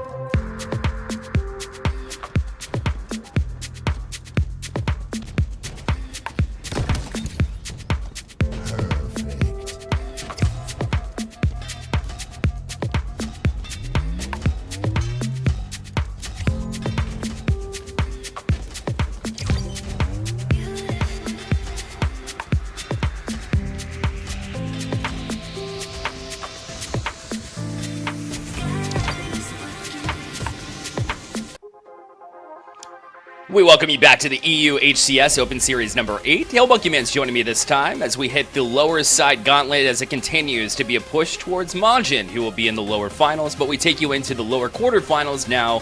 Monkey Man, welcome back, and let's get into some of the action here. Direct confrontation between a couple of teams that are trying to get into that nice little third place position, and so we go to one of the only 2 instances in the entirety of our map and mode pool of Forbidden. There was one time you get it done in game 3 in round number 2, and this is the only other time, and it's guaranteed as we go into this lower quarter final. So, I guess checking this one out, Bear, you got Cat Smile Gaming, you've got them consistent, I think, across the board. Pharmaceutical has provided some nuance to some of these challenges. They did have some Slayer. They took that off of Fries in the bag, but now they're down here and they're fighting for survival. Yeah, against one of the teams that has been making a case for the top 3, so Cat Smile Gaming will be certainly their biggest challenge yet as far as matches go, outside of the upper side of the bracket, of course. But as far as this push goes, they're coming off that 3-1 that we got to see me and James here on the lower side, round 5 against Charter, that 3-1. Can certainly bring them a little bit of confidence rolling in, although their King of the Hill wasn't exactly great. Well, we don't start off on King of the Hill. It'll be Capture the Flag, of course, Forbidden, the only map mode that you can do on Forbidden. And we'll see which team has the long-range primacy, greatness here between these two. If I were to guess and be a betting man, I'd say Cat Smile Gaming might take at least map 1 and perhaps the series, but the only one way to find out, and that's to get on the map. We got best of 5 times, so he's going to be fighting for that overshield, and it is immediately tossed off the bridge. Good defense there by Outcasted. So as we walk into some good old CTF, it's a great measure of how these teams are going to rock and roll, and as well as having that setup post-pull. And some good sniping so far here from Ninj. He's letting everybody know that this S7 is going to ring out through each of these hallways. Ninj was hot on live fire just a series ago, so definitely keep eyes as far as his shot realm goes. He does grab one. That was one shot anyways to the body. And going to try to line up another one here. It's a sniper v sniper situation. Nick is going to land the first shot, but wasn't able to land the kill as Ninja was able to get away with his life. So some at least fast exchanges, a lot of damage and a lot of at least expressing yourself via chest pumps turns into a whole lot of nothing. Ninja's now going to at least be kind of suppressed by Nixeni as he sees him onto that lower corridor and communicate. But still, as they begin to push up, nice nade placement. And so that's Nixeni taking a fat nap for all of a hot moment. Both these teams kind of going with the ebb and flow, the push and pull, the tug of war to be able to get top mid control. Franklin, I like this position because you can get some at least high position communication as if they're invading your base, but Cat Smile Gaming seems to have at least found themselves now pushed all the way into a corner, but everyone else, including Franklin, is just getting a headache as they're sat down. Yeah, Franklin tried to, thought he saw the 1v1 battle, did not see the support that was there, and plus it was his opponent's flag, so if he could land that kill, gives you some confidence to get back on that flag. Way back base. They're gonna be chasing them down. Outcasted. This has definitely been a player I had denoted it earlier in our tournament, but has had massive improvement over the course of a year and a half. Been able to witness them in real time. In fact, they've casted with us at least a few times as well. And this seems to be where they have shined their brightest here this year. Using that thruster to try and get out of the way. They wanted to get over towards that overshield, but an overcommit leaves the S7 in murkier waters on stonier steps. That means it's available for whoever gets to pick it up. It looks like it's going to be on the side of Pharmaceutical. Can't tell if it got popped just yet, but now Cat Smile is trying to wrangle them in. Outlasted working side by side with Warlord. Warlord's going to take out Bax, who's had a rough start to this one to see him 0-6. Couple assists there, so just haven't been able to find the last end of those shots is making it a little bit more difficult, but now the flag, because you secure that last pick, now you can run it down below. As Scarcity wants to hold it, Nick try to be challenged from that backside, but we'll have a decent run here too, gaining some support, but Finners was able to get a kill too. This should allow them to get to the first cap, and sure enough, it'll be a 1-0 match. I thought they were being nade jumped right there. Using the extra blasters to be able to get themselves some insane speed, looking like Titanfall 2 with the way they're trying to slide through. So, Pharmaceutical sees himself fall into a murkier pit. It's Cat Smile Gaming. Takes away at least the first, and it was a great setup. They got rid of everyone from Pharmaceutical. Oh, they land one body shot. Warlord is limping along, and he eventually gets cleaned up as well. So as Pharmaceutical begins to press forward, they're going to be playing Overwatch directly, looking at that counter S7, because Ninja wants to have some level of advantage, but he loses sight to it, and now they're being zoned away as they're stuck on the steps. Yeah, it's a great job to force a hand of Ninja. Wow, that was a quick adjustment to get that headshot from across the map there. And right when we saw Ninja grab the sniper, it didn't take any longer than 2 or 3 seconds to see him land a massive shot on one. And still continuing that one, but doing a good job to force them out is Cat Smile Gaming, as you see them kind of work back and forth, but Cat Smile with the advantage here. You see, of course, I guess some highlights from the last time. I wanted to bring that back and just show you, showcase just how Ninja's that effective no matter what match it is. I think they were actually showing a dual. They're using a dual POV because they had grabbed both snipers. Oh, and so that's what it was. They had Good utilized that. Remember when Ninja was providing that crossfire cover over in the other S7, Pharmaceutical had been able to rotate up. They got the other, so there was no way to get a long distance fight to get their flag back. So Cat Smile sees that one taken by force from them as far as Pharmaceutical crossed them up, and now they're trying to do it again. Yeah, they have an opportunity to do it, but they're going to be challenged around the backside. Drop the flag with good reason, knowing that you're being challenged, but you're kind of between a rock and a hard place in that moment. So Warlord is going to be challenged here, and 1v2 need to get at least one in that exchange, but Pharmaceutical did a great job working in packs to be able to challenge it, and that'll allow them to advance the flag forward once again. Baxter pretty much unperturbed with his fight, even trying to use that back thruster opposite of him running that one forward. Can't quite live, but this is going to be kind of an open flag stand, as you do have Warlord just having to get on top of this from bridge. They do at least kind of put a tiny nick into the armor, but this is a timing situation. They don't get back tap from behind, but eventually Ninja cleans that one up. This flag is slow ticking. That means that there's a chance for Pharmaceutical to maybe go get a pick up to it, but their flag is pulled as well. And now both are in one spot. Something's got to break. Hey, Pimba, don't break. There's a first cap there. Cat Smile Gaming to the 1v1, a 1-to-1 now, getting the second one. Pharmaceutical up, still in the lead. Franklin gonna be able to put 2 down here for Cat Smile. And tries to gain this positioning from behind, but it was snuffed out in an instant, allowing them to get back on it. Cat Smile Gaming does get 1, but the trade out is good. All right, let's check it out. Baxter at 2 and 11. Dude has been doing a lot more when it comes to the assist column, trying to make sure at least the damage of things spread over the course of this Pharmaceutical squad. Great counter. It's punch for punch, but that's a knockout here from Baxter. Is now, as we go in full focus to him, is now starting to pop off. I love the frag, the follow-up. Can he get another one? Double kill. Just as soon as I was starting to dog on him, dude is finding his fire. Yeah, exactly. That's why you can't just be complacent whenever you start off wrong. You have to be able to get back in the groove and then start to find a little bit of balance. And that's a great job from Baxter to do just that before they fell. So got the double kill, but now it's going to be Pharmaceutical with flag pulled. But Ninja's doing work with the sniper. It hasn't stopped since. Got one more. Hit him with the toe tickle. See if he can be able to get between the webbing of the feet. Either way, they got another snipe as they're going to be heading over to the low side of sewer. So again, this is double snipe control from out of Pharmaceutical. You have so many corridors that are covered, and they're on opposite sides of the map from one another, making it look easy. One man gets shot in the back while the other one tries to retreat down low. Cat Smile Gaming has seen 3 flags go in front of him. Hit him with a 360 Ninja, my dude. And apparently observers have seen enough. They said, wow. It's a 3 cap. It's a 3 cap. It was a 3 cap. Okay, got it. Yeah. So quick work there, and map control is what it's all about in Forbidden, and that's exactly what they had here, Monkey Man. Yeah, wow. Okay. You had that first cap out of Cat Smile.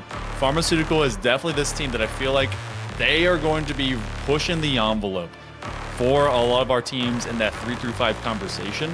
Even with fries in the bag, taking kind of a nap for a little bit now from this round onward. I don't believe that they're going to be playing forward for the rest of this tournament.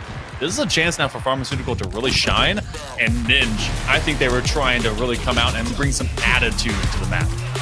They did, and it's always a threat that you have to constantly consider, so you're never safe within a 1v1 battle, because especially when you're able to play a little bit of cat and mouse, right? If you're supporting that sniper, being able to take those 1v1s and push them out towards open space, at least enough, all you need is a pixel, maybe 2, for him to find a hit and land it there. And when you have double sniper control, that definitely goes to show you how difficult it can be to go up against it. And how about scarcity there with the 17 kills up top ahead of everybody else, just making sure that you know, when Bax is struggling a little bit, that you get the firepower that you need on the other side to really carry your team now. And look at the damage quota that we're seeing from this. You had Nixeni just pumping out numbers, and everyone not at all kind of shied away from it. And you didn't have really a huge highlight reel from at least pouring that kind of damage. It was just consistency. Having those snipes, minimizing whenever your team needs to be able to kind of suppress Cat Smile, and Pharmaceutical could just kind of walk away. They definitely just were efficient with their life. So we go over to this Origin Slayer,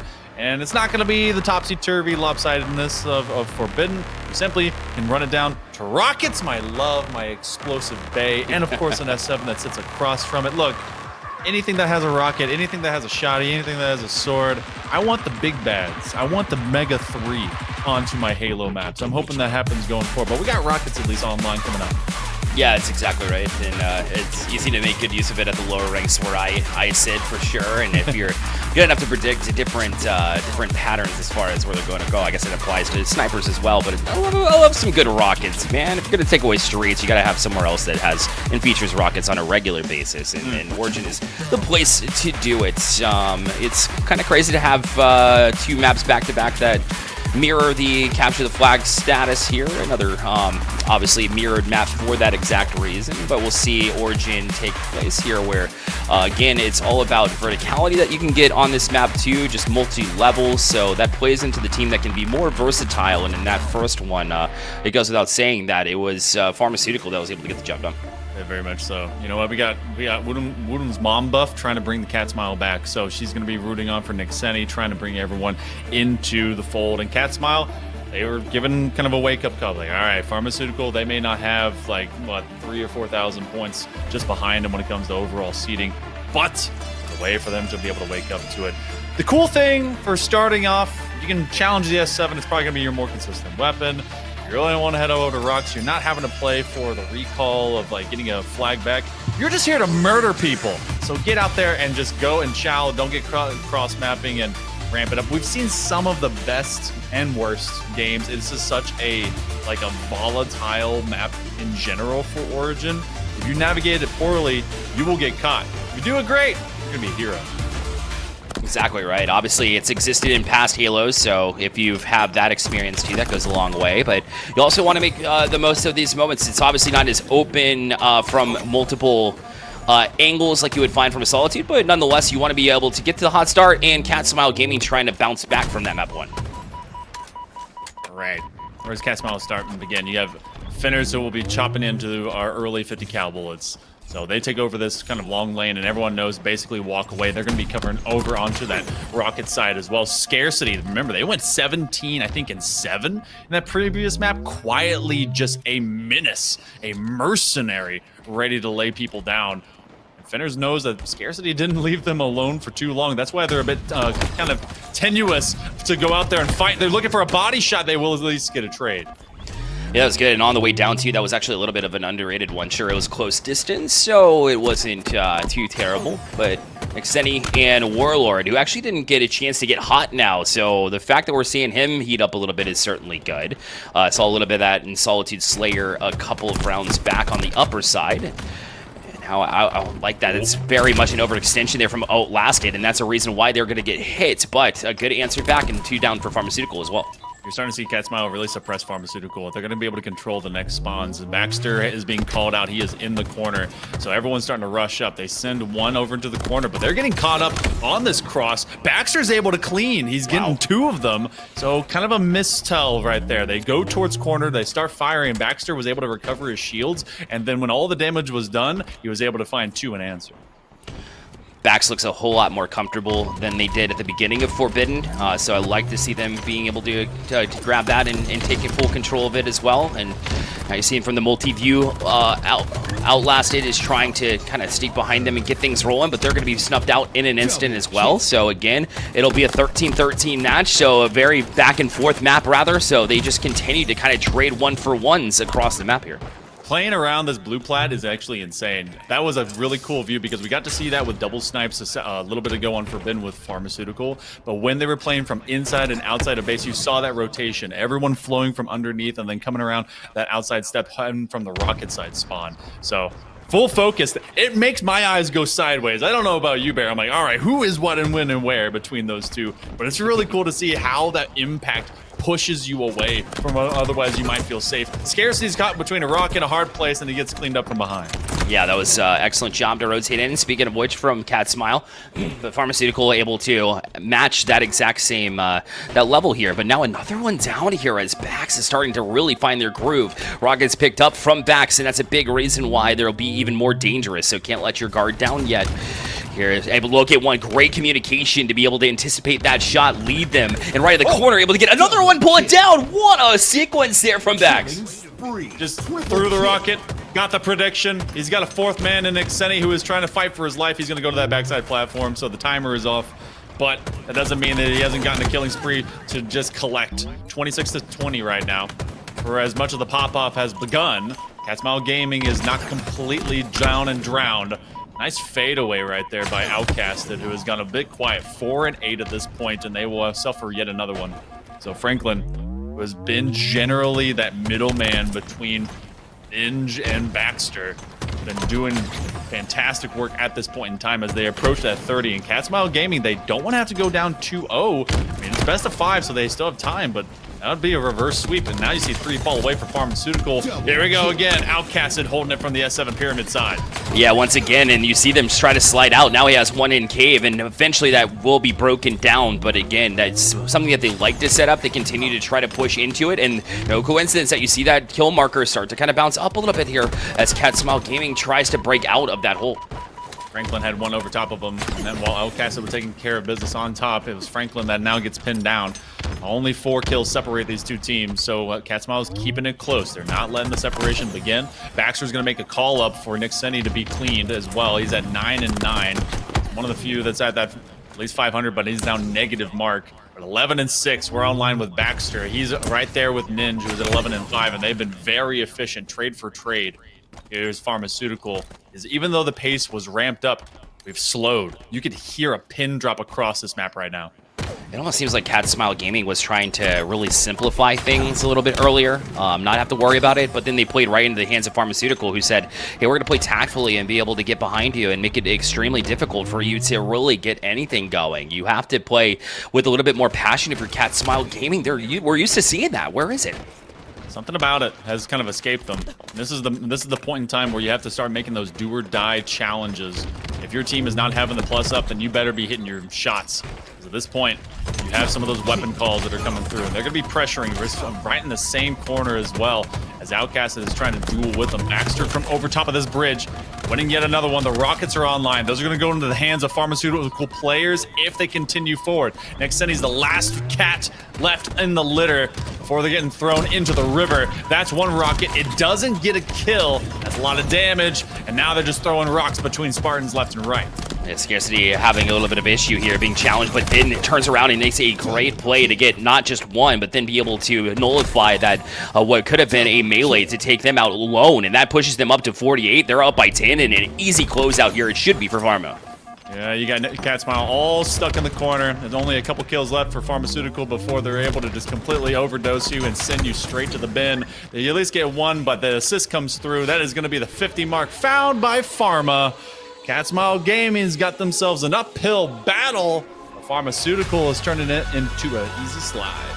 Yeah, everybody up in certain times. Bax really stepped up that map, and when you have a rough map number 1, you want to be able to bounce back. Bax was a large portion. That was a nuisance across the map. Clearly has some experience there and loves that map to a degree that's unseen. That looks like me, going from Forbidden to Origin, to be honest. Like, I love the fact that he's able to kind of shake that off and have a great map. Ninja goes without saying. Just great with a sniper in map 1, returns with a great KDA as well, and that's why you see them push up to this 2-map lead here with a chance to close out an oddball live fire. Oddball live fire. What do you call it? Live ball? Ball fire? Odd ball fire. Why is it ball fire? That sounds like an itchy time. I don't want to deal with that. Well, Pharmaceutical, they had the most narrow of margins at the very beginning, about that midway point, and then they just kept marching. They tied up those boots. They just stayed pushing. And Cat Smile Gaming just felt like they started to recede, and you had mentioned it before. It felt like the lethality, the conversation about them kind of being the bullier, they became the bully, I don't know. They just couldn't keep it going against Pharma. There's nothing they could really do. Even the setups that they were looking to really manage the positioning of Pharma, they were able to work their way out of jail, work their way out of the box that Cat Smile Game is trying to do, and set up some plays of their own in the positioning and the maps that really kept them in compromising positions off this spawn. So when you have that full control and you're able to maintain it the whole time, that speaks to the level of focus that Pharmaceutical has had. I don't know what pharmaceuticals they've gone for, but it seems to be one of the uppers range because they were on it from the get-go and continued with it. Need to sprinkle some of the good stuff into their drinks. If they're hitting the water bottle, make sure they don't see it. So, Pharmaceutical looking very clean, looking very clinical. And as they go through these trials, maybe Cat Smile Gaming is going to have to rewrite some reports. But right now, Cat Smile is going to win an oddball. The good news for them: the middle of this best of 5 has a best of 3. If you're going to change anything up, you have time. It could be an exasperating amount of time. Oddball can be very unforgiving, especially onto this kind of map, because you basically have 2 reset points from backside tower or towards green. I favor a green rotation from out of A. That's just me. I'm a coward. That's fine. But you have some of the most strategic plays that really hit to that tower side, especially if you're playing off of S7, and especially for that long camo. Camo is going to be huge on this one bear, especially if Cat Smile intends to survive. No doubt about it. And you look for a way to get around Ninja. Don't let Ninja get the S7 here. Make sure that you're keeping them in check and constantly challenging for the power weapons. We've seen it time after time where Pharmaceutical, if they're able to get the power weapons, they are able to kind of run with it and not look back. And that is not a situation you can afford to have here for Cat Smile Gaming if you want to make a case to push to the top 3. So if they're able to get it done here at Live Fire, great. They'll need to have it start here and now. Early challenges, getting rid of Baxter, blast them and past them as they will pick up the S7. All right, Cat Smile is not going to be playing no funny business. They're out here to get rid of Pharma. And they do so pretty emphatically as well. Haven't seen a lot of murder happen on the other side from these blue painted Spartans. Cat Smile, they have the S7, haven't really challenged for ball. They're definitely trying to get position, and I like this early just fights, especially because that camo is now up and online. They don't see him from behind. And this is going to be very pivotal to be able to go and get this camo. They cover one. Now they've got that utility, and this S7 is still in Finner's hands. Pharmaceutical is just 404 not found. Yeah, you saw on the right side that Finner's was, had that support on camo plus the sniper rifle to really hold things down. They were swarming that. They know and understand the prioritization and the key that it can play in this game, and it shows here. And so Cat Smile Gaming do what they need to do, but 3 down there as now Finner's will get back. Perfect there on the Pharmaceutical side. Maybe the spark they need to really get going. You know, the good news about Oddball is that you can be able to pump out all the extra kills and all the extra damage, but it only matters whenever you're eventually putting some points on the board. And this is going to come at a premium. You have so thin in terms of seconds to be able to get some of these into your hands, and especially if you're playing power weapon and holding the same thing. It's tough to be both the killer and the leader when having to do OBJ level just timing. So they get ball, they get about 3 seconds. They're trying to pump and dump and get him off of that one, get rid of the jump, but can't quite do so. Still a killing spree. Pharmaceutical is starting to catch up.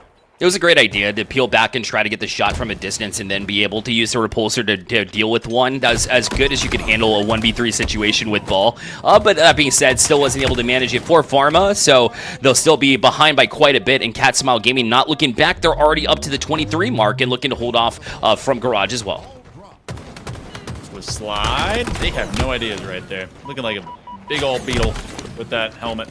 Still gets squashed out, and that's a halfway mark here for Cat Smile Gaming, at least with the team being down, and they begin to build. Pharmaceutical has had so little time, really been able to build up some points because they've had solo efforts when they've done so. I like the bounce to the nade. They're going to zone them out. Should be able to win this one.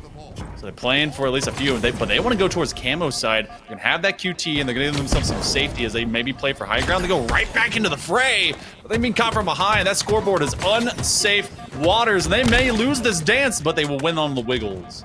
Yeah, it's a good idea to kick it off, to QT out, but you have to allow Franklin to go to work first before you get it back done. But luckily for them, for Pharmaceutical, Franklin was ready for it, and another rotation around is very happy to just go in front end of bottom garage and then just rotate up towards window and kind of go play the back and forth game that kept them alive positionally, kept them in a situation where they were able to position themselves well and get these kills and continue to have a little bit of an edge here as of late to try and at least work back against Cat Smile. They're going to run down this lane, finally getting some points. Looks like they're going to try and rotate off of green, and that is a bank shot. All right, cool. That's exactly why they put the ricochet back in the game, baby. So you can be able to slam those off of those walls. as well as from the floor. So they find one. 10-4 is Baxter. Kind of the shining light right now here for Pharmaceutical. And just as they need them, they begin to get around that 30-33. Catsmile Gaming is receiving some quick holes in the ears. They're going to try and clip them and dip them, throw them over towards that other side. Oh, right between the legs. Outcast is doing yoga. I was about to say, you know, I was saying earlier that you didn't want Ninja to have this sniper, but they're doing a great job to kind of maneuver around it regardless by being able to use the repulsor and kind of work around him and have multiple targets for him to try to focus and throw that focus off rather. And I think it's been working to some degree here. They're able to take this up even further, which is a surprise to me, the way that things kind of kicked off. But Pharmaceutical finding their map 1, map 2 groove here in map number 3 as well to try to force their hands and potentially win this first best of 3 oddball. I do like that they're not going for the reset cycle. Maybe because those are much more kind of camped, but they're not heading towards that B side of green. They're not moving over towards that main tower. And I wonder if this is literally just not wanting to have to handle the spawns. They have controlled this to this corner.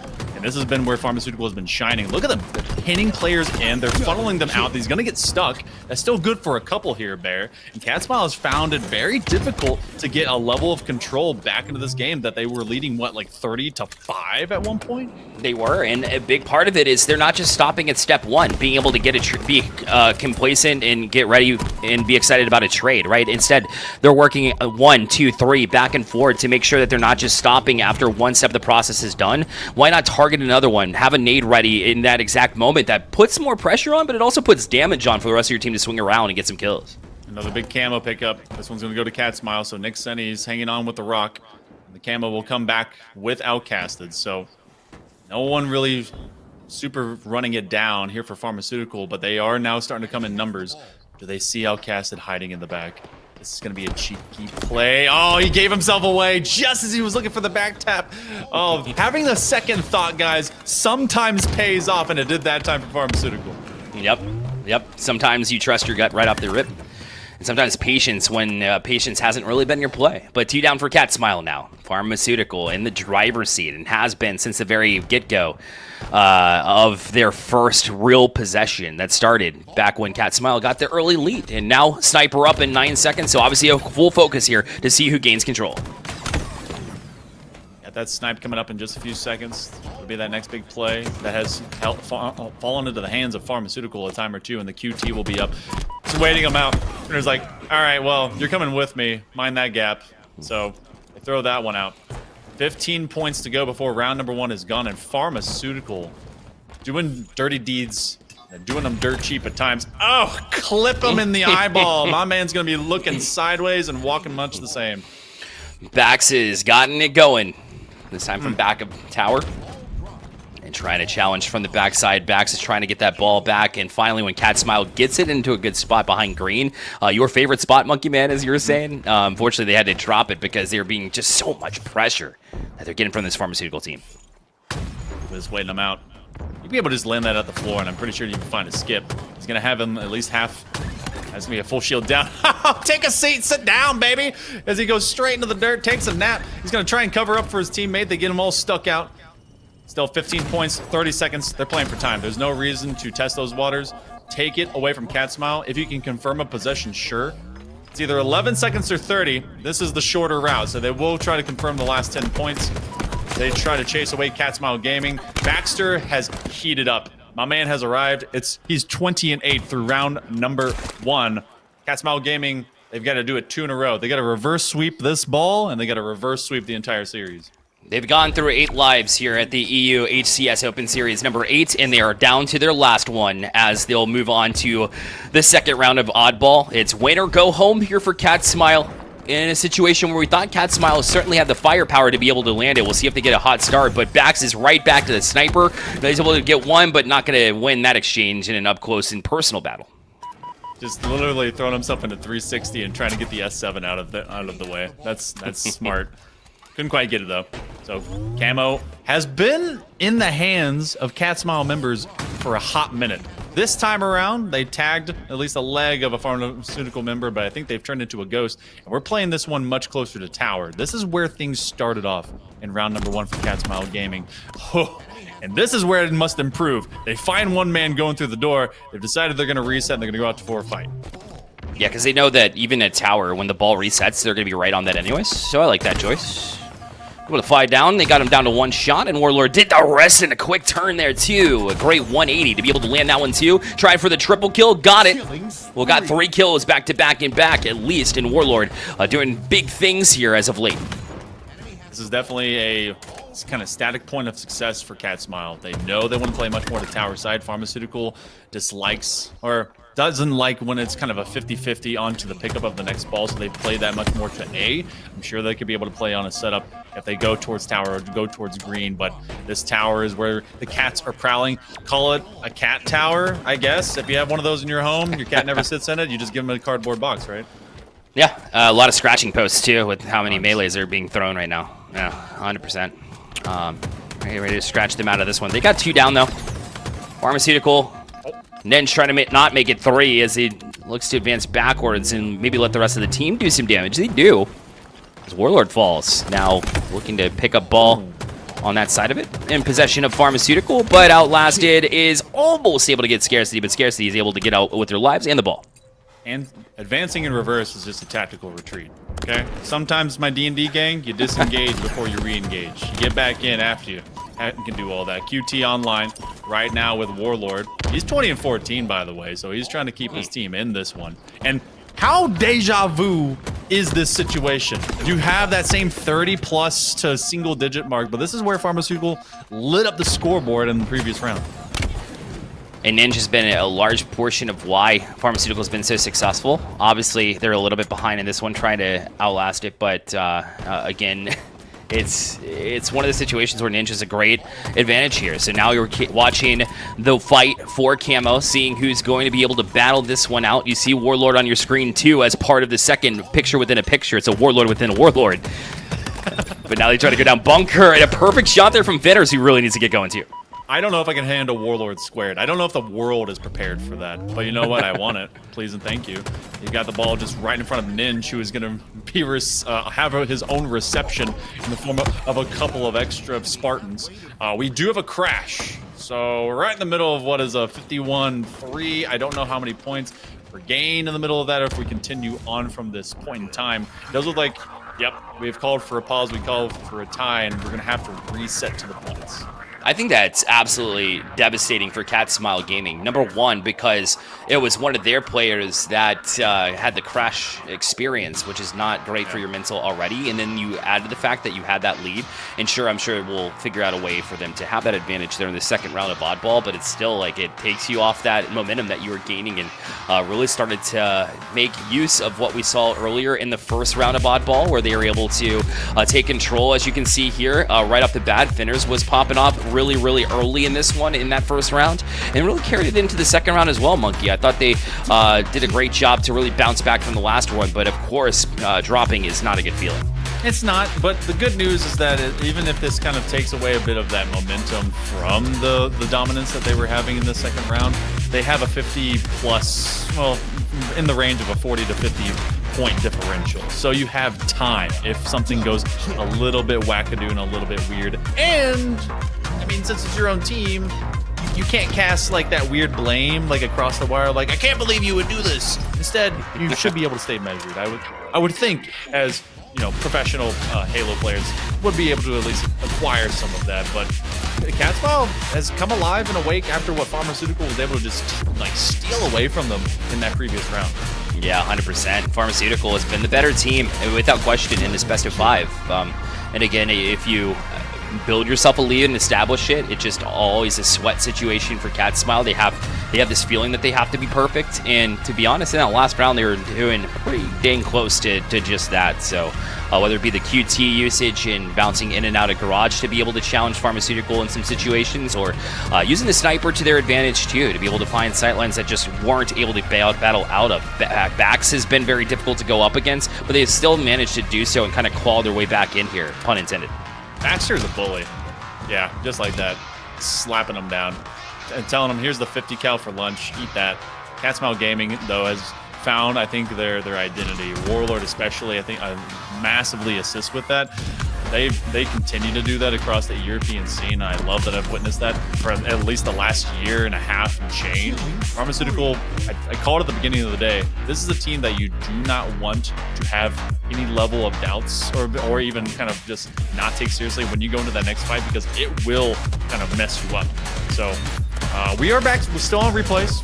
We still haven't been able to kind of lay off of this. We also got to give some credit. Catsmile was not just playing, just kind of winning out the Slay game. They consistently were controlling utility, and this is where we found the majority of these fights. That's right.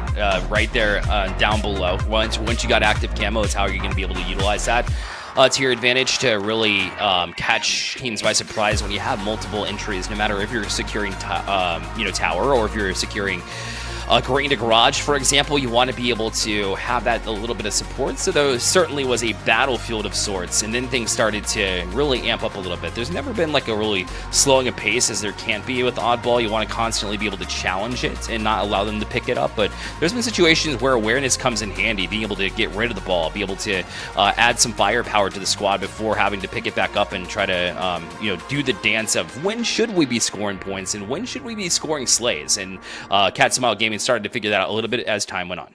It's definitely really interesting now over the course of so many professional years, seeing when you choose to do those engagements, when you choose to go into those firefights, because some players and some teams, they kind of overextend, and sometimes you underextend. You take the ball and you play like a man down basically into a 3v4 for so long, and you're playing at a disadvantage based on utility and weapons that you have. And then sometimes you're like, all right, toss this out early. I'm like, dude, we got 3 seconds. Like, what?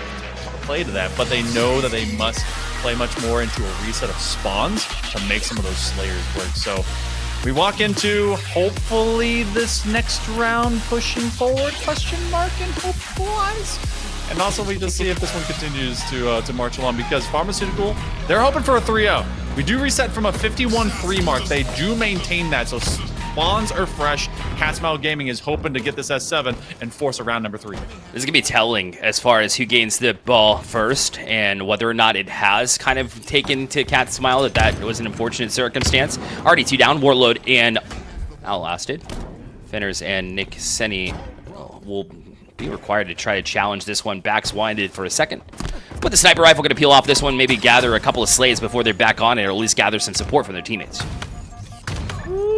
Close quarters combat as CQC with that S7, and they're going hunting. So Baxter, he knows that he's going to try and cover down for this camo as that spawn is coming through, but as soon as the call came out that they have a big old snipey wipey, they're going to try and get away from it. Oh, can't land into the big carapace of that Beetleborg that was jumping up the steps. Baxter becomes a memory, and now that sniper is available for pickup if you can get there. Yeah, as you saw in the PIP, they were able to get that. That was a quick shot there from Ninja to be able to challenge that early and be able to land it. That was clean.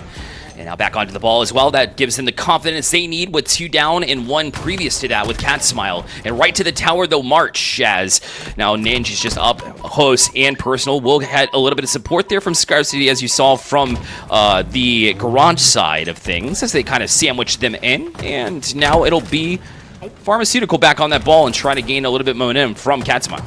As a solid nade. All right, now you had mentioned a bit before that Catsmile has to definitely keep themselves at odds and ends and evens, because they were the ones with so much momentum. If they end up falling back because of where they were and they don't have that supreme map control that they were putting into Pharmaceutical, this would be a tilt point. They finally get a hand on the rock. Pharmaceutical is at least repelled momentarily, and this one's tossed all the way to A side. So decided to go right into the den of the beast. Pharmaceutical, this is where they like to play, and Catsmile Gaming has stolen their territory. I think they could have put more on the board there. I know you obviously get a little bit of antsy knowing that it's quick. Oh, wow, just got that kill just before they tuck behind that wall. So Finners is certainly in and focused. And the ball open. Your garage, you want to be able to at least get it back up to a safe spot and score some points here for Catsmile Gaming. So they're right back on it. Will be challenged. Good throw here to toss it out to the main area. They can pick it up with the card too. I saw that, but a double kill from Bax comes through after the nade. Fantastic nade to force that flush out of the ball, and they're going to toss that one over the top side of Bridge. So with that mid control and now with camo, Baxter is not the beast you want in your back lines. As he gets that, you're looking at a timer, I think it's about 15 seconds before the sniper comes up as well. So that all that damage begins to pour out, copious buckets thereof. Sidekick my love, my absolute best friend. It is such a great just spam weapon. Be able to find so many people, but you're gonna have the camo, you're gonna have that S7, and now they're gonna try and equalize them. Take a frag, take a big bullet to the visor. That takes a whole nother level of confidence there, Monkey, because you have the sniper in hand, but you're also camoed up. You give away your position, you have to hit that shot. Bax was confident in it and landed it. That was fantastic work. Does he know that someone's still around that corner? I think they have an eye to it. They're right behind sandbags, and so that's gonna be the cleanup. A little bit of a team shot between friends. Oh man, what you had mentioned has come to full fruition. We are at 66-65. Pharmaceutical tied it, leading it. That momentum completely erased from round 2 pre-reset. That's right. Again, I called it out. You can't let this happen if you're Cat Smile, but that's the same attitude that kind of lets it happen, ironically. Right? When you're like, oh, this cannot happen to me, and then suddenly you have Bax popping off. We have everybody in chat saying Bax feeling it. That is an understatement. Dude is rubbing shoulders. He is making sure everyone feels good on his team, and he is just murdering anyone that stands in his way. Look, I'm so sad that the numbers from the previous round wasn't there because he was on a heater. You add like 20 to this, he's probably at least near 30. But Ninja 13-7. We're gonna be online with him. He's not been any worse for wear. He's definitely been putting some work in, trying to cover at least from this door if they were to advance, but he's caught from behind. Cat Smile finally gets a hand onto the rock. They get 3 down from Pharmaceutical. Man, bad dreams, weird nightmares here for them. Yeah, even in that situation and scenario, they weren't able to battle the what should have been a win, in my opinion, there from Nixony. So, and I believe that was the one to drop a little bit earlier. So maybe still thinking about it a bit. And now checking your back, checking your 6. You don't have that support either. So Franklin gets an easy pick here, right on screen, trying to challenge the second one through garage. Great job to peel off it to get one thing and a double. Franklin is just weaving in and out and finding value as well. One last camo to end it out. You have 10 seconds to go. That doesn't even have to really seal the deal. It will definitely help things along the way. Cat Smile Gaming is going to be spawning on the opposite side of the map. They're going to try and push themselves through, but they have no idea that they are caught behind enemy lines. Is that a stick? Yes, it is. Feel the spikes get nailed to the wall. You said tilt zone if this happens, and that's exactly what happened. They're going to be able to just ride this out, get the 100. And Pharmaceutical advances on to the lower semifinals in a huge fashion, 3-0 over Cat Smile Gaming. Fantastic work, man. That's you take advantage of the situation if you're Pharmaceutical. They didn't drop out. It was a Cat Smile player, and unfortunately for Cat Smile, you just kind of look and you're like, why, Ethernet? What happened? The game shut off, something about it. 51-3 becomes not that at all. 100-74, and that's a 2-0 to this live fire oddball. Pharmaceutical will be moving on, and I believe that we have confirmed. Let me look at my handy-dandy bracket, which you guys can also do with exclamation point bracket. They're going to be playing against Genesium.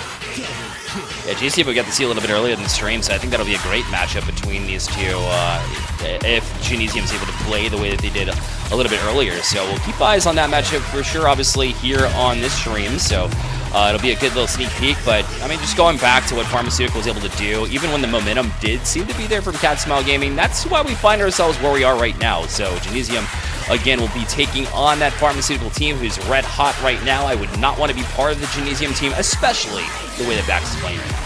This is a big moment, too, because I know there's a lot of points that you still have to kind of re-rack and stack between some of these teams.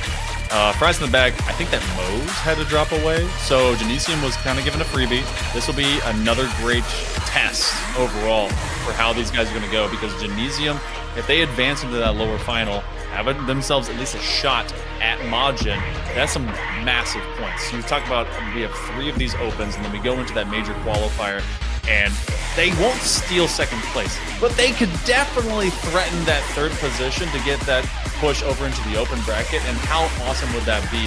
Everyone's just basically fighting to see who can be able to make it over for that final major in North Carolina. Yeah, of course, exactly. Plus, you're battling it out if you're able to somehow, catch Majin by surprise and get a 2nd place finish and, first of all, a grand finals appearance, which would be insane. Great experience to go up against as well. But then $375 per team for that 2nd place finish. And, of course, not likely, very tough to go up against Nemesis, but $1,125 on the line for 1st place, too. The only way that you do it is by winning matches here and now, and that's what Pharmaceutical is able to do. Well, we're going to see all that and more. We've got a lower semifinal just around the corner. It's going to be Pharmaceutical and Genesium. And you guys sticking with us, make sure you do so. We've got EU HCS right around the corner.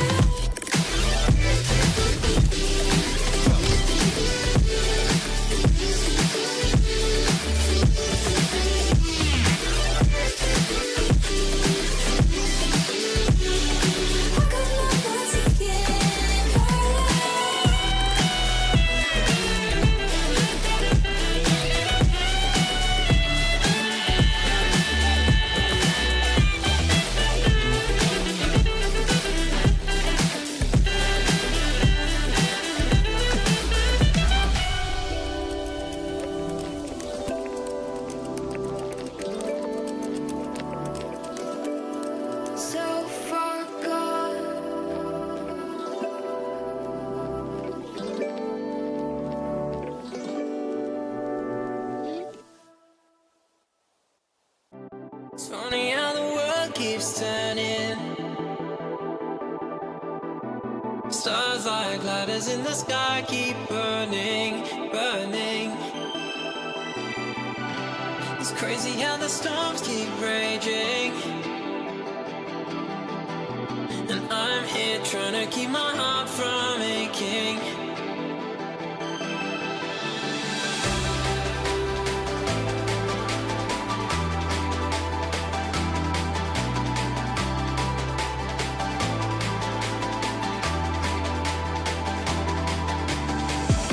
It's funny how the world keeps turning. But here with you, it's like my life's returning. Whoa, it's crazy how we're not just falling. But I'm losing balance here, my heart's gone all in, all in. Starlight burning in the night sky.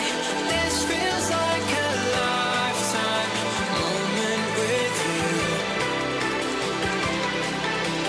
One day things will turn out better. We could be together. We could be together underneath the stars.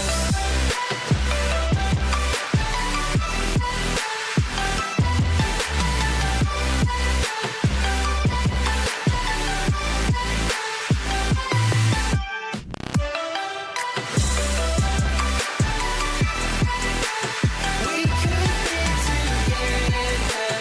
We could be together underneath the stars. When I see you, I see forever. And when I'm with you, we could go wherever. It's crazy, I don't feel the pressure. So take me with you on a new adventure. Starlight burning in the night sky. This feels like a lifetime moment with you. One day things will turn out better. We could be together. We could be together underneath the stars.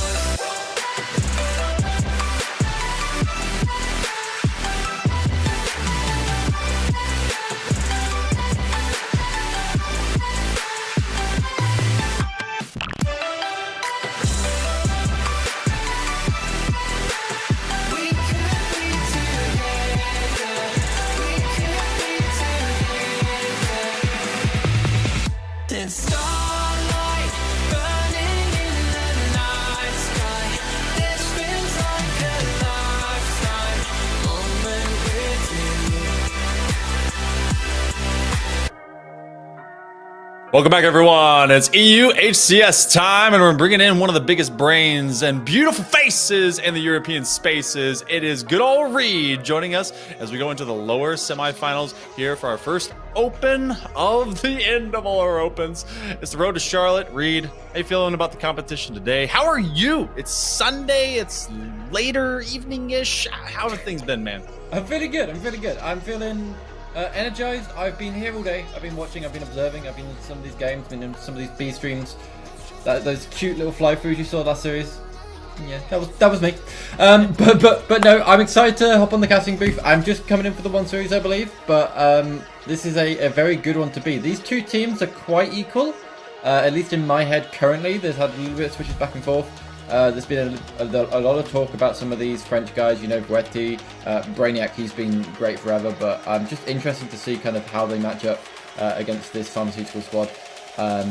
Yeah, I'm really here and I'm really excited for it, and we're going to be starting off with Oddball Recharge, and this was interestingly the map mode combo we saw Nemesis lose earlier in their series against Majin, or the new Majin squad, so yeah, I'm excited to see if we'll see another upset. see if that does occur. There was some conspiracy theories being lifted out there that perhaps the oddball was lost because they wanted to get some extra practice on lattice, but like any good piece of lettuce, it had to have extra dressing on top to actually get flavorful. So extra spice. Anyway, we'll go to charge ball in all of a moment. And we talked about this over the course of the day, and usually it's not like too heavy of a thing, but I feel like it is this time around. Because we get so many opens, we get so many ability to go into these qualifiers. The seeding and the points that are gathered by these teams, because there is just that last potential, and you have to be able to get enough to be able to hit that third place and get your travel coverage and everything for going to the open bracket. That is the most important, I think, right now, especially with Fries in the Bag not presenting themselves to fight against Genesium. Both these teams now have a chance to really make that big lunge up in the stack column and maybe even do something crazy against Majin later on. Yeah, so it's interesting, right? Because I don't think Mose would have left and not carried on if they were worried about not making seeding, or if they thought they were going to make travel coverage. Yeah. But if you've got a team of 4 people, right, and you're sitting up there high and pretty in the points, and you lose somebody, you lose all those points that one person has. Right, so it's like very important to try to keep that core roster together, and that's why we see less roster movements up in the top end. But you know, with people like Sica leaving because he's got a new job lined up, they're bringing in Septiq. I mean, Septiq has a good chunk of HCS points, but you know, he's no Sica, for example. So there's definitely the chance for like some kind of replacements and upsets going on here, especially if we see more roster movements. I mean, Callie was saying in chat that maybe we'll see more European teams show up in the brackets at Charlotte.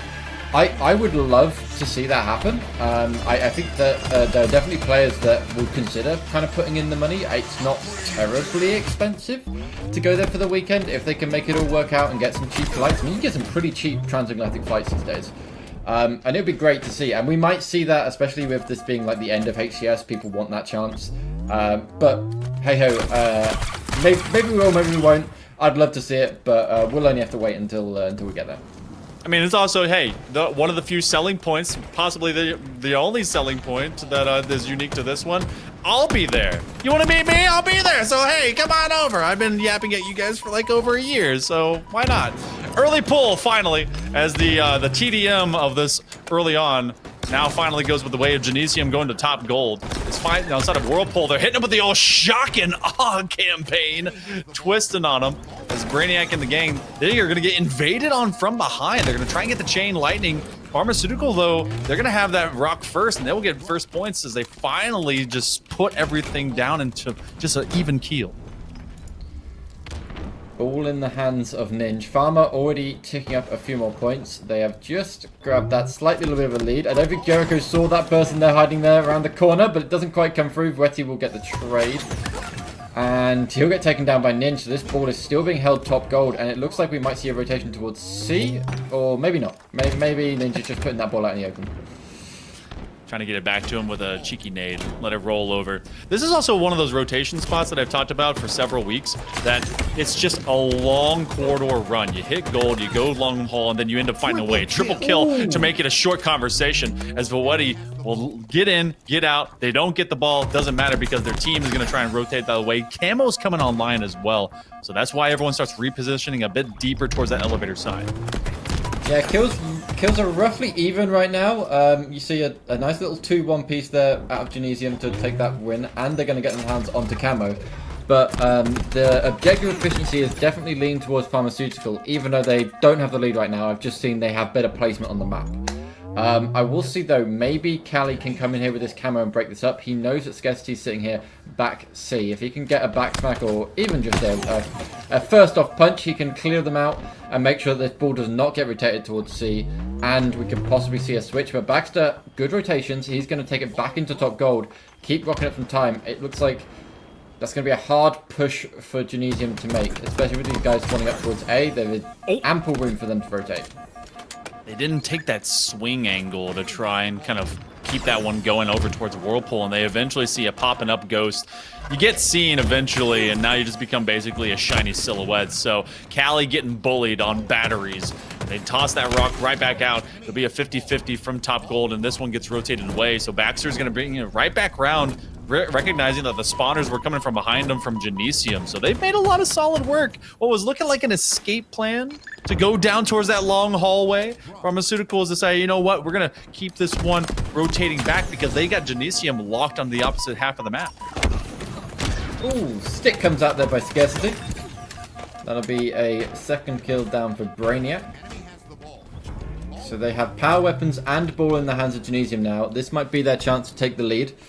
They're going to keep getting an eye out. And those are pretty unfortunate spawns, but luckily for Franklin, that was not a hit to the head. 2 players have been called out here long haul. If we can get a good pin down with the shock rifle, this lead can continue generating. Camo's up in the second as well here, Monkey Man. So, although we're seeing a lot of rotational plays come out here by Pharmaceutical, it looks like there might just be enough raw firepower to keep them at bay for now. And they've got 1 man coming from that C platform to cover for that, because you had 2, 1 ball, 1 shock over towards this gold-red pipe situation, and they sent 1 over from opposite platform elevator and from C from Genesium to try and at least get a Vi into camo. So they weren't too worried about it. It's a solid call out from top glass, but they end up just finding him anyway, and then they die from underneath. So dead ringer, 56 all, and everything has been fire focused here on this top end of batteries. Pharmaceutical is chasing ghosts at this point now, as they're going to see the lead snatched away from them by Genesium. Yeah, I mean, I must be honest, this map plays so much different with this 45-second camo. I mean, the camo is so crucially important. You used to kind of be able to ignore it. You're like, if you've got a ball and a good setup, you can maybe let them get camo if it meant that you could get another 20 seconds on the ball and didn't have to completely undo your setup. But right now, with a 45-second camo, it just absolutely changes everything. I mean, we saw how long Cali was alive before. We didn't see the same amount of Pharmaceutical. Luckily, that trade came through against Scarcity, but you know, it's a complete upset for this, and I just love the yoink there as Scarcity. He juked his own teammate. Just went right back around him. And that's very true. You've seen basically for half the duration of waiting for next camo, you're being able to use basically all of it. Oh, Cali doesn't see him in the corner. They get ball back.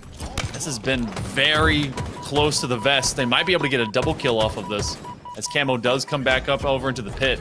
They're looking at points. Brainiac is also looking to rotate. It would be one of the few times that maybe escapes this upper area from this balcony. They're going to chase with it.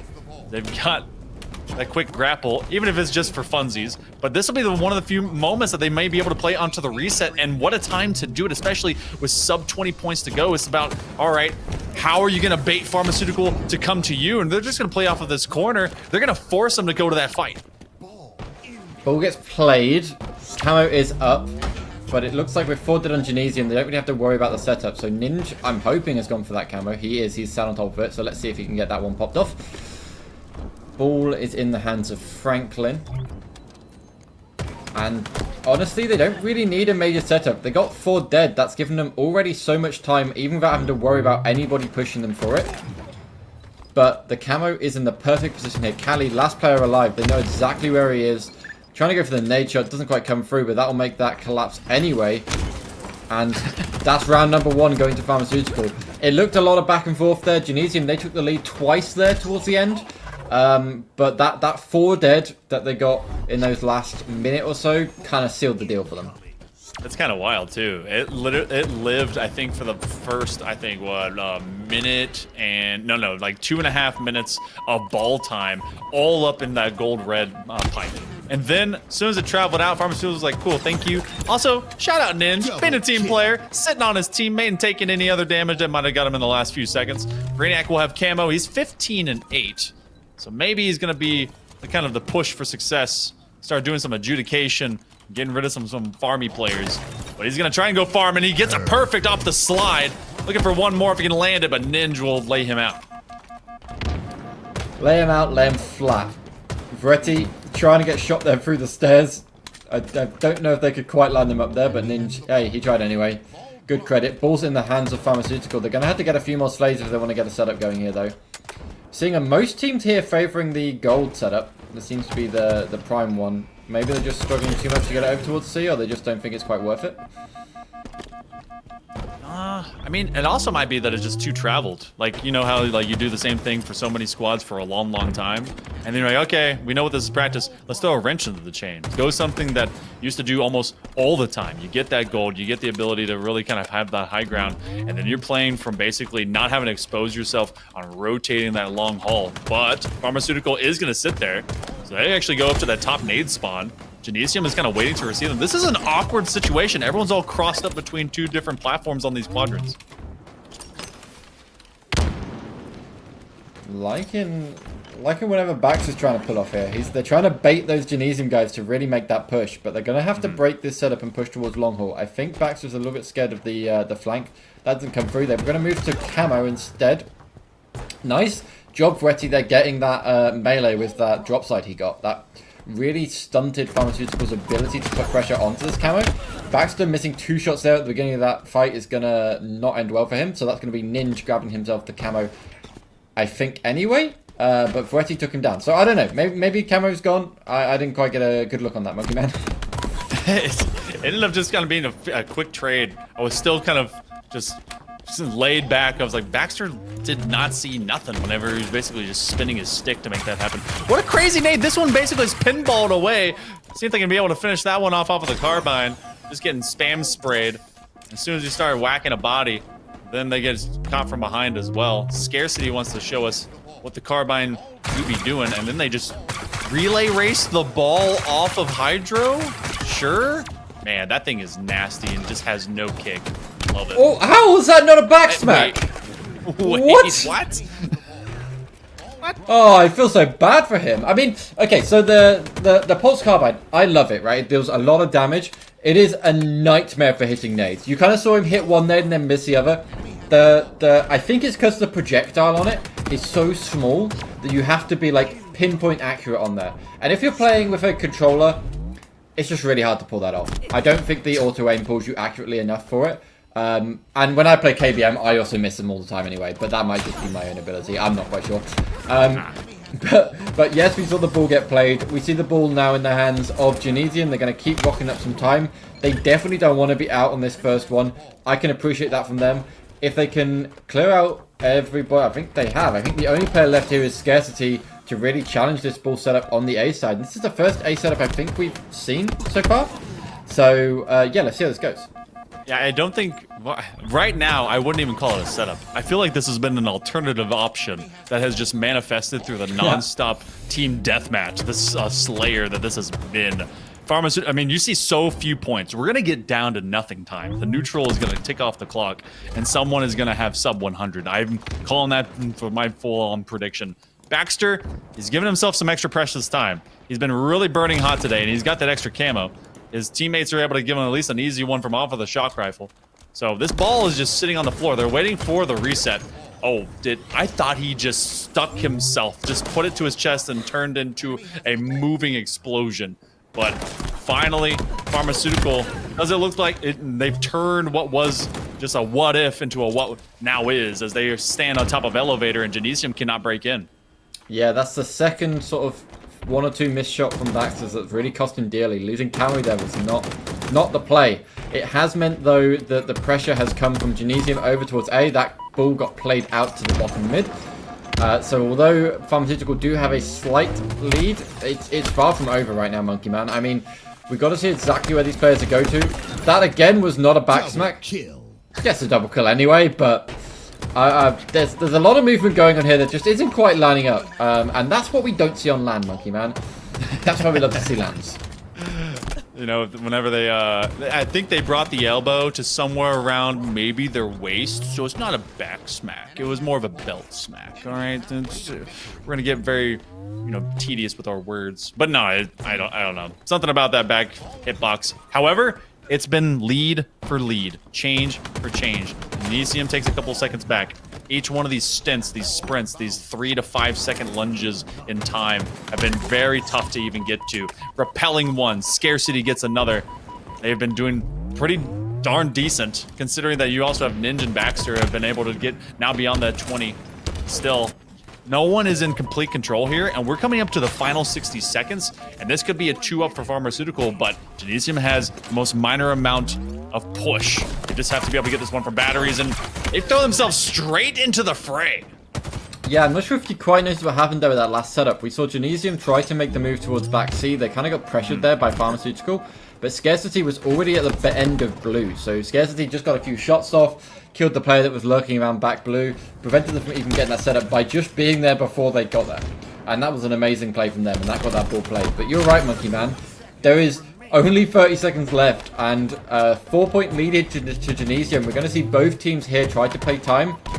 Genesium, they're going to try to keep Pharmaceutical away from this ball the best they can, and we're going to see Pharmaceutical try their hardest to touch it. But it looks like Genesium are going to try and move into black gold. I don't really agree with that at all.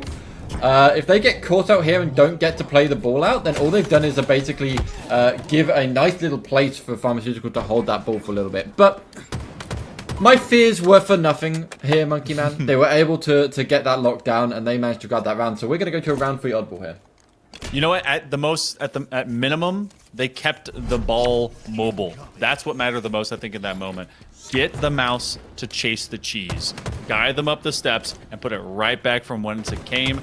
But in the midst of all that movement, Pharmaceutical was literally just being dissected. Much like my biology class, I got to see the inside of the skull and no thoughts found. Pharmaceutical goes 3 down, make it 4. Everyone wiped off the board as Genesium starts off scary. Yeah, a great start from them, and a good movement there by Franklin. He knew that there was trouble afoot, so he made that lurk all the way into back gold, and was able to just sit on that back platform, watch the ball, and just make sure that even though he was the last player alive, he could really prevent them from getting a setup originated, and that worked well for him. So, like, even though Genesium got a really great early start, they didn't really get much for it, right? They got 5 points on the board. I mean, what's that? That's nothing in the grand scheme of things. And now we even see Pharmaceutical here starting to get their setup. Yeah, they're going to go long haul, and then you're going to try and chase them from off of that corner. So there goes the ball reset. So they're going to play that one away. So they got 7. So, you know, quick 7 for 5 trade. Franklin caught in the corner. 360. Yeah.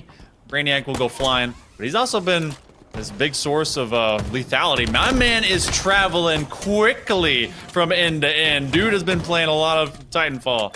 All right, I bring that up because the physics just cruising, and Franklin already being shot down again as 4 fall out for Pharmaceutical. This is Genesium needing to build points in this moment. Yeah, I'm loving this. Brainiac, he's flying all over the place, but he's winning his 1v1s, and that is absolutely huge. He's picking apart. That nade, again, amazing. He's really picking apart this Pharmaceutical squad. He's just keeping them away from his teammate on the ball, and that is doing absolutely wonders. I mean, I would have liked to have seen a bit more time there by Genesium. If they'd had a little bit better objective efficiency, they could have made that happen. But there is only 2 players left up for Pharmaceutical right now, and it looks like they're not going to be able to put pressure on this ball anytime soon, because Baxter, he's just locked out here on glass. There's a player top gold able to stop it. Brainiac, he's grabbed himself that camo. He's down though, so that's that one wasted. I think that actually ended up being burned. So yeah, that was a good, at least, utility use to try and get rid of what has been such a marquee pickup for all these teams today. So Jericho is going to be directly under fire. He's going to get chopped down. Quick axe from tree. Franklin trying to at least do the same thing a second time in a row. Does he escape? He does. Barely with his life. A 20-point diff in favor of Genesium right now. We've had Brainiac that's already perched beyond 30. Same with Ninja. Weddy's trying to join the 30 for 30 club. Scarcity will be stuck under the steps, and Ninja will defend his teammate. Franklin, last player up for Pharmaceutical. He's out of question right now. He's just been called out already by Genesium as well, so they know exactly what's coming. They know exactly what to expect.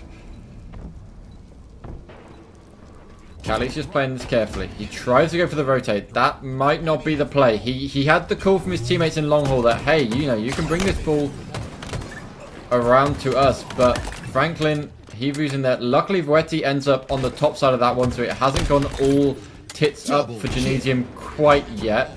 Baxter, last player up for Pharmaceutical. This ball's going to be on the move by Voetti, and with a back C set up here, we're going to see a decent chunk of time, and this is looking scary right now. Yeah, this has become consistently Genesium. What was Pharmaceutical catching them fly? Both these teams have not played each other today. This is their first iteration, and they're getting it from a micro BO3. But, oh my goodness, looking for the triple. They're going to get a team assist off that instead. It has been 5 to 6 times that Pharmaceutical has been wiped out at the hands of Genesium. Genesium took round number 3 by storm. There's about 13 more points to be able to get this one done. They have a reset if they really need to. The ball will be played. Camo comes up. I was thinking Genesium might be able to just end the game right there, but they decided to play it safe. Yeah, Franklin, he tries to get the camo, pops it, gets taken down. That's not going to help out Pharmaceutical right now. They are going to go for the C setup themselves, but they don't know Brainiac's up here above them. If Brainiac can take down Ninja, Cali's here to back him up. We may see this ball get picked up by Genesium, but I would be very surprised if it doesn't get played instead. Although, oh, that is some good restraint there from Pharmaceutical. They, even though they were in a 2-on-2 situation, they knew the backup was coming from their team, so they relied on holding that ball and keeping it alive, and that worked out really, really well for them. So they've been able to keep this really long setup by C. They have the potential to close the gap a lot here, Monkey Man.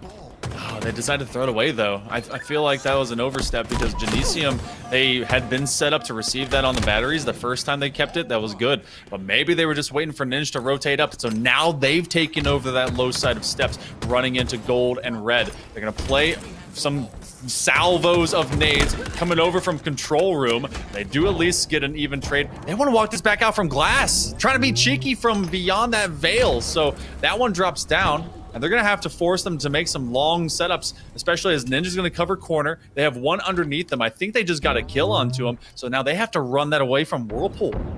This feels like a classic case of Genesium just wanting to close this one out and just thinking that they could do it easily. And Pharmaceutical, they're well too practiced to make that happen. They know how to play these situations, and they have closed the gap from, what was it, 20-88 to 70-88? Basically neck and neck right now, and it's all their game right now. Franklin, he's got it in hand. He's going to try to move it back gold. There's no one really to stop him. He may take a few shots in the back, but that will not be enough to take him down. This gap is basically all but neutralized right now, Monkey Man, and oh, this is looking scary. Yeah, they got Camo coming up. This will be the last big pickup. Gotta be able to get a few precious seconds. They've been able to get at least one clear. Half the team down for Pharmaceutical. They didn't catch up. Ball is up in top red. They're getting chopped down. Oh, and that'll do it. Genesium will take this first map. They're gonna have Camo, they're gonna have Shock, and they're gonna have Pharmaceutical at a spawn too far. The focus was there. It was scary Terry time, but Genesium will be able to take this first one. They'll go up 1-0 in the series, and this is already looking the kind of spice that we want for our second to last meal today. I'm so glad, just for their own mental ability and mental saneness for the rest of this series, that they were able to win that at the end there. Because when you have that big of a lead and you choke it just trying to get over the line, and we've seen that time and time again, it's really heartbreaking. But luckily they were able to finish up. I mean, look, we have a 2-point difference here in terms of total oddball points. That is how close this game was. Good lord. Yeah, and this was looking like a runaway train in the third round. You were thinking, all right, cool, it's like 70 points up. This is going to be completely lopsided. And then, nah, it was definitely a comeback. Pharmaceutical forcing Genesium to kind of live up to the point totals that they got. And, I mean, same thing for the damage, the output. You had basically a very balanced effort by both these teams, and it came out to all of a little bit for Genesium to take them by the skin of their teeth. But I mean, so much of this came down to just very narrow moments to execute, and Brainiac had his times where he was just looking like he was playing a completely different ball game. Yeah, I mean, good credit to Brainiac. He broke the 40k mark. I think he may have only had actually 40 kills, but still, there's a 4 in there. Good job for him. That was really well done. But these clips, I mean, there was so much going on right now. It was absolutely mental. I mean, a 3-round oddball is basically a 25-minute affair, just going on and on and on forever. And they were so in tune. I mean, we were seeing back and forth in those first 2 rounds where one team would take the lead, the other team would take the lead, and there was basically nothing in between them. But we're going to go into a Slayer here on Aquarius, Monkey Man. And this I expect to be different. Just the tiniest bit. All right, so I guess from what you saw, I guess if we see a runaway train, I will be actually very surprised. I think that we're going to be in tight-knit territory until about mid-30s. And then you're going to have kind of maybe a 6-point breakout. And that's where we end up kind of laying things up. Baxter started to trip at the door. Maybe he's getting a little bit tired today.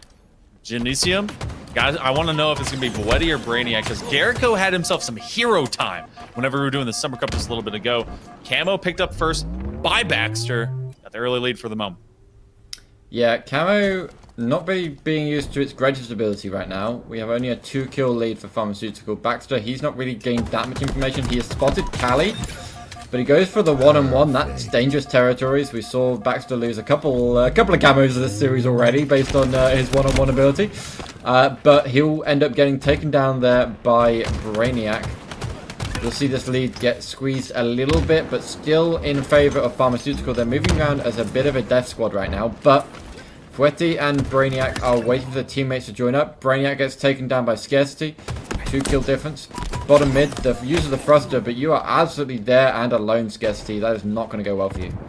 Yeah, low mid, top mid, and off to your right of utility. Basically covered on every angle. It was a neat reverse thrust just to get them at least out of one. But as soon as you were beyond one POV, the next one popped up. Genesium takes themselves into a very narrow lead. So going to use that threat sensor, see where the spawns are coming in. You were talking about the death ball. It's basically a tumbleweed covered in knives. It just comes firing at you with a harsh wind and see if it's going to just dice through you. But Genesium, it's difficult to get Pharmaceutical because they're not pressing pace. They're playing this one patient. Yeah, I'm not sure how I feel about that push there from Brainiac and from Jericho. Jericho was all by himself in Courtyard. You saw Brainiac push bottom P side. Bottom P side by himself. Like, just not a massive amount of team cohesion going on there. I'm hoping that was just a slight misstep and we don't see that continue. But we are 13 and 13 and all tied up, so both of these teams know exactly how to shoot their guns, so that's good to see. We'll see a bit of a trap back and forth. Voetti with the camo. So camo has now switched to the other side. That's one camo apiece. Let's see if Genesium can make more happen with it. Voetti top mid is kind of a dangerous feature, and look at where both these Pharmaceutical players are. They're about to be at least divided, might be conquered as well, so that'll be the first one out for Voetti. He finds a target unknowing. He's going to re-navigate this one. I like the reposition. He's going to get at least another one. There goes Franklin. Another perfect to add to the collection. Couple of gold stars. Put another one on the paper, and all of Pharmaceutical is stuck in the spawn. Voetti's going to give them some premium intel. He's decided he's been seen. I don't think he was. He could have backed that one up, but he decides to give his life. Yeah, good information gathered, but nothing he could do with it.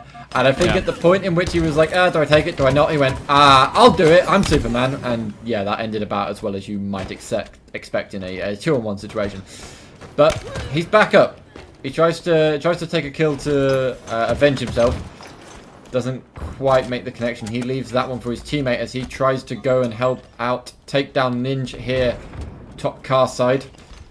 Has a bit of information with Baxter as he knows the push has come through. He's put himself in a bit of a precarious position now. But if he can live up here, that's going to be absolutely huge. And he's going to help Genesium maintain this momentum.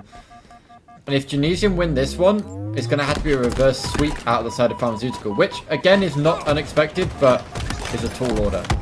It's still a difficult thing, no matter the esport, no matter the regular sport. Reversing out, man, you don't want to have to be on the other side of that. Even Trade and Baxter living the 4 and 7 life. In fact, it's all negatives except for Scarcity right now here for Pharmaceutical, and they are seeing this one dip quickly. Genesium, the early game of this was definitely very tight, and now it's been extended as we've hit double digits. Oh, but being cut down.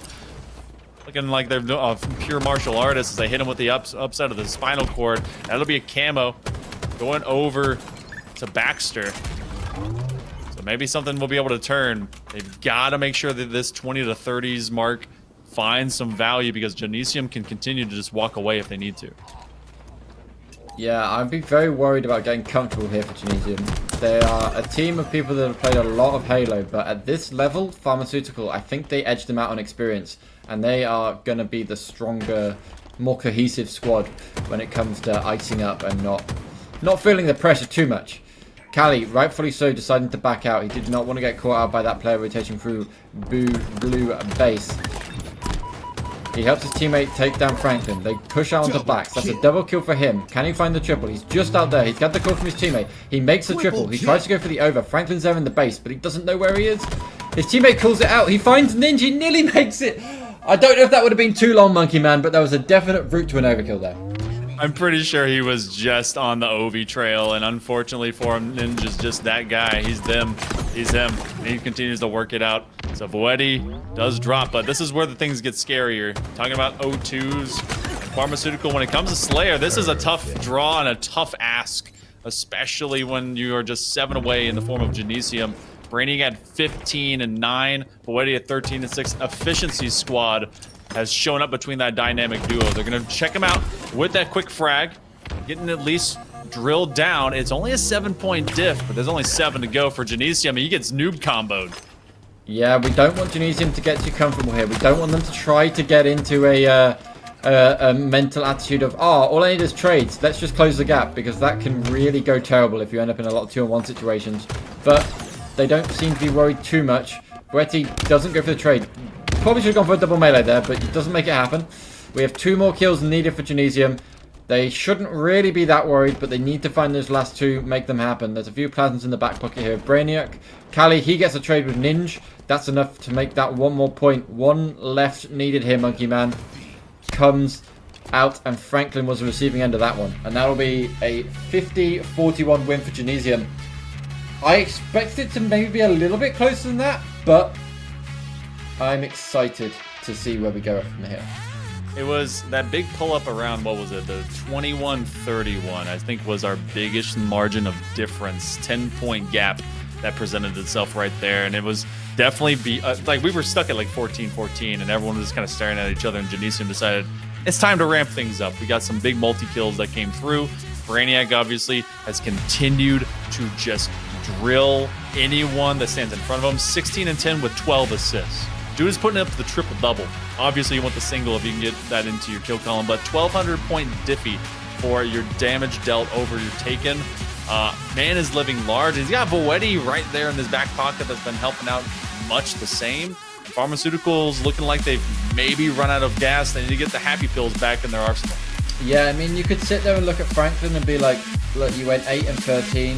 I think that was the final score anyway, but he was the negative guy on Pharmaceutical. You could look at that and think, that was your problem. Why when I say that does there have to be Franklin using the pit and making him look bad? No, what I was trying to say was he had more damage than the 2 players at the top of his leaderboard. So he was getting his damage out there. They were just struggling to get that follow-up. So if they can kind of get that team cohesion working a bit better, make sure they're back and back, then they'll be doing a really good job. Like, he was clearly there with the team, getting the damage down. He was just, not getting that final shot. So don't think too hard about that. We're going to move on to map number 3. This is my first time casting Lattice, Lettuce, whatever you want to call it. So I'm excited for it. But please don't get too upset when I get the call outs wrong. Well, the cool thing about this map, so I do like the over-under. Everything is exposed on Lattice. The biggest one, we call it the most open area that we've seen on plenty of maps, but I've seen a rock that does insane work on hill number 1. When we go over there, you're going to get the veil. You're going to be able to kind of shadow yourself up behind that. And then you are forced to make a decision. Do you go and try and take top snipe from that upper bridge? Are you hitting that QT? Or do you send a lone man on the totem pole saying it's your job, sit behind this rock? Now, I've seen people be heroes behind that. Let's run over to a good old Lattice salad. It is going to be sniping the hands of Baxter first. Can't quite land the target. Yeah, you see, now the thing is, I do like watching people play on this map, but I think King of the Hill is probably the most hated game mode on it. So let's see how they manage to do with this one. We see the first hill already going to the side of Pharmaceutical. They have a very strong position there behind the rock and with the shroud. So if they can get a good position, and Scarcity can get possibly into that window position you see there up to the left, he can have a good overwatch over the hill. And Brainiac, he doesn't live for long out there in the open. This is such a fantastic defensive cross, especially when you know spawns are coming from that side. Genesium is basically locked to the other side of this map, and they can play just this dynamic duo and then do so from upper bridge to cover this hill. Slapped him in the face with it. 5-0 got the killing spree. 50 cal doing its job. Same with Scarcity. And this first hill is looking very promising. Genesium, I think they're setting up for later, unless they were able to find at least a couple of players. But yeah, they've gone deep into this map. They're letting this hill go. Yeah, you see, Scarcity there was sat small rock. He does get flanked by Bretty in the end, but his teammates went to set up for the second hill. Couldn't quite make it happen. Genesium had already given up on the first hill, so they got into a man disadvantage. That means that this hill is being held by Genesium to begin with, and let's see how long they can hold it. They need to get a few of these overwatch positions. If they can get like red stairs locked down or tower landing, they can really put a lot of pressure onto Pharmaceutical as they sprint across the center of this map. That's the thing with Lattice, right? It's so open to cross from wherever you spawn back into the kind of gunfight or where you need to be that you can really make this a real tough call order for the enemy team. I was thinking that maybe some of that would kind of come up in real time, especially if they were looking for a late triple. Pharmaceutical ends up at least evening things out. I'm pretty sure that this particular spawn outside of blue, or just within blue, is actually where we got to see some massive clips just last week for that EHL Summer Cup. And it was Garrico who hit him with the nastiest triple I've seen on a minimal corridor of space with a snipe. That won't be happening right now as Genesium seems to be in general control. You lose that first hill, even with as exposed as it is, if you don't win that next team fight, it just doesn't really kind of speak well to be able to get back to it. Genesium does at least lose this for the moment, but Pharmaceutical is struggling to have their feet underneath them when they get in the garage. Looks like this second hill will go the way of Genesium unless we can see some magic come out from Pharmaceutical here in the last few seconds. Nope, we don't see it. They start to spawn up. This next hill is all the way on the other side of the map and in an even more defendable position than that one. It's almost like the hills get less open as they trickle on. I don't know if that's strictly true, but that's at least how it feels. And this kind of factory area is where we see Oddball played a lot of the map, a lot of the time when we see this map played. So players are kind of used to it. And now I'm trying to work out, do you call this like green crystal shard, or I've heard people calling it like krypton, like kryptonite? Well, like, I mean, kryptonite's good. Some people call it Ben 10 because, you know, it looks like the Omnitrix. So you just kind of you jump in there and you hit them with some early 2000s nostalgia. I'd call it crystal because, you know, you got that, but kryptonite just feels like some people are trying to get wordy and be cool kids. Looking for this cool kid snipe moment as Brainiac. He will clip him. Maybe he's able to do another one, but they hang him high. That's 3 out for Pharmaceutical. There has been so much progress by Genesium. That first hill did not matter. They are looking to take a second one in a hurry. Snipes in the hands of Callie. Makes a clean connection there with Skesti's head. Skesti didn't even know what was going on. This is the danger hill. No cover at all. Basically visible from every spawn on the map. If I think you really want to try and spawn the enemy team down towards like cargo boxes, I think that's the play. Or if you can trap them all the way back towards like the ice ramp, possibly. Looks like the ice ramp is what they're trying to do, but the problem is they can get through there so quickly, get to where, well, Ninja stood right now, and really get a lot of damage across. But I would say there's a good chunk of time there for the beginning of this hill for Genesium. Yeah, I agree on that one as well, because if you have them on that opposite corner lane, then you're exposed if they make it up. Otherwise, you can keep them on the same side of the map, and then they just can't see you. It's just about defending from that same hallway. But for Baxter, I mean, shots on body, shots in head, seeing if they can be able to make them dead. Genesium have gotten 2 free hills in a row. This bridge will be very telling. Usually after hill number 3, things turn into a big slayer regardless. Finish that one. Are you kidding me? Scarcity, come on! I mean, yeah, like, that happened. It's okay. Everything comes up in the form of scarcity charities. It's okay. Pharmaceutical is finding it very difficult to get any presence on this bridge. Triple kill. Hey, well, Eddie walks away.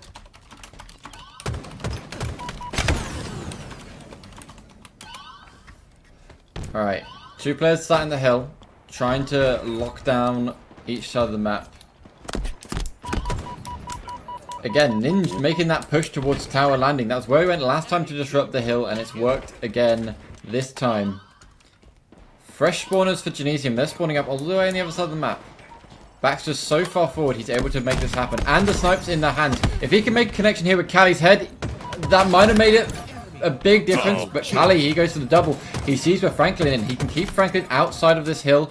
That will do him great wonders. I don't know where that sniper's gone. I think it's still sat there on the platform. If that goes into the hands of Jericho, if he knows it's there, I think he's just spotted it. Yep. Then we may see this one just get clutched out by Genesium in the end. But this has been a very hard fought for hill here, Monkey Man. And that's what we've seen time and time again with this one. Oh, can they keep them just from getting a toe tip? They do. Okay, 4 down for Genesium. They might be able to just take this one away. All of that extra work. There's a ton of time that was burned off the clock. And this will be a run-up. So they're going to go to hill number 5. We're dead even. Two each. Where in the world is hill 5? That's actually way opposite side. Okay, so you're going to be working off of that cargo box. Oh. Going to axe him a question in the form of an exploding bullet. Straight to the visor. Looking for more. They get exposed for one. They try to hit him with a final one in the mag. And then he eventually kind of face plants into the pipeline. But Pharmaceutical, they at least find a chance to stay alive in this because Genesium was looking to run away with Lattice and maybe just go back to the original hill as a victory lap. Alright, movement coming out here for Franklin. Trying to keep these fresh corners from Genesium away from the hill. I'm liking his little position here. He can get a lot of vision. Does get flanked by Brainiac, but he's able to take him down. Ends up head to head with Kali, and that doesn't end well for him. But we do see the hill being maintained control by Pharmaceutical, and no one really left alive on Genesium to contest this heavily. You have a few shots coming across the map. You have Retty taking top mid. Brainiac got a good remote detonation as well, actually. But if he can just keep a lot of pressure onto it, I mean, there's kind of a trade there, but look at how much time there's on the hill, Monkey Man. I mean, I know it's in the hand of Genesium, but they've got a lot of time to gain. What's crazy about this hill and the next hill, you go back to original hill, and it's just a spitting's distance away from where you are in cargo boxes. If you control this lower sector of Lattice, you will have immediate access to that next hill. So that's why you're seeing a lot of investment, especially from Genesium. They also just got to be able to get away from one. I feel like that hill rotation has to change because going immediately off that corner to the next seems just like not a good way to force a team out and just too much advantage to whom already has that success. Okay, Jericho, he's trying to find out what the hell is going on. Can't quite work it out. This first hill is back in action. Brainiac, he's stabbed by Small Rock. He's going to carry on trying to hold that. That Shroud, we saw that come out the first time this hill was there, and it's Big Brain. This window, again, we've seen that window used time and time again. Ninja with the QT, able to get away from that one. Jericho, last player up for Genesium, and he is out of the fight for now. We see full hill control by Pharmaceutical, and this might be the end of the series here, Monkey Man. There's a lot to be battled for. I mean, Brainiac, he's picked up the sniper, but he needs to cross a lot of ground to be able to put any pressure onto that hill. Yeah, his teammates need to be the ones that are getting the fire on, and it's just not going to happen. You have such a long distance to go. Genesium cannot get back to it. The legs a little bit too tired and too iced out by Pharmaceutical. So we go even 1-1 out from that. So, wow. All right, sorry, 2-1. So Pharmaceutical will find themselves at least in the series. We've mentioned it, we see it. You have to reverse sweep through. Yep. We're going to be going over to strongholds on live fire in a moment. Okay, look at the kill spread. It's just, again, these teams seem so equally matched. Neither team's really running away from it. I mean, you saw a 4-2, but so many of those hills are so close. I mean, you saw Pharmaceutical were just able to keep Genesium off of that hill that was on the top, like the sniper bridge. Yeah, it's called damn sniper. But if they weren't able to do that, I mean, there's a couple of well-placed nades, then that would have been basically another hill Genesium. That would have gotten that a lot closer. So scores, they never really tell the full story on that. Really don't. And this was such a kind of a give and take too, like some weird individual fights that I felt like never built up into overall controls. Like that one in particular, like that unofficial almost triple did kind of bleed into this position. But then Genesium, as soon as they couldn't maintain, I think it was over towards Green Room, Crystal, Kryptonite, Ben 10, whatever we want to call it, they moved on from there, especially from that bridge. That's where we spent so much time. And Pharmaceutical just, to be able to win out from that cargo fight over towards the final hill, and then boom, mob drunk. So we go over to strongholds. This could be a 15-minute fight. With the way these have been so balanced here, Reed, wouldn't be surprised if we are here for a plus some amount of time. Right, we have an early hill presence here for Genesium. That means they have left top mid a little bit open towards the side of Pharmaceutical. And they clearly haven't been watching the stream, because if there's one thing you know about watching this stream today, is that you do not want Ninja to have that sniper in his hand. I want to see Ninja's a clips. monster with that. Oh, okay. Goodbye. Bit of some illusion. So, as a fight over mid, fight over B, Camo with Voetti. He's having to see too much. He does know that pharmaceutical spawns are basically sitting towards that A side, but he's going to call for some reinforcements because he just cannot finish off that initial fight. Ooh, Camo and Snipe now in the hands of Genesium. They have A just to fight for. B and C and firm control. Goodbye, Ninja. Ninja's feeling there. His side does a double kill coming through for Voetti. He thinks there's one more big door. That's not true. He doesn't know the two players are back down, back mud. But this might be a dangerous position. He can keep an eye on what's going on in A, but if he cannot turn quick enough to affect the change on C, it will be for nothing. He does get a good nade out there, though. That's decent enough. Franklin, he flies through top mid. He didn't quite know where that snipe went. But he is now in a one-on-one situation here, and the prize is C Hill. He won't quite come through with it. Brainiac was there to back him up anyway. This will be a maintained 2-hold for Genesium. I've seen this story before, and it was usually around here that things started to turn around. Love the flip dip there by Voetti. He's 6-1 right now.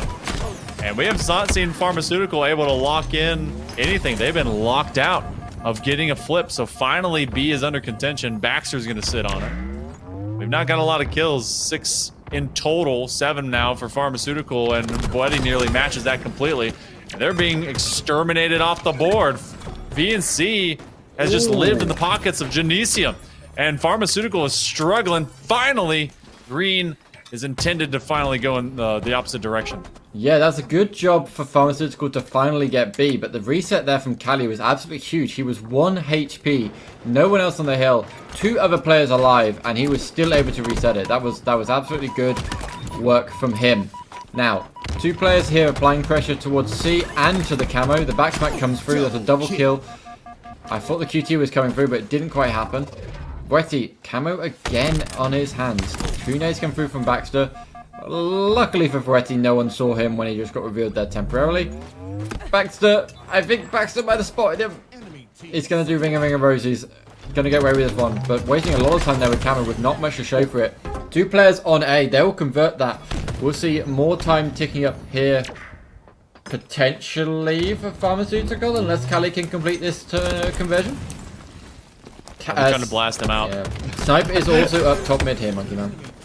Yeah, they wanted to see if they could get a frag from off of that little kind of knee-high wall. Couldn't quite get it done. He exposed himself. 4 out for Pharmaceutical, so there should be a B flip. Get back on platform. Get over there. Brainiac has that S7 you mentioned. Heck of a nade. Better shot. Wow. Kill him 2 ways. All right. Points begin totaling up again here for Genesium. Brainiac has been continuously consistent across every map that we've got him with. I think he's got the QT. No, that's just left behind. They don't quite have that on spawn. Looking for 1 hot shot. You will at least get an assist from it. Now they're just... Oh, don't kill yourself on your own frag. Come on. Fragging out. Snipes in the hands of Brainiac. Let's see if he can make anything happen. More and more time here going for Genesium. We may see the pressure just get to them. I kind of bigged up Pharmaceutical earlier, saying, you know, they're going to be a hard nut to crack when it comes to pressure, but they don't seem to be able to break this 2 setup we have going on right now. A is being converted as well. We may see a potential triple cap if these sniper shots can connect. We may see them get B as well, but Baxter was able to stave that one off, luckily for them. Shot him right where the AI port is. Right in the back of the skull. Now, okay, that one went a little bit lopsided because they did at least get crossfired. Nearly halfway there. C is very slowly being flipped, and they'll QT to what was hope for safety. Didn't happen. Either way, points renewed here for Pharmaceutical with cleanup duty acquired by Franklin. Sees them starting to spawn out. They know that A is their main prerogative, and you got, what, 25 or so seconds? Actually, did it just pop off camo? So that one's coming up. They're trying to be able to find the ghosty boy in the corner. A is beginning to flip, and they're actually going to have a triple cap. So we're going to see how many they can actually get off these double points. It looks like with this fresh set of spawners, they might be able to find a whole heap load of points right now. Yeah, not quite a split spawn. We do see a bit of conversion. Ooh. Now, a really well-played sticky there, and a great slide was able to reset C. That was huge for them. That meant that they could maintain that triple cap for just a little bit longer. The 1v1 there was crucial to keep that trip cap. Doesn't quite come through. Vwetti lives, and that will be a conversion of C. We're going to have to see something come out of here from Scarcity and Baxter. Both of them struggling here to break the kill mark. So you have a decent amount of assists between them, but if they can just, you know, flip a switch, we may still see this turn. We have seen the points close up here, Monkey Man. We are at a 6-point difference, but Genesium, luckily for them, or for all their fans, they are ticking up again with a little bit more points. I mean, they had, I think it was like a 40 or 50 point run. That was huge. That trip cap really kind of paid off, because that was in a big distance that Genesium had built up, and now as they get it done again, gonna force all of them over towards that mud and bridge side spawn. They're gonna be fighting towards bridge. So this position by Franklin is actually really strong. He's gonna have to go directly into the S7 combat, and he will win that duel, which means that is available for him to use now. Play off the sandbag as they continue to flip A. He's gonna go quickly sliding and use that to maybe get a pancake. His teammate helps out, and now they're looking at yet another trip cap. Oh, this is starting to look a little bit scary here, Monkey Man. Oh, the backsmack comes through there by Vwetti. He was clearly not known to be there, so that was a decent job by him. He's deciding to go for a full rotation over towards C. I would like to see his teammate hop onto the position so he can maintain a little bit of domination there with the sniper, but the little bit of communication that had to happen there didn't quite happen. He will get one shot into Scarcity, but not enough to take him down. Cali will clean that one up. A couple of players top mid, though. If they can keep the pressure on the C, they're going to keep this advantage on their side. We do see them now breaking with a little bit of a stride here, Monkey Man. Camo's coming up. Maybe they'll break with the setup to ensure they get camo. That might be worth it for them. But if they can hold C, that would be absolutely huge here. They were able to maintain B. They were double pushing both A and B. Camo comes up. Baxter's going to have it. He's not been huge when it comes to the kills, but he's been supportive. Franklin and Ninja. They can try and use that repulsor. Hit him with the old sticky. Take this package. This is going to be another trip cap, but B and C will be under fire. C is cleared. B is done much the same. Snipe and camo in the hands of a deadly man. See if we can be able to get him as he fades out from tower. C begins to flip, but 200 points will be guaranteed for Pharmaceutical, as they have a 70-point lead after having basically a 50-60 point deficit against them. Never say die. They're aiming for game 5. We just see Brainiac going absolutely ham. I mean, I think he only got one of those kills, but the amount of damage he just laid down there into all 3 of those players from Pharmaceutical was absolutely huge. This is what they need to really make this happen. I'd like to see A get secured here. Enough pressure to keep these players from Pharmaceutical over on C. He goes in there, he grabs one, he gets himself out. He knows they're going to be coming his way. He gets, again, a lot of damage down. No one's waiting for him on the QT. He manages to survive a little bit longer. Is he going to go for the QT back up to the nest? He will. Oh. Manages to catch Scarcity out. Does actually clean up with the kill. And what a really effective use of the QT. And that's what we love to see, Monkey Man. Maybe Bro turned him into a loop. He was looping him. Maybe, just maybe, we'll see this end up in a tied game here at 208 points. There's a chance. Pharmaceutical have completely lost the sausage. Genesium has poured an ample amount on their spaghetti. They are just trying to continuously cycle through this squad. Pharmaceutical, though, having Franklin at 22 and 14 is a mighty boon. If everyone else can't catch up to the kill margin, at least have a guy that can by himself. Franklin waiting out from this bridge. He thinks that they're going to be coming in from that low side of sewer. It's a good guess. Good intel. Yeah, just that game sense about him. You're going to have QT up in about 15 seconds. Everyone starts to come in. Franklin knows that he's got to retreat, but he's facing down 2 Spartans.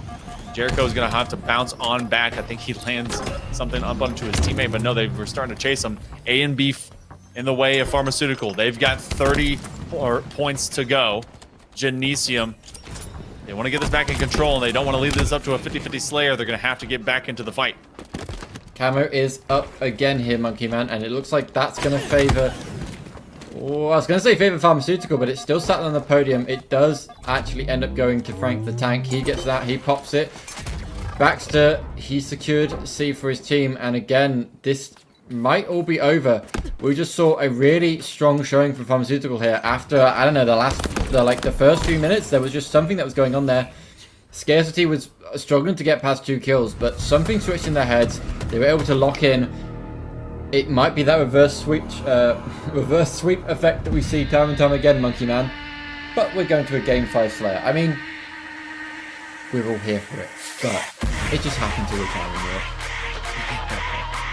The kill switch was engaged by Pharmaceutical. All of that, it was, I guess, maybe a late-term release pill that was able to give them that feel-good. 25 and 14 for Franklin. We've been seeing Ninja do it. We've been seeing Baxter. Scarcity has had their times to shine. Franklin absolutely turned it up. So Pharmaceutical has not gone quietly into that good night, but it was definitely a starter kit for success for Genesium. They were, what, 120 to like 50 or something? They had a whole heap load of points, but Pharmaceutical brought themselves back to life. I'm just excited to see how these guys are going to do in the Slayer. I mean, if we see Franklin pull off a performance like what just happened there with that same number of kills, this is going to be a very interesting match to watch, Monkey Man, and we should be absolutely here for it. But I don't know, I feel like Genesium, when their eyes are on the prize and they're thinking just about the slays they're going to have to get, it's not going to be as easy of an order for them. So I don't really want to make a call as to who's going to win the series at this point. I think either team, if their mental's in the right place, they can take it. Biggest thing that's going to come through is how they keep kind of pace with it. I mean, you're going to have the camo, obviously, going to be the first fight. Shock rifle is going to go to the back pocket of whatever team ends up on the other side of that. But this, I think, was like 54, like kind of late 30s, early 40s last time we saw Slayer. I went, obviously, the way of Genesium because it's been a force to be reckoned with to have to get through a reverse sweep. Now, you don't even have to worry about that being in your vocabulary. We've got one game. Someone gets the chance to go and fight against Majin. What a reward that will have to be. But either way, let's get game 5. We go Solitude, and we go to big weps on maps. Alright, nice movement there. We saw off the bat, Baxter grabbed himself camo, but luckily we had a player from Genesium bottom mid able to take him down. So that camo got burnt almost immediately, didn't provide any advantage to Pharmaceutical at all. Looks like we're going to have Franklin grab himself the shock rifle. Players of Genesium, they're choosing to hold the yard side of the map instead, trying to exploit any eager Pharmaceutical players that are going to overextend. Brainiac and Kali, they make the push into blue. That might be a little bit too much too early, but Jericho, he's able to take down the shock player. It looks like this collapse may have worked out quite nicely for them. They take down Scarcity. Ninja, he's there. He's one shot. Brainiac's going to be ready to take him on. Baxter, he's also going to get stuck here. If we can see a nice double piece come through from Brainiac, just like that, make it a triple. Oh, he misses the headshot. It was all there for him. It was served to him on a plate. 3 one-shot players. But there is a 3 kill difference here, and Genesium, they're going to try and hold on to it. Genesium was squeezing Pharmaceutical like a panini press, and they were getting burned. All the marks in their back right now as they were just being clawed at. Baxter eventually gets rid of the man that we were following along with that whole time, and Ninja does the same thing. So these early fights, the beginning of Slayer, you gotta keep it close. You just don't want to let either side get too far away from it, and then it comes out to what happens beyond about that 20 and 30 mark. But still, this is where your Slayers, your aces, they have to show up. Genesium has seen that happen for several of their players, Brainiac and Boetti, Jericho included. Pharmaceutical has seen kind of the power differential more so to Ninja, but now we get to find out like how this next rotation happens because Camo is up, so this will be next in the big team fight, especially as they're just trying to poke and prod out from window. Shots all around. Ninja gets taken down. That's 3. Make that 4 dead for Pharmaceutical. That camo is all Genesium. Bit of a self-nade there, but the call comes through. Can we see split spawns? Looks like we might see that happen. Don't lose camo here, Boetti.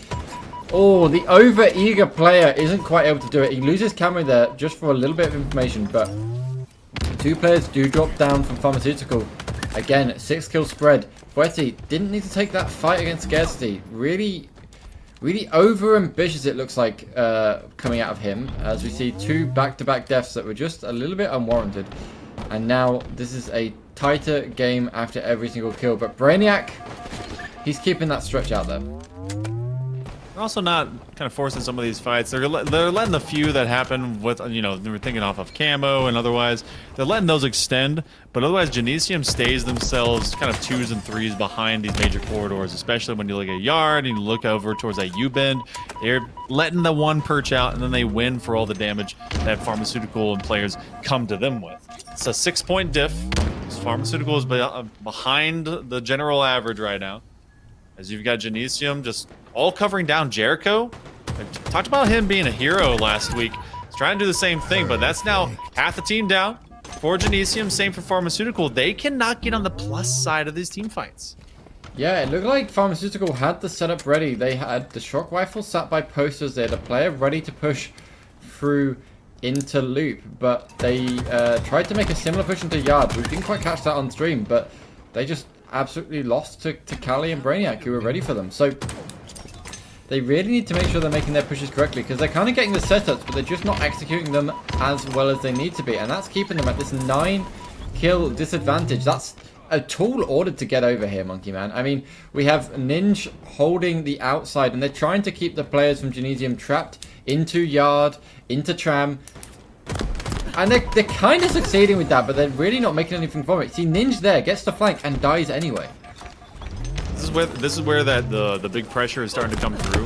And thinking that you must do something and having to force the issue, especially as your opponent is nearly 20 away from ending out this and seeing yourself just stuck as top 4 and not even getting into the conversation of the top 3. Pharmaceutical, you got Baxter. He gets himself plussed. 9-8 to get a double. Not gonna happen, but they've narrowed the gap just a little bit. This is where you have to start putting your foot down. Apply it to Genesium. Camo's up. Scarcity. I mean, they're not telling Franklin anything that he doesn't already know, so they're trying to get some of that crossfire. Oh, that nade does not help them out. That's going to maybe give them away just a little bit that someone is at least on that rotation. 2 down. They're going to find 1. Oh, right now, Genesium. They've let this one come back. They had a 10-point spread. It's been moved all the way to just 3.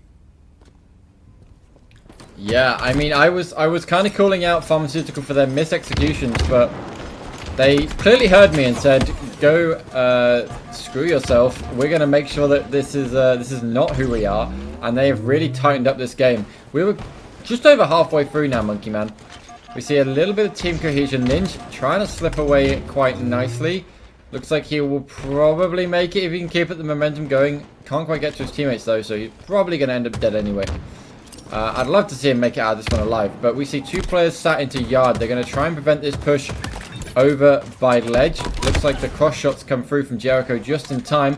Fweti, he gets a little bit of a flank as well. So that was a good take apart. We see Genesium pulling this lead slightly here, Monkey Man, but I still think it's too early to call, right? This last pickup is going to be pivotal. You have camo and shock rifle. Look how Calais is making these calls. He's telling Jericho and Brainiac to get ready and to start slaying. Camo goes down. Scarcity is going to be at least kind of hoping that he'd been able to walk away with that, but they were very exposed, especially from that upper perch.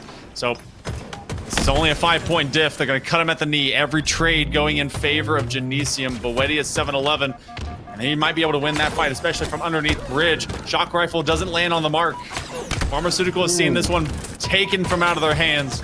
Genesium just has to keep pushing. A double kill. That's massive for Ninja. He's been so good all day. He gets a triple kill.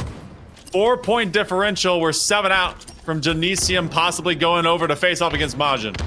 Yeah, I mean, we saw Baxter there get his hands on both shock and camo and do not much with it, but luckily Ninja came through with a little bit of a saving grace. He's tightened us up to a 3-kill spread. The collapse tries to come through. Ninja's one side. Bowetti, Brainiac, and Kali are caught in between them. The double kill comes through from Ninja. Ninja, again, proving his worth on this squad. He gets a 2-piece. Baxter, he'll clean up Kali. That'll be a 2-kill difference here, Monkey Man. 5 more kills left to go for Genesium to take this one. The sticks try to come across. Couldn't quite make this happen. Baxter, he's still alive somehow. Does get cleaned up eventually, though. Does manage to get the stick onto Brainiac there from Scarcity. We are still on this 2-kill spread here, Monkey Man. There's a total of just 2. You've got 5 one way, 2 the other. Genesium knows that they just need to go fist fighting. Bring him into the bar and hit him with the club. Pharmaceutical is going to play themselves slow and cool if they can. They're all stuck to a very exposed platform. You're going to have camo coming up. That's bait. If you go for that, you're going to be killed. Brainiac and the gang are prepping for that. They're going to be over towards Long Haul, trying to use a repulsor. They're going to frag him out. They're onto that U-Haul. They want to get them away from window. Baxter's exposed. It's all of 1 kill to go. Pharmaceutical, and that'll be it. A double kill from Cali. That gets them into positive quarters. Genesium, they'll be moving on to face off against Majin in the lower finals. Hell of a fight. And a good way to stop the momentum off of a reverse sweep. Pharmaceutical just can't get over the line. I tell you what, if you're a Genesium fan, you are breathing a sigh of relief right now. There was that kind of reverse sweep. When that started coming into action, you start to get worried. It looked pretty dominating on that strongholds. And then we just saw what was a very intense Slayer that looked like it was all Genesium's way, but I thought they were going to lose it. I thought the Passion was going to get to their head at the end there, and they were going to mess up right as we saw them get so tight. I mean, Ninja was on fire. Ninja did not want to lose that one, but it was just a little too little. It was just too little, too late. Anyway, let's take a look at the scoreboard here, let's see now. Goodness, yeah, 15-13. Ninja just willing his team forward. 15-10. There was really no massive standout. It was truly just clawing their way for survival. 5.1k does stand out a bit for me from Scarcity. Just spraying the love as much as they could, but this came down to a final Slayer between 2 teams that were nipping at each other, biting the entire way. A live fire strongholds that looked like it was about to be decided very early on. Pharmaceutical fought back. Lattice looked a little bit chaotic. Pharmaceutical took advantage and was able to get 3 hills in a row. And then both these Slayers, all of this was really close. We're seeing, I think, the makings of a very climactic kind of stretch of opens if these 2 teams continue to face off like they have today. Yeah, and I mean, you can kind of play Recharge a little bit like a Slayer, but in those 2 objective maps, we didn't see Genesium really perform exactly how they should do if they want to play at this level. I mean, we saw Pharmaceutical, right? Like, they've played this game for so long, and that's not saying that the guys on Genesium haven't, but just we see them time and time again at this level of playing, and we've seen their commitment to this game, that they just have that more deeper ingrained experience on those objective mace maps. Lattice is the time to change that. Brand new map, that's the time to pick up something that makes you different. I'd like to see this Genesium squad just perform slightly stronger. I think they're going to struggle in this next game against Majin, but I hope that they can really put them to the test. We'll get to see how that goes. We're going to the lower finals. We've only got 3 teams left. It's going to be Genesium, Majin, and whoever gets to have a date over the Team Nemesis. You get to find all that and more. We've got EU HCS just around the corner with the lower finals right after this short break.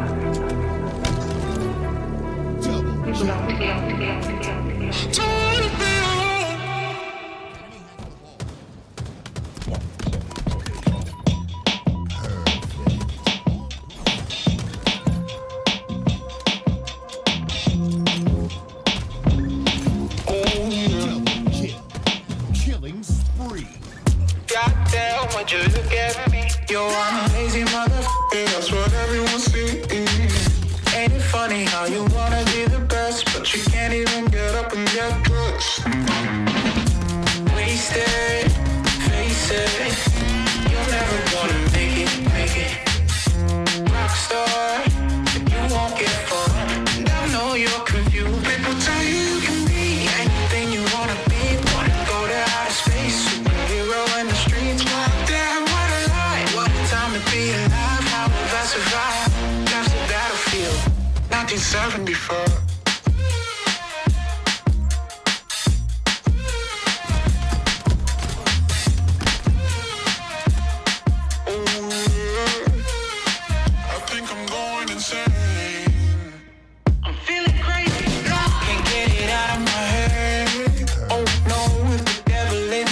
Takes hold, then I just might wind up dead. Wasted, face it. You're never gonna be the one. Rockstar, you won't get far. But at least you had fun. People tell you you can be anything you wanna be. A king or a queen, as long as you got a dream. Oh no, it's a lie. They just wanna take your life. Try to tell you it's a battlefield. People tell you you can be anything you wanna be. Wanna go to outer space, superhero in the streets. Damn, what a lie. What a time to be alive. How will I survive? That's the battlefield. 1974.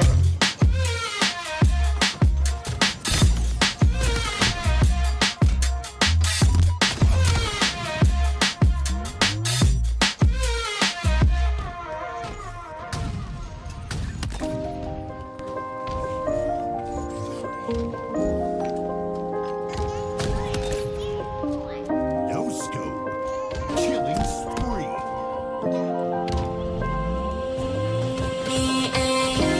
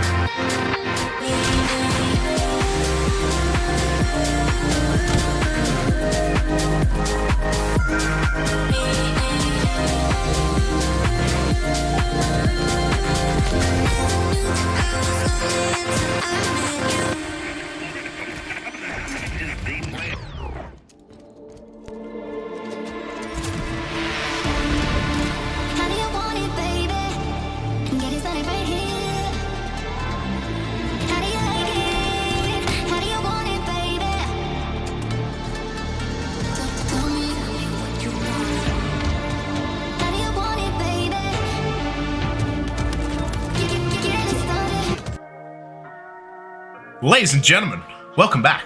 My name is Captain Ames Force. This is Bear Light. We've swapped everyone over. We're in for a losers final. And let me tell you, Bear Light, we're starting again with CTF Aqua because, gosh darn it, they know I love that map and mode.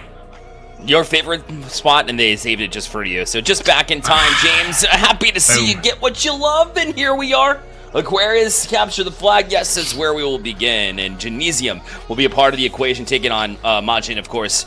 The top 3 has been determined, and now it's up to these 2 teams to battle towards the top. And Genesium, a bit of a scare there, but they eventually got in after having a 2-0 lead in the series, turning 2 in a row and then getting back to it. But like we mentioned, CTF Aquarius leads to then Slayer Streets into Recharge there for Strongholds. And then if needed, we'll have Lettuce and Live Fire to finish this out.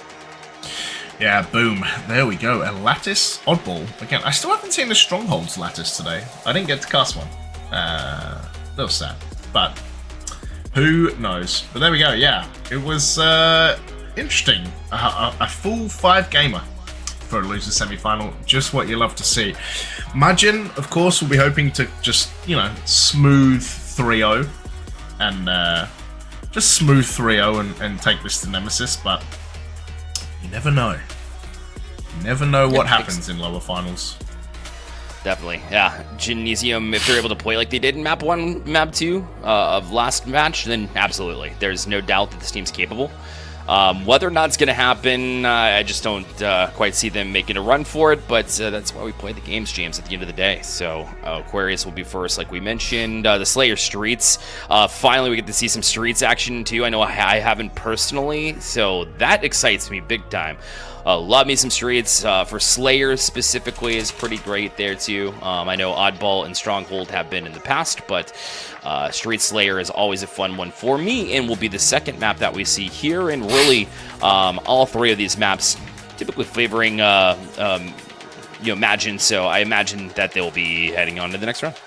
Imagine, yeah. We'll see. I mean, who knows? I mean, I'd expect them to, but you never know. You never know in EU Halo. I will say there are a lot of French people in this lobby. There's about to be a lot of French on French violence, I think. So I'm here for it. Yeah, 6 of 8 people in this lobby are French, I believe. Or one of them is Swiss.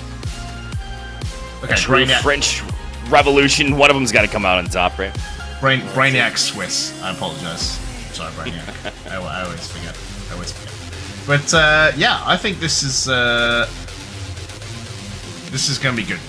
I think Genesium, I don't think they're going to win, but I think they can put up more of a fight than most people have today. And I mean, if we look at the bracket earlier, right? Like they lost to Catsmile, so they didn't even end up facing Team Nemesis. So, yeah, let's get amongst it. It's going to be Zed Mighties with Le Camo to begin this off. And the flag already taken by Cali. So quickly. I mean, that's how, in the matter of time that it takes to even get across the map, they were basically there. So they made a dive onto it for it. They seem pretty comfortable with it. And last time we saw Voetti here is when they had a bit of a pop-off moment. So we'll see if they can get back to that type of deal. But Bastos right now is making life difficult for Genesium as anticipated. We saw him step up in a big way. Mighties was keeping them relevant in the matchup against Nemesis, although they did ultimately fall short, of course. They will be able to return that flag, so no damage done early. Zed Mighties just getting in with the camo. Has Bastos the Protector. Basement Bastos, as we called him earlier. Voti there as well. Oh, flag's going both ways. Bastos gonna pivot into the base. Cali gonna try shoot him. Jericho gonna be there though. Gonna get taken down. Mighty should 2-piece this. Flag gonna get returned, and this should be a cap, unless Voity or Brainiac can do anything about it, which they cannot. Majin, 1-0.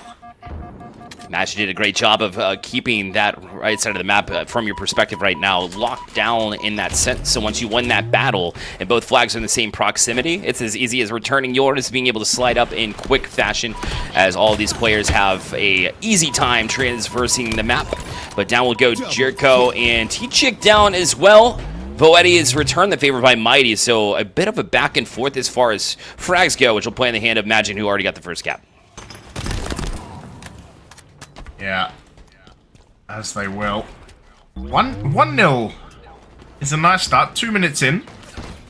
It's usually what we see. Chick getting beaten by Kali. Bastos does find the perfect. Nope. Didn't want to see that Kali fight anyway. It's fine. Don't worry about it. Got to see the kill just before it peeled off of the screen there, so you love to see it. A 3-piece there from Majin. 3 players back to back to back. That's not a good look for Brainiac, and couldn't actually bail out in time, so had to end up eating what was a very big team-up effort there from Genesium, and they're going to catch a little bit of the same medicine that way across the way, as Bastos will take them out. Wonder if they're confident enough. Don't want to pull the flag just yet. Want to be 100% sure that once they win one more battle and they have more members over on this side, then maybe you find yourself in a good spot. So they'll pull the flag for now and try to fight this battle. And does win that one. Bastos had some help from Septiq behind him as well to make sure his flank was covered too. Yeah, it will be Kali, last one left alive. Does lay down some shots onto Septiq. Whoa. Yeah, is going to go down. I think he threw out the old threat sensor there, but it is going to be Zed Mighties who does cap to make it 2-0, and it's going to be an instant flag grab from Bastos as well, and I have to say, Bearlight, I'm getting a little worried about how this is look. Oh my god, that nade was crazy. I was going to say, I'm getting a little worried about how this is looking, given how easily Majin is running this flag. Kali has been a dim light in what has otherwise been a little bit of a slower developing game for Genesium. So that being said, you need a little bit of help here. All the rest of the team very much struggling in the KD department, not able to stay alive. So Kali needs to really communicate a little bit better to get something sparked here, because otherwise it's been 3 straight caps from Majin and they continue to just run the table here. They almost look like they can just go up, grab the flag uncontested, and be able to at least work it halfway back before they even see a member of Genesium. The fact that Kali is a 2.5 KD and is losing 3-0 is kind of wild when you think about it. Especially as Mighty's is a 6 KD. Yeah. Like, tilting a little bit. Kind of crazy to be like a 2 KD and you're like, team, help me out here, please. Like, somebody. But yeah, it's gonna be Bastos. Sneaky Bastos.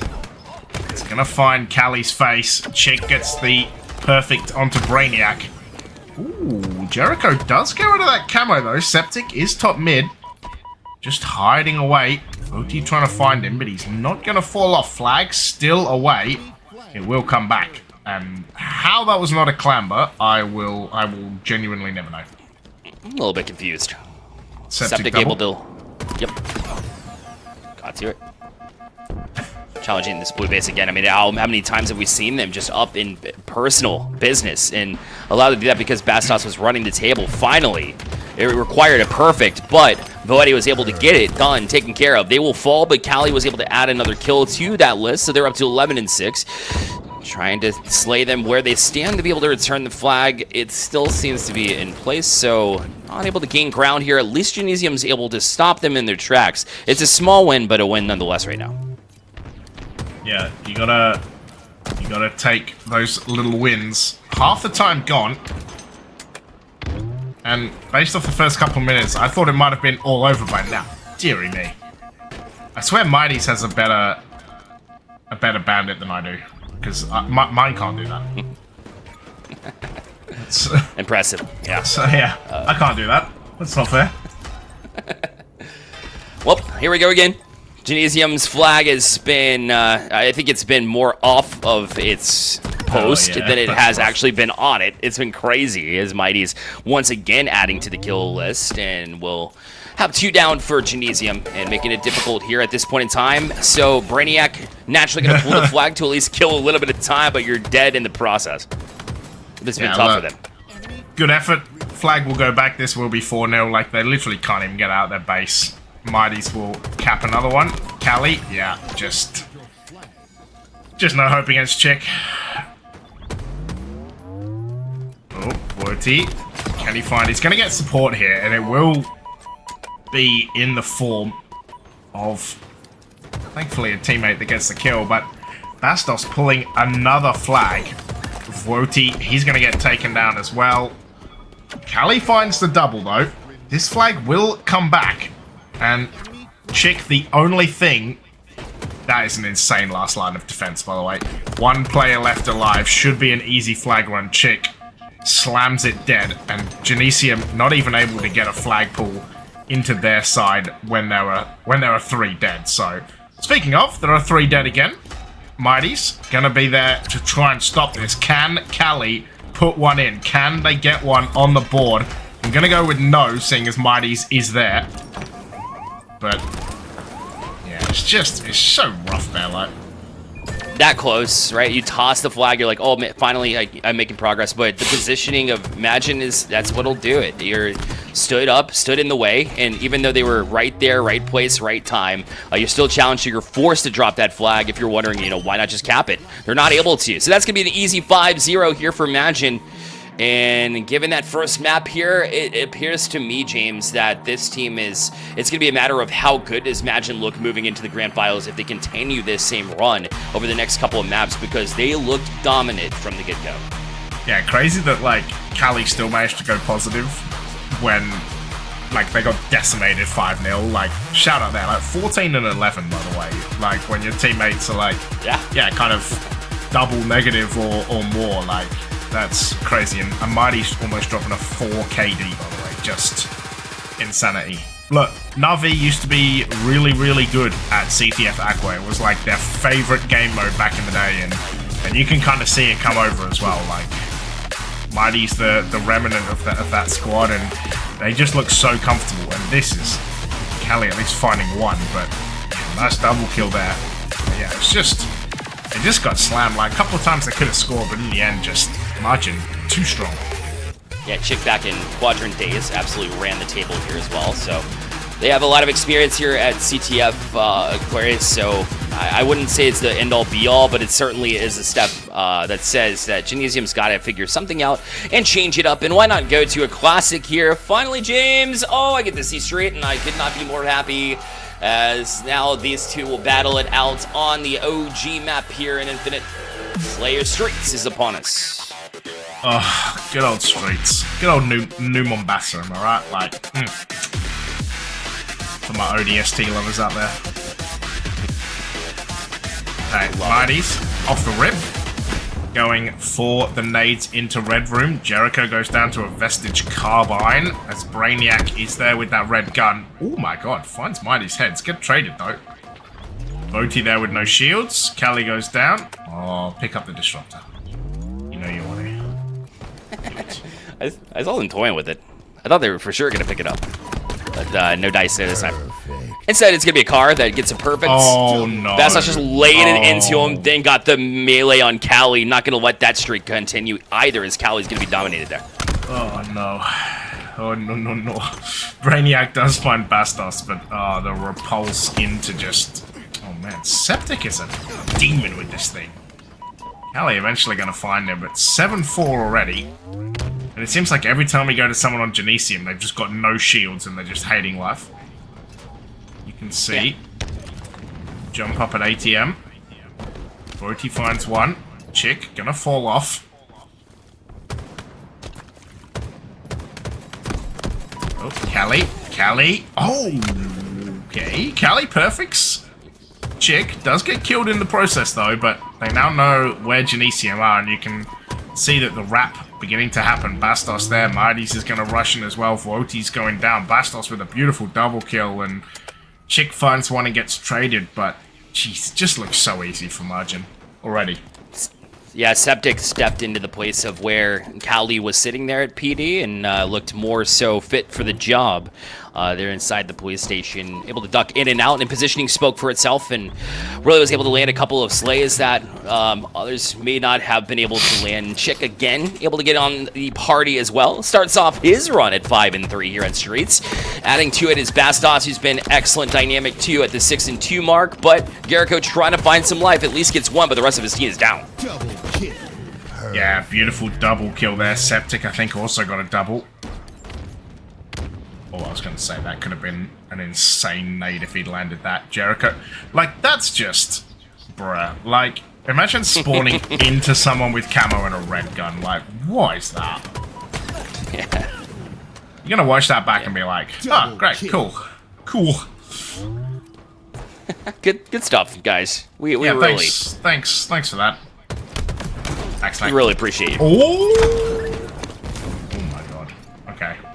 Thought he was just gonna get, like, backsmacked, but apparently not the case. Grenade coming out, 10 kill lead. And, Chick with the sidekick. Mighty's was playing a wild card there. You see Genesium trying to like slow down the pace a little bit and maybe gain a little bit of momentum now that they're down about 10 kills. That is being challenged by Majin. Is Mighty's is like, I'm not going to even let you get comfortable. Even if you want to play a little bit less aggressive, listen, I'm going to be in your face. I'm going to be constantly at you and making you turn. Even in a 1v2 situation, it works out for them if you can get at least one kill. It's only a trade at the end of the day.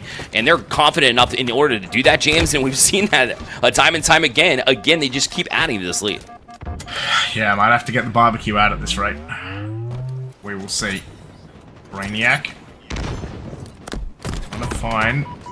It's just going to be Septiq. Is the last one alive, though, so should be able to nade this out, you would think. Oh my god, no way. Okay. Does eventually get taken out by a nade. Still a 10 kill lead. Voity is going to go down. Mighty's.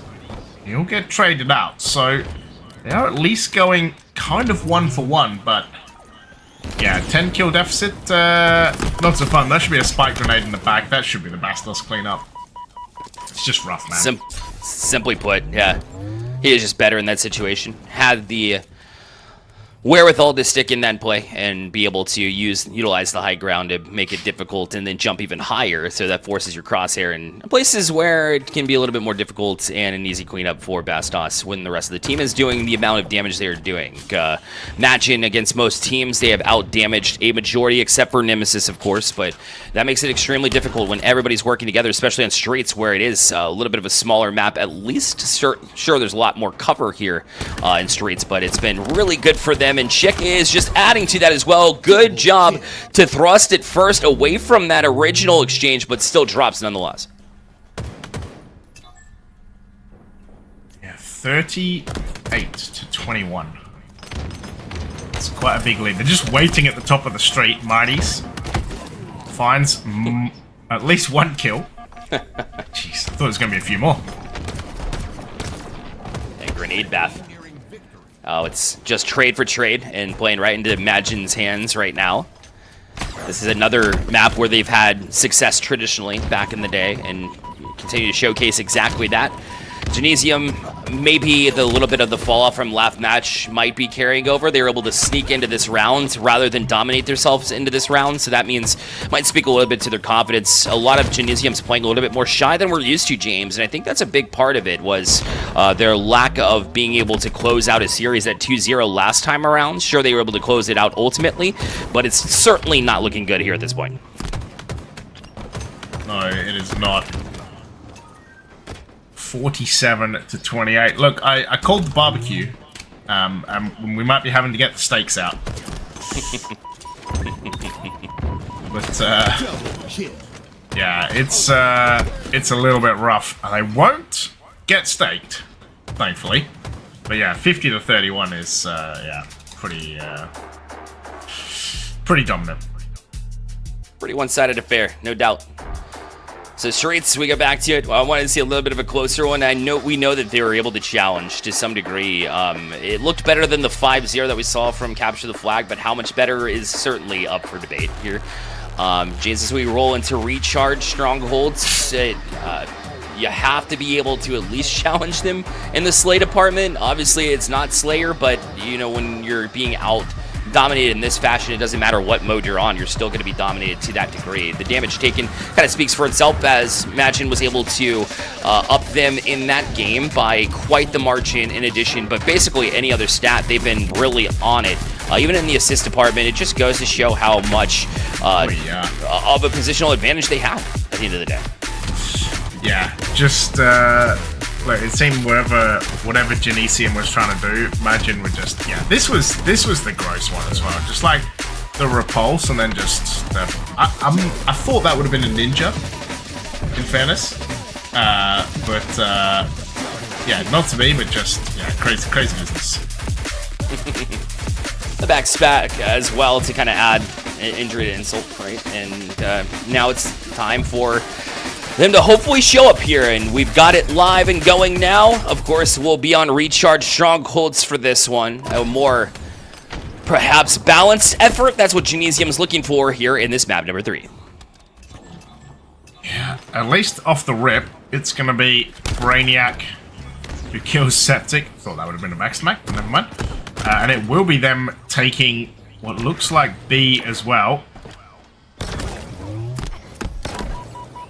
I'm sorry, what? Bro, the eyes to see him right there. That's... Alright, that's crazy. Those same Bastos eyes that were in the video, would you say? Yeah, just staring deep into your camoed soul. To see them in live time, that was absolutely unbelievable. Perfect. Double kill. He's just... Keep it... He's just better. He's just better. That's the way it seems, for sure. Continue on with it. The shock rifle has been basically unchallenged here at this point. James continues to just lay out damage where damage is due, but not trying to be overzealous and peek things that don't need to be peeked. He just comes right out, right place, right time with the perfect another killing spree out for Bastos, and then jumps into Cali and just does all sorts of work. He is outstanding. Yeah, that's... Oh, man. That's crazy business right there. Is he... Oh my god, he's 7-0. He's reverse James Bond. Okay, finally goes down. Now he's Master Chief. Reverse Master Chief, you know, 7-1-1. I was about to say 7-0-0. I love that. That's fantastic. Cali's going to try to challenge here on Lips. Doesn't need to. Finally, they find a little bit of life. Trying to flip A. They do get A and B, so finally a point on the board here for Genesium. Once again, a little bit of a dim light here in an otherwise dark situation. So they'll start ticking off as they have the A-B holds, and we'll look towards the C, where inevitably Imagine will be coming from, and they do land the first pick, trying to get Chick from this distance too. We'll land that one, and got a few hits there from Mighty's, but he's able to get away, should be able to get his shield back, being challenged right now, and yes, they're able to take, no, Camo still alive for post up, able to utilize some of that utility to be able to get away too.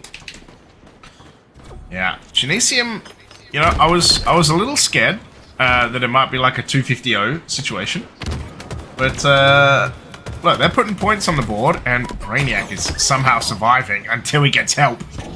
Brainiac and Voti finding kills, but having said that, it looks like it will be a trip cap, however briefly, as 3 down from Majin, and it's going to be B and C, although Chick is... Okay, he's not going to fucking kill that. He actually goes down as well, but shock rifle, BR. He's got a little bit of everything. Cali with the BR is able to, like you mentioned, find some work there and gets a couple of kills of his own. One's being flipped both ways, so they'll just exchange A for C here at this point in Genesium. Now it has to be careful as Battery's being challenged as we speak, so hopefully somebody can challenge onto them. They won't be able to do so. And so now it's flipped in the way of Majin. Obviously, this whole Stronghold's playing a little bit better in the hands of Genesium, who's played a little bit more timid and allowing Majin to come to them. Now, every time that's happened in the past maps, it has been Majin coming to them and overhauling them and just rolling over them. But Genesium, because of that, was able to get 52 on the board, but you see it tick out, and now they've got all 3 points in full control. Yeah, and it looks quite easy. That's a pretty baller shock rifle skin, by the way. Oh, that's M&K life right there, peeps. Brainiac and Mighty's trade. Oh. He was lining him up. It's Scary times. Scary times when that happens. But yeah, it just looks so easy, to be honest. Like, I'm hoping Genesium can pull something bad though. Yeah, otherwise it'll be story written the way that we thought it was going to be. We're hoping there would be a bit of a challenge. But anytime Genesium is forced off the point because Majin's able to win one fight on one end of the map, you just see an instant reversal. And so you have to win a majority of battles across the map and be able to ride that momentum. Genesium, not able to do so. So it is Chick trying to get out of dodge by using the rope. But unfortunately, tied his own rope there by diving into a whole bunch of Genesium players. And we stay 2 down here, Genesium. Bass toss down on the Majin side. They're trying to flip B as it stands, but obviously that's a tough one in its open nature. They do end up getting it, so they'll be scoring, but how long will it last? Not very long. Yeah, B going to the way of Majin. Bastos, 2 KD as well. And it looks like, yeah, we're losing C. Fine, we'll cap A, and slowly but surely, it looks like... Ooh, Bastos is managed to take it. Should go down, but Mighty should be able to clean that up. And will? Yeah, it just look... If in doubt, just chase him. It's fine. It looks like slowly but surely, Majin just overrunning them, like... Yeah, you might take one, but they're just going to constantly swap and slowly and surely drag up these points, and they just look too good, to be honest. Yeah, it looks like Genesium, it requires 3, maybe even 4 to even cap a point. And so if you do that, obviously you're exposed everywhere else. So sure, you win one battle, but you're losing the war ultimately across the map here at a recharge. So I think this one is surely going to go the way of Majin as well. They're already above 200 now, James, looking to triple cap as well. Yeah, it looks pretty easy for Majin right about now. Not much else we can say, right? It's just a masterclass. Majin's this is exactly what they wanted. I will say that, like, when you're talking about having to go up against Nemesis next, you know, should you win the series, what better way to do that than to not take a step back? Because if you play down to the level of Genesium, in their eyes at least, what you're doing is you're slowing down your pace. And then once you face off with Nemesis, then it becomes extremely difficult, because then you're playing at a whole new level with players that absolutely know how to slay, how to outdo you in every end of the map. So in order to combat that, you want to be able to stay sharp the entire time, and that's exactly what they're able to do as they take it 250 to 55 here in this one, James, and we'll move on to the grand finals. Oh man, like, just crazy as well. Like, it's so nasty watching these guys. Like, this ninja as well, and then onto Brainiac as well. Just dunk, and the over. Oh my god. Like, what is it with Matt? That's like the second overkill? Third overkill on recharge, like, from Majin? Like, bruh. Yeah, crazy. Just 3 total. Yeah, 2 on recharge, 3 total, if I'm not mistaken. I think the other one was on live fire, where they're able to close out that series. But it's insane that they have. It's every single time it's somebody else stepping up to the plate. I know it was Chick a little bit earlier. I think the only one that hasn't gotten him is Woodham. So hopefully they're thinking, hey, let's go to the grand finals and get you one too, bud. You know. Yeah, that is it. Majin are going to secure this 3-0. Bro, like, just... And Ninja. Callie's like, what? Gets one and then Jericho on the C, and then, yeah, Bastos just using the bait, like, don't steal this from me! And a Septiq over. Look, M&K overs. Boom. Easy.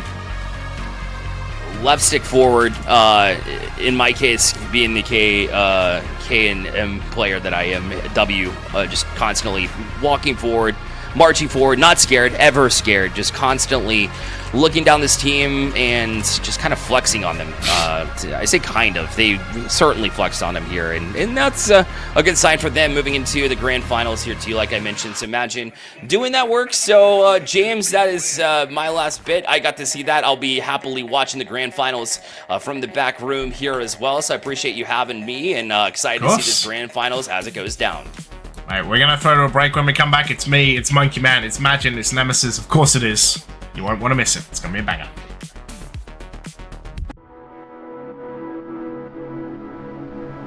Late night overthinking, wrapped up in my feelings once again. I'm worried about the future, wondering where I'll be in the end. I know that there must be more to life than this. I know I'm not perfect, but sometimes I just wish. In a perfect world, never say goodbye. Your heart will never break and you won't hear lies. Anything you want with no compromise. In a perfect world, but a perfect world wouldn't be mine.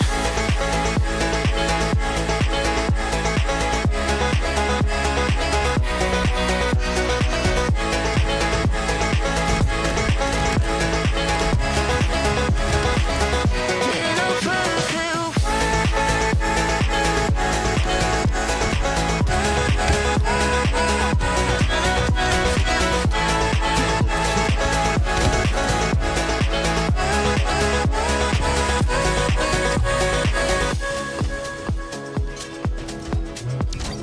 wake up in the morning, thinking from a different point of view. Another storm to weather, that I can make it better if I choose. I know that there must be more to life than this. I know I'm not perfect, but sometimes I just wish. In a perfect world, never say goodbye. Your heart will never break and you won't hear lies. Anything you want with no compromise. In a perfect world, but a perfect world wouldn't be mine.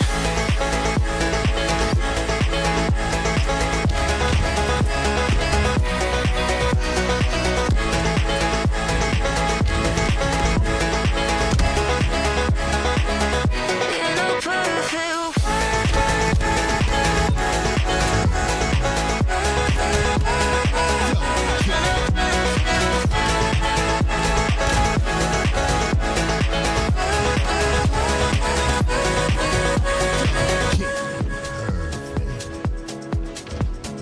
wake up in the morning, thinking from a different point of view. Double kill.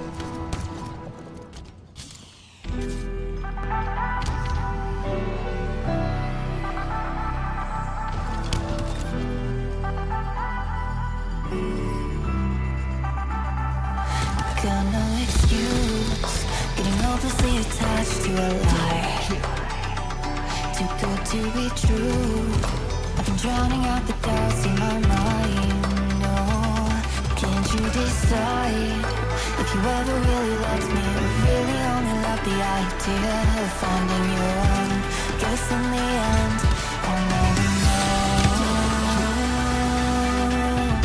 So cut me out of every picture, get me out of sight and mind. I couldn't find your truth inside, 'cause I was beautifully blind. Cut me out of every picture, tear my face out from the frame. Like a flame, ignite the flame, leave me here to reap the pain.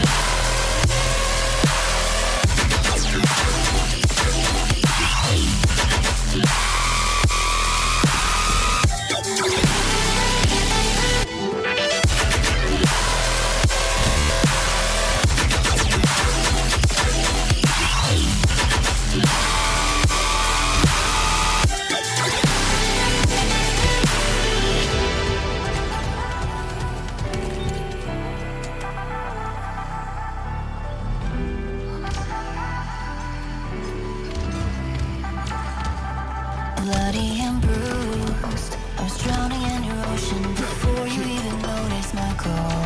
Under the waves, my heart was wide open to a love I thought was honest and true. Such a mirage, such a facade that a part of me always saw through. Guess I'm a fool that still fell for you. So cut me out of every picture, get me out of sight and mind. I couldn't find your truth inside, 'cause I was beautifully blind. Get me out of every picture, was I ever in the frame? Light the flame, ignite the blame, leave me here to reap the pain.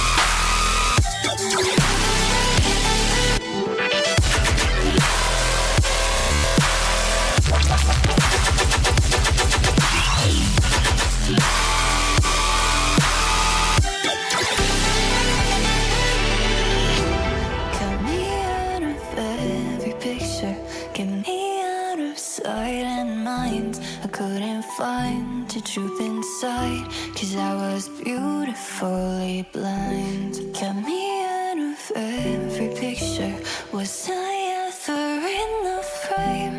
Light the flame, ignite the blame, free my soul from your chains.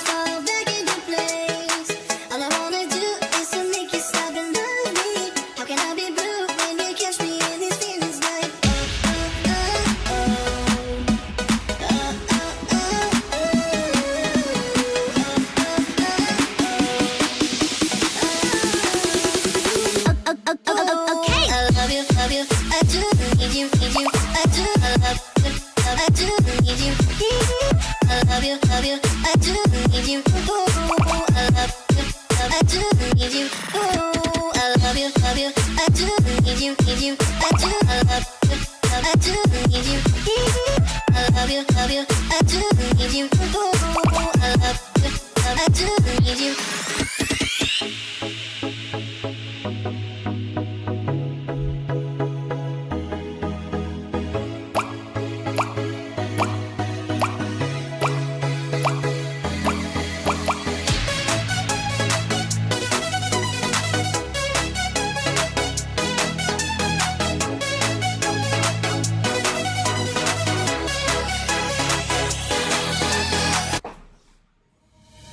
Ladies and gentlemen, welcome in. This is the Grand Finals. I'm Captain James Force, this is Halo Monkey Man, and this is Nemesis versus Majin. To you. To me. To you, our fine and loyal viewers. To us. We've been here for 7 hours, and guess what? The inevitable happened. Gold and purple. God. I'm shocked. The first place going to one of these that are trying to be able to win this race. The Nemesis that stands before all of Europe, that has taken the top ring and continues to ding, ding, ding. They are winning always and often. They hold the advantage right now as we go into our grand finals. Origin CTF to kick things off. And Majin, well, they need to go from Majin who to absolutely scaring these guys as a Majin Buu. Yeah, damn right they do. Majin Buu. Nice. Dragon Ball. Yeah, I'm excited to see this one go down. I feel like, and maybe I'm tripping here, so don't hate me. Yeah, okay. It went kind of Strongholds Slayer oddball, and now it's CTF Slayer oddball. So who knows? Maybe we end up with a Lattice Game 4 like we did in the winners final as well. Let us worry about that later, though, Mr. Monkey Man. That is much later. Yes. But to that same end, the conspiracy theories are still alive and well that this team wants to practice Lattice. So maybe there's some Q dodging happening in scrims. We might end up seeing a round 4 regardless. But let's go to CTF Origin first. Let's ignore the new girl on the block and let's go back to our old girl. We got Origin, we got CTF, and this started off this season as being a true measurement about how teams are really ready about especially rotating through, especially off of power weapon grabs, and be able to start this map very hot. Yes, and if there's one thing you know about Monkey Man, it's being very hot. So here we go. We're going to jump on board with Septiq. Man, Septiq loves this Vestige Carbine, by the way. Every single map he grabs it, and every single map he's flying with it. There you go. Yeah. Chick going down. Oh, that's the kind of thing only an MNK can do. I mean, that kind of spam coming out from the Carbine is actually very counter-sniper. I don't mind that, especially if you're running towards rockets and they are already getting that to the opposite side lane. Why not go for that Carbine that's able to force you to lower your ADS? So, job well done, at least. They're going to try and duel from down in the ditch. Mighty's the only man left alive as the rest of his team goes down. Lands on the mark, but he's also going to defend his flag from deep base. Yeah, and at least for Team Nemesis, they're like dragging these snipes out. Oh! Never mind. Okay. Not when you get slammed. Double kill. Double kill. Oh, there's a triple. Waiting. No, there's not. That was slammed in return. Perfect.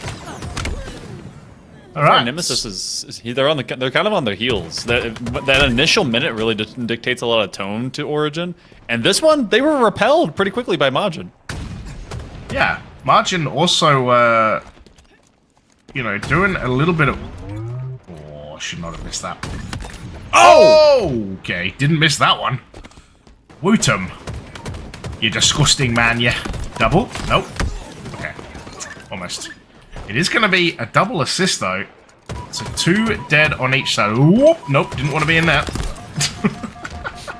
Uses the thruster. No. Wrong place. Very even on kills so far, Monkey Man. Yeah, a lot of this has come down to, like, medium dueling. They've been going over to the ditch. They've been hopping along that S7 line. And then you've seen the same push by Nemesis twice. They're trying to hit it from the rocket side. I don't dislike that. That's kind of a wide open lane to travel because otherwise you get funneled from that S7 spawn. But that's also allowed this to become a little bit too predictable. So that's why they kind of got eyes in the back of their head. And look at the escape line. Septiq pulls this. He has 2 players and he leaves the flag behind. Not exactly the momentum loss that you want to see, but still, they know where Nemesis is going to try to chase them from, and that actually ends up stapling them down to the floor. Yeah, 2 dead. Wootum is going to grab the flag the other side, though, so everyone getting flag grabs. Bastos is being shot in the back. He's going to try and find the call-outs from SLG. Oh, the rockets coming through, though. How clutch are they going to be? Glory down there as well. Oh, the contested flag. Snipe drone hanging about. Septiq does get taken down. Bastos there as well. Nope. Says snipe drone. Oh, he is going to get killed now, surely. Wait, hold up. Wait a minute. And Nemesis have somehow scored, Monkey Man. I don't quite... Mate, that is snipe drone with amazing defense. Yeah. What? That was huge because they had him locked down to that little low ditch, but no one could be able to go and touch the flag. I thought there was 2 separate options that were happening between going to get your own flag down in the middle ditch versus going to try and extend the play with having Nemesis's flag, and they decided to opt for getting Nemesis flag again. They got killed. It was 3 separated frags that ended up playing out so well in favor of Nemesis, and now Majin is playing from this deficit. Still has been pretty dicey when it comes to the 50-50 slays if we're kind of cross-mapping right here from this topside bridge. They're hoping for reinforcements. They can't land that prosthetic elbow, but it does become a trade. Yeah, just really awkward there. Great work from Snipe Drone, like you said, right? To basically just cap that flag by himself, to just defend it from 3 people, but Septiq just missing a whole bunch of snipes, like 5 snipe shots he just missed. Finally connects to one and kills Snipe Drone, but then misses a melee, and it just feels a little awkward. Snipe Drone with a double, by the way. He's gonna try and find Chick. Gets him as well. Puts Bastos in the bin. And now, back-to-back doubles. A double-double, you could say. If you were that way inclined.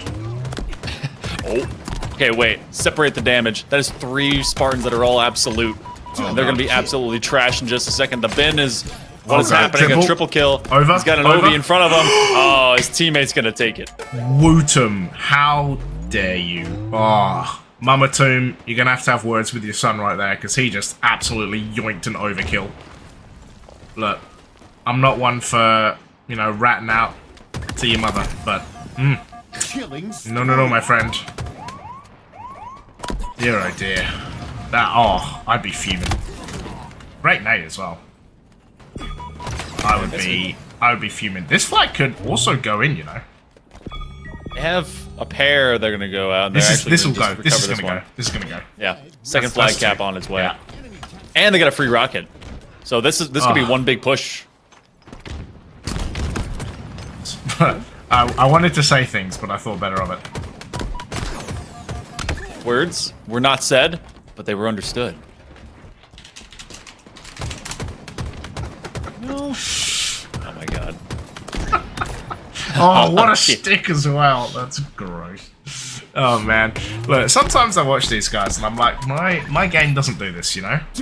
Like, why can't I do this? Did you not install the win mod?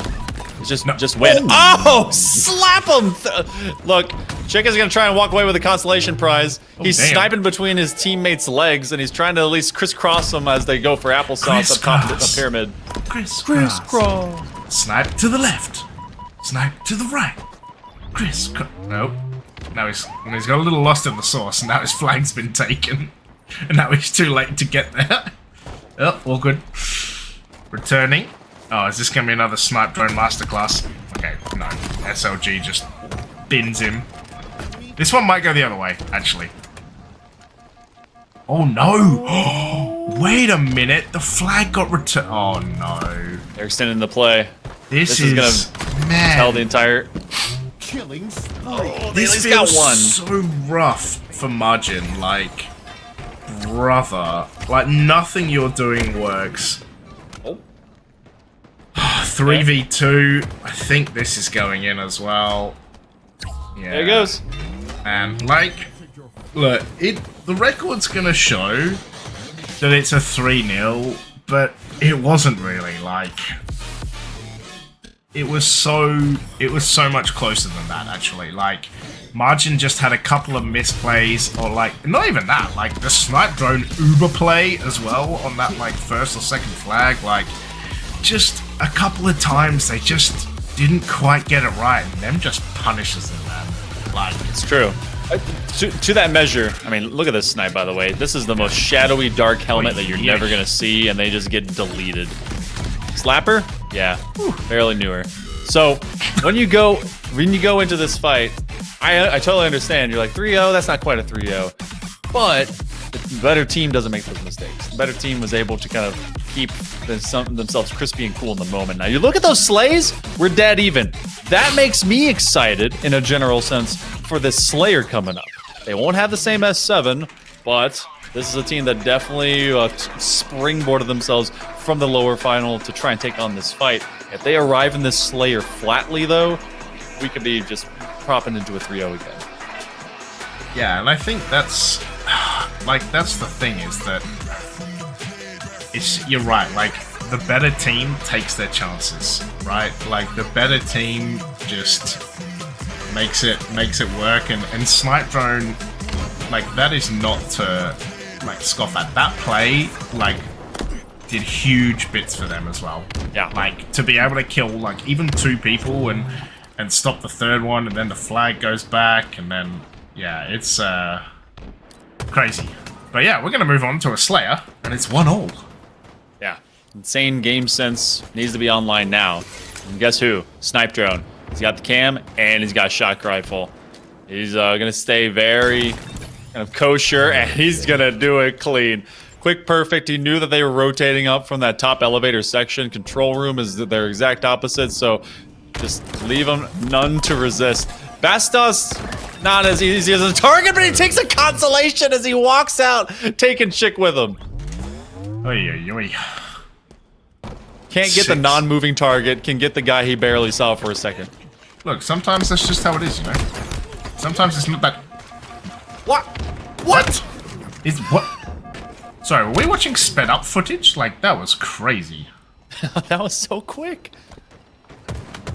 Like, man. What? Jeez, okay. Yeah, that looked so speedy, to be honest. What the hell? Halo 2 BXR gang. Revived. Again, my Halo doesn't move that fast. Gotta get that 1.5 times speed. Being scammed. Alright. Well, the good news is, for as fast as everything has gone here, James, Majin is only down by a couple. And no one is really like that main ace between the two. Now you are seeing Snipe Drone trying to like become that role. He gets traded out eventually. A teammate will help him. We're just seeing mountains of bodies. And for Majin, it's building up an error in favor of Nemesis. 16-13, Septiq, or Bastos. Chick, like, how much damage Snipe Drone has just put down in like 5 seconds? And camo. And gets camo. And will pick up 1 plasma. Oh, no. His teammate screwed him. Team shot. He waited for Chick to put away the green gun. Smart. Oh, no. Oh. He's left Septiq hanging by his head in the ceiling.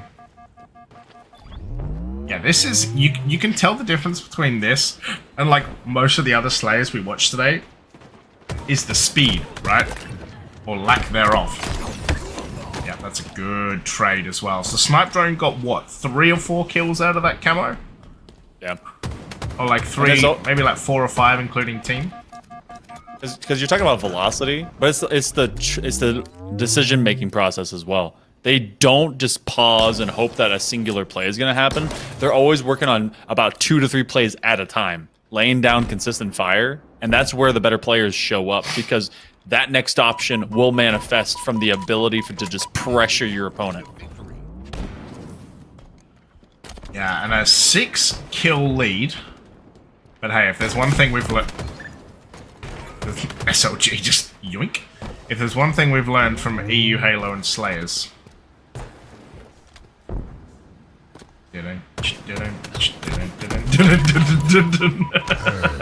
So smart.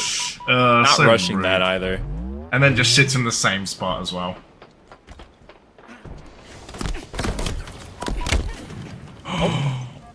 Okay. Alright. Yeah. Alright. Yeah, loses the battle. Rip. 5 down. Nemesis does have this tenuous lead. Wait. Oh, okay. So they were passing that along. I thought for all of some reason that we were passing between opposite teams. But when you got camo, give them the shock. And then get rocked. Doesn't get the perfect because it doesn't matter. They were shot a little bit before. Trying to help out their teammate. They're going to cross into control room. You should have the 2v1, but double kill. It is a 2v1 just the opposite way. Team Nemesis still dragging Majin along by the nose, and that pillar is Mighty's greatest foe. Yeah, Wooten finds a kill. Mighty's trying to live. I just want to live. Oh. Oh, that's an interesting place to drop with a shock rifle. Oh! He's pissed on him! Uh-oh. Oh, no. Oh, brother. Oh, Septiq has a chance for a double hit. Nope. Okay, Glory. Oh, my God. Like... Ah, oh, man. Like, that's what I mean. Like, Majin just... They make it seem such hard work. Nemesis is like, okay, I'll just find a double with no shield. Like, I'll find 2 kills... You know, when I drop into a 1v2 with a shock rifle and don't even get a kill with the shock rifle. Like, just... Like, that kind of seems like the difference. Like... Ugh, I don't know. There's initiating and movement tech. Some of the movement tech that these guys have really been practicing has been paying off. Just being able to head fake. Make them miss 1 shot. The first 2 if you can.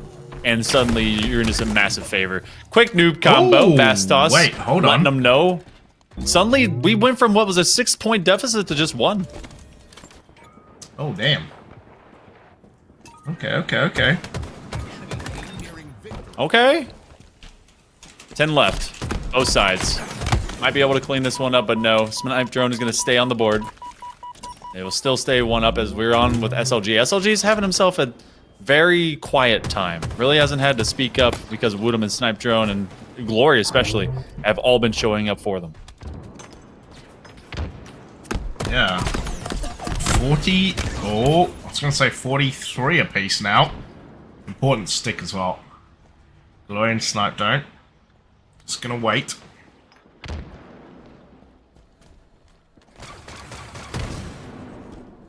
Vestige Carbine going off. Oh, wait. Yep. Oh, They didn't know. Bastos. Oh, no, they didn't know. Oh, no. Glory didn't. No. Oh, nice. Rip. Yeah, this is Majin playing so good right now off the back of this camo. Look, can we nerf camo? What? just boomed. How did he go so far? So fast? At 49-46, like, this is basically over, like... You say that? Yeah. Double play. Oh, wow. Okay. Yeah, that could have gone 49-48, and that would have been interesting, but damn, alright. Right, that's... No, I don't want to say nerf cam... Oh, the eyes. The eyes get me. Every time. Like, that camo is way too strong. I want to see... Yes, show me this play. Yeah, what like, happened how does here? he... Oh, he has... Oh, you know what happens? Look at the bottom right. He has grapple. Two grapples. And then it's a glitch because he has 1 grapple. See? He actually grapples, but you never see it. Oh, he just did it So, really fast. observer button. Wow. Look, he doesn't do any... There's innocent observer button. He does no animation right there. But if you look at the bottom right... Oh, 50-50 is a bold strat. You saw nothing. Someone thought Nemesis was going to win in the back room, clearly. Yeah, that looked like he got. It looked like he was playing VR and got pulled by his belly button, just suddenly appeared in like a different part of the map. But that makes a lot of sense. Good eyes on you, James. You'll be able to see that one utility because I was like, I don't know how we got here. Look, we ended up there to begin with. Look, I only have one, but it works well. Hey, you know, it's an eagle eye. Wootam's mum, they just want lattice. Look, they just want to crack lattice, guys. Like, I don't know what to tell you. Man, that's actually crazy, by the way. Like, I've seen some observer bugs, but that one's a wild one. Well, it might explain some of the times that we go like really, really fast. Maybe some of those are actually accidentally sped up. So we're gonna go to live ball, and let's give some kudos over some of the early gameplay that we also had out of Team Nemesis. And honestly, for a while, we thought this was maybe not completely in the wheelhouse, but I think the greatest margin was like, what, 7? Also, hitting a non-moving target is one of the most difficult things in the world. Yeah, because you expect them to move, and then they don't, and then you just look like an idiot because you miss.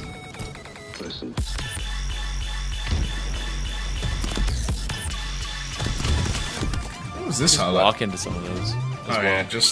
Yeah, this was the thing. Oh, Chick got timing like so hard right there. Just puts away the green gun and then gets shot. You'd be fuming. You would be absolutely molding right there. I want to call it COD timing, but I mean, Halo did it better and did it sooner. So, shout out to Majin, never truly letting this one get out of sorts. Yeah, look at this 8-point differential, and also the smarts on Glory to not rush into some of these interactions, especially with the little shoulder poke out that we saw from there. So, Majin just keeping themselves ice cool because they know they must do that if they choose or will truly challenge Nemesis, especially going into Charlotte. Yeah, and look, I saw someone saying maybe they chalk Nemesis chalk the major qualifier to get an easier bracket. Like Faze. Callie. Oh man, I couldn't imagine that though. Like, did they officially confirm that, or are we all just like crowdfunding this conspiracy theory? Like, it had to have been, right? Yeah. Like, we're crowdfunding the theory, but I don't see how it couldn't have been that. Yeah. Like, to be honest, like, why else would you just not turn up? Like, because the sun was in your eyes, and my prescription was left at the pharmacy, and my hand hurt, and my dog's sister's wife, cousin's father's dog was ill. Oh, damn! You keep up with your dog's sister? That's cool. Like my dog's sister. Deep family. Look, there's a lot of family going on, you know. In the club, we are all fam. In the club, I was told. We all fam. Look, it's how it works, man. In the club, we all fam. Well, we're going over with this early ball pickup, but no points. Oh, when the person with camo is surprised. Damn. That diggity. All 4 dead for Team Nemesis. Maybe they just hate oddball. That, you know, I had to curb my entire opinion. Enthusiasm? Yeah, well, in that too, with oddball, and then it went towards hating strongholds. So that's fair. Yeah. You were an oddball hater? Oh man. I was. Now I like it more than strongholds. Okay. Yeah. Okay. Both are fun to observe. That's about it. I was a Slayer only kind of kid. I know, I'm a Slayer sweat. Oh my god. I know, everyone for some reason hates on the one thing that matters, and then Slayer. If it doesn't matter, why we play it twice, huh? Look, why you gotta be able to shoot gun, man. Like, come on. Yeah, I shoot gun real well. That's all I can do. I can only shoot gun.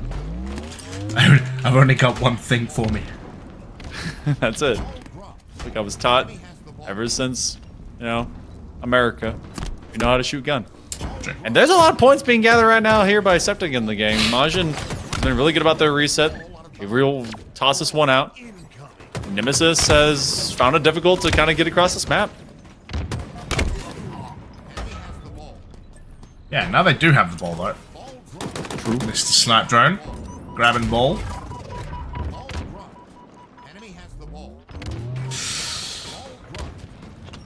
Enemy has the ball. Ball dropped. Story of life at the moment. What?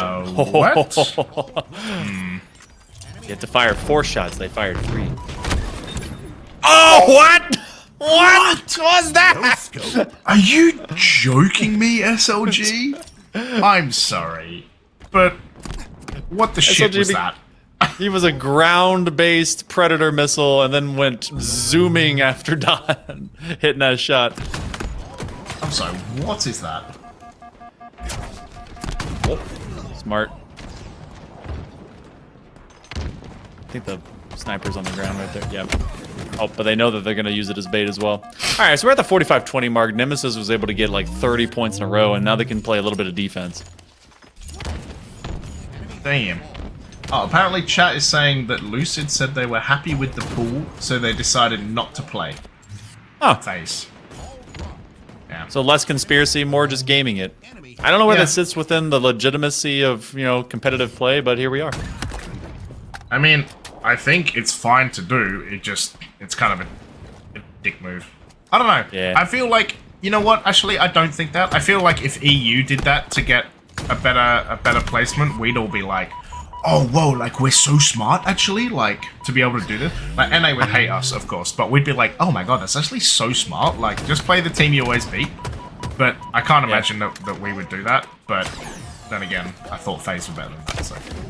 I mean, same with, it's like FIFA rules, right? Like, you're like, oh, we just have to have this amount of, like, scores for a soccer game, and I get absolutely pissed. And I just, like, kick the dang ball.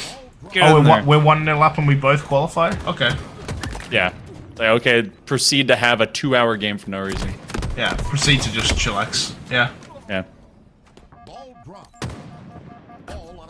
Yeah. Also another reset, because Nemesis has moved within roughly 20 points to end out round number 1.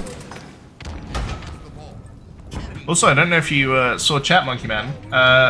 Shopify Rebellion minus Royal 2 plus Collect just beat Optic 3-2 in the NA Winners Final.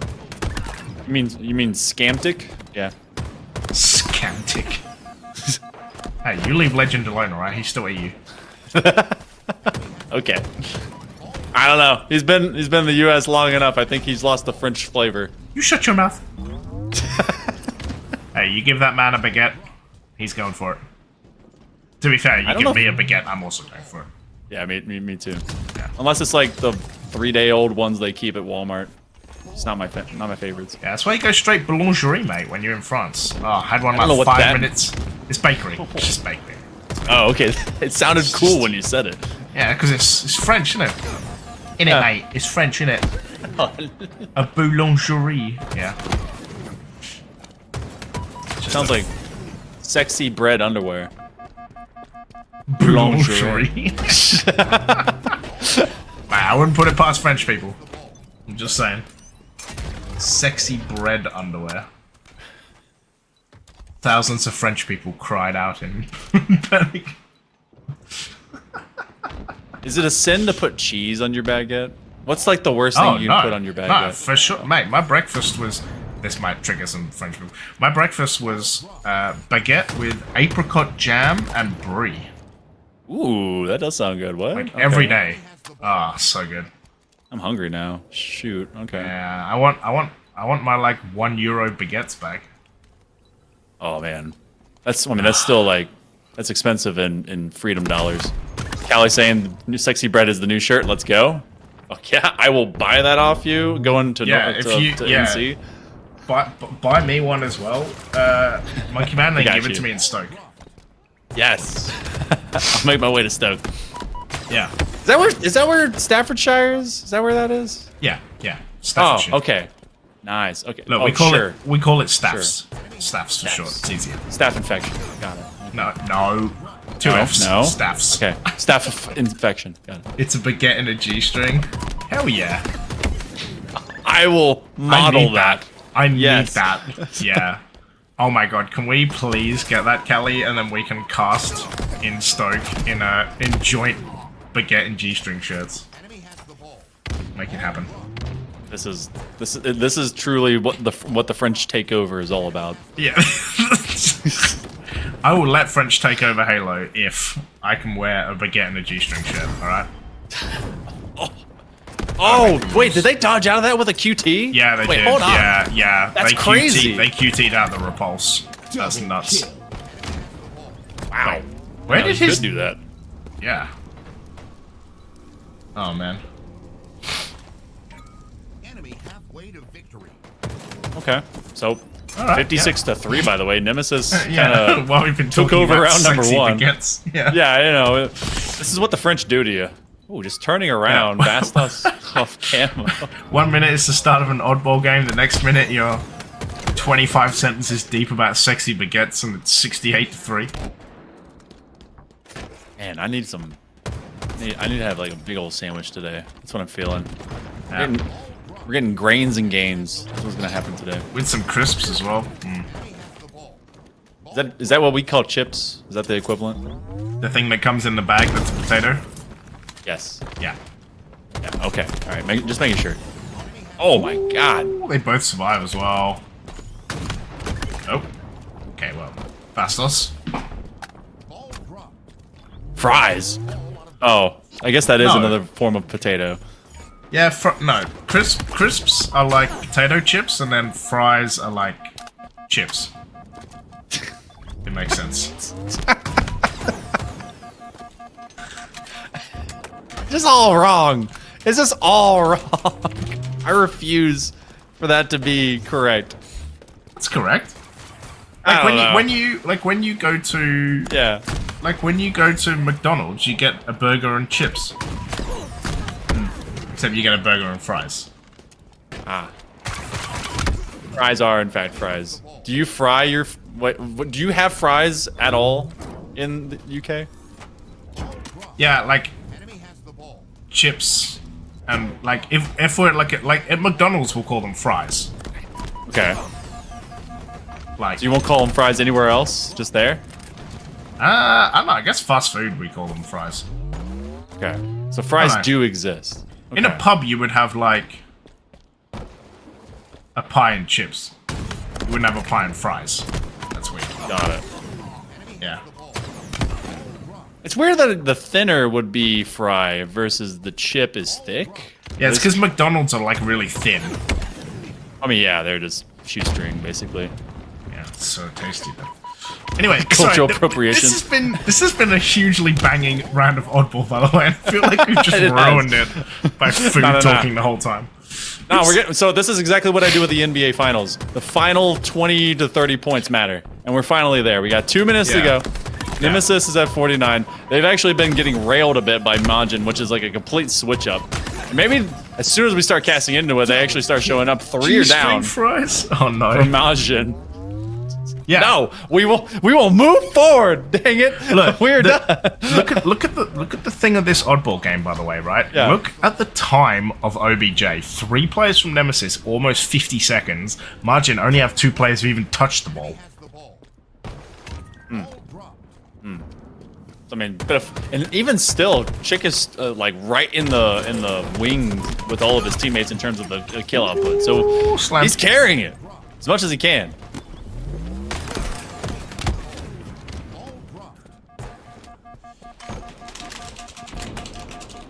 Only playing a TD. 5 seconds the difference, by the way. Very tedious game they're playing, especially with the last 100 seconds at this point. So they're playing. They're basically saying, "Nemesis, come to us." Actually, no. They're at this point saying, "Majin, you gotta step through this door." Udom is done playing around. Oh. He's got a team that's now finally pouring out damage, and they're gonna reset this one from off of green. They're gonna dare Majin to come to them. This could be... I think they'll play this. Oh wait, Bastos actually got killed as well. Wait, this could be game ending. If they can find a couple of kills, oh, they know there's a couple there. If they can find a couple of kills onto Sandbag, like this could, wait, this could be game ending. They Like, can't get there. They They're done. can't get there. No, he's gonna play right behind this wall. Hard surface. You have to walk into the kill pit. Yep. Oh, they got it. Oh, that's... Yeah, that's crazy. Like, that was actually so good. Like, his double kill there to allow them to rotate to B, and then you were like, they're just never going to play it, actually. Like, they just... That's just it. Like, they're just sorted. Yeah. It all came from that extended fight over inside of that A, like, kind of, like, wide door. And then as soon as they rotated out, boop, it was done. I mean, kill lead. You had Woodham finding big moments. There was a lot of good camo play in general, and Majin, I think, had the majority of it. But as close as it was, and as much as they separated from them, Team Nemesis had one big play and left in their back pocket, and it was a fantastic turnaround. Yeah, that was actually really nice. Like, this double kill as well. Like, this camo dummies. But, oh. Look. Well, we're going to Lattice, mate. Going to Lattice. Lattice. That's good old strongholds. Lattice My strongholds. You're favorite. Yeah, he's so excited. So, fries. No. Oh no. That's what you're like right now. Get me out I'll of this. be a professional caster, I guess. But okay, I discussed this last time. The pit is like, all right, you get the pit B. I guess you get B on your way for hit and snipe, and it's kind of just like part of that journey. You control AC, and you control the world when you're playing Lattice. You have so much power on this side of the map, especially. Like, some might be like, oh, I don't know, like hit an A-B like combination, but because you just like quick rotate to that. But you can make it unnavigatable if you're really hitting over from cargo into ramp. It's a situation. So I want to see how much of that comes up real, because the proximity, it is deceptively narrow on this map. And to be honest, like, yeah, it's like you say, all you gotta do is have C, have A, and then have pizza, and then they can't do anything. Yeah. So we're gonna see how this looks. It is gonna start off though. Oop. I was gonna say with Jesus. Chick finds a kill. 4 dead for Nemesis. I was going to say, it's going to start with an A-B, and in fact, Nemesis almost taking B, but it looks like it's going to be a trip cap the other way. Okay. Well, they won't be able to stop B, so they'll know exactly where to kind of bait them into, but solid points gained right now by Majin, and Team Nemesis, again, this is kind of that learning curve, why they want to play it in live competition. Oh, Sniper quickly handed off to Chick.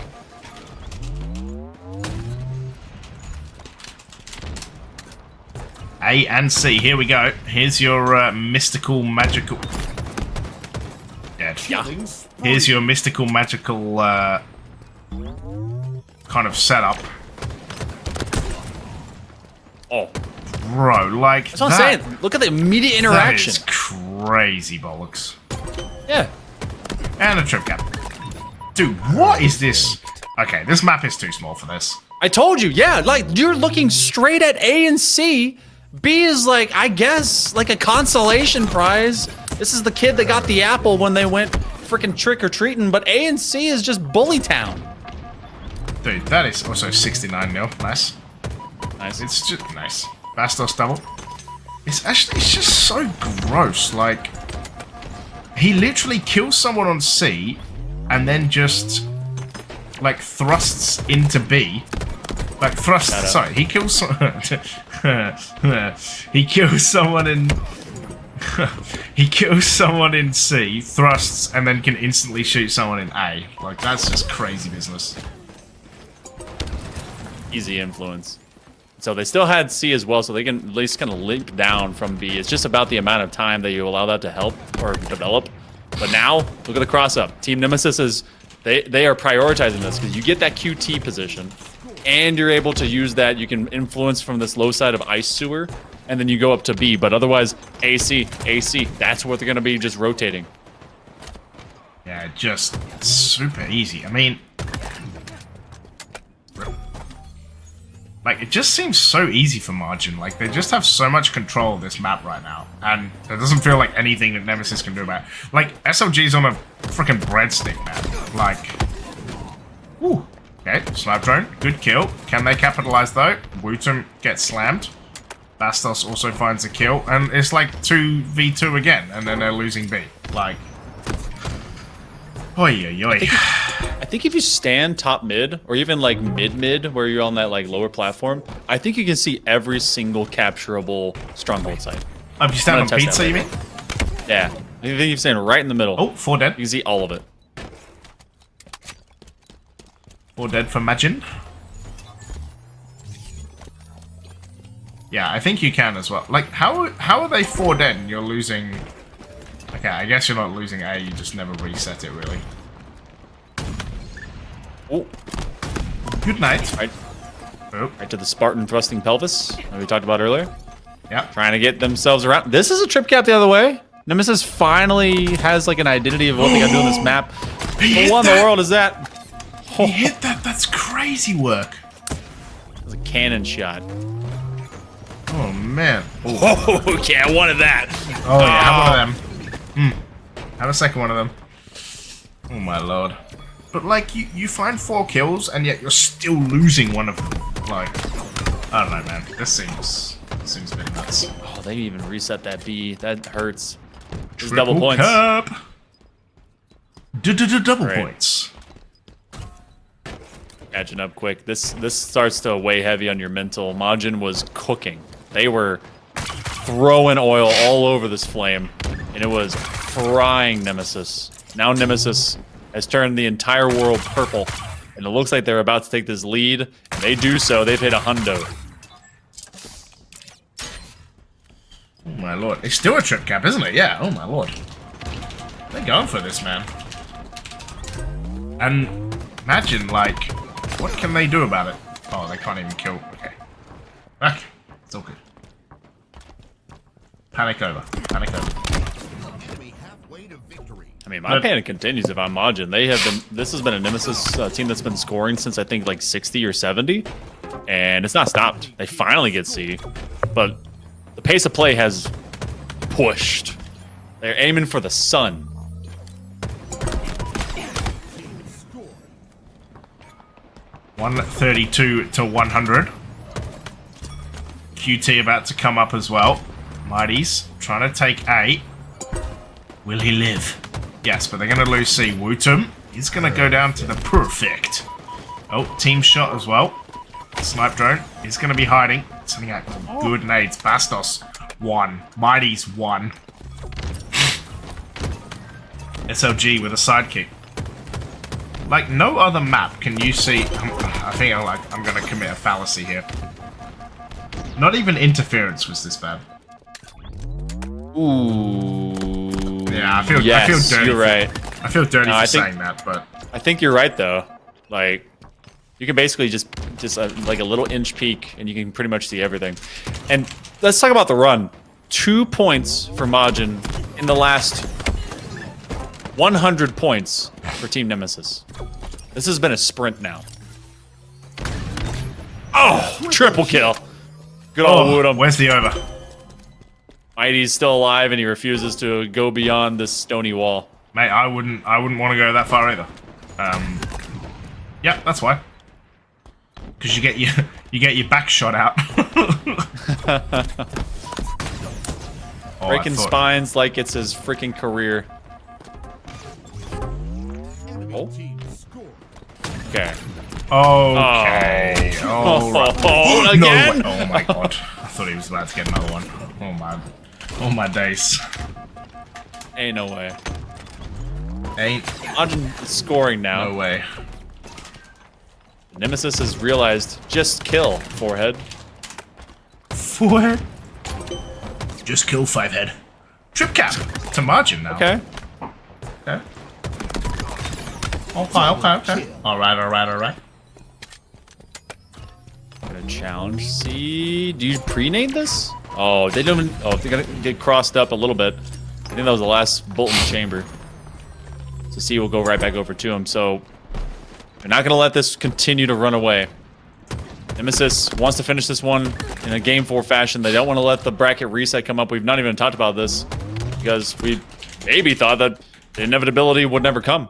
Majin aiming to fight at least for B, but AC is the main foreground for all the fights. Yeah, it's slowly ticking over for Nemesis. Oh, Bastos is going to lose his life. 2v2, 3 dead. Chick, the last one left alive. But yeah, just... Yeah, I'm going to say, I don't... Like, you can't check all the angles. Like, it's just another trip cap, by the way. Oosh. Bastos does eventually find glory. It just feels too close, man. Like... Yeah, I don't know. It's just... Someone's asking if they think Legend will make a team for Stoke. I think our prize pool would have to be significantly big for that to happen. I would be so stoked if you did, brah. Yeah. Bro, it would be like legendary, bruh. Oh my god, I'm gonna die now. Hey, you stopped. Majin. I did. I did. Get out. 3 out for Majin. Oh, so many shots, so little time. Septiq dodging through all of them like he's the one. 10 points to go. They're gonna try and flip B right from underneath them. They cannot do so, and that assures it. Yeah. They will move through. Beautiful. Open number 1 goes to Nemesis. Was there ever any doubt? Beavis and Butthead impressions. I don't think so, to be honest. Like, I think... In fact, I'm going to say, I think this was a lot closer than probably Nemesis would have wanted. I think, you know, all the jokes about practicing lettuce aside, like, that first recharge oddball wasn't great. And the recharge Slayer also not great, right? So, something to work on. I think for Nemesis is just getting that recharge sorted out.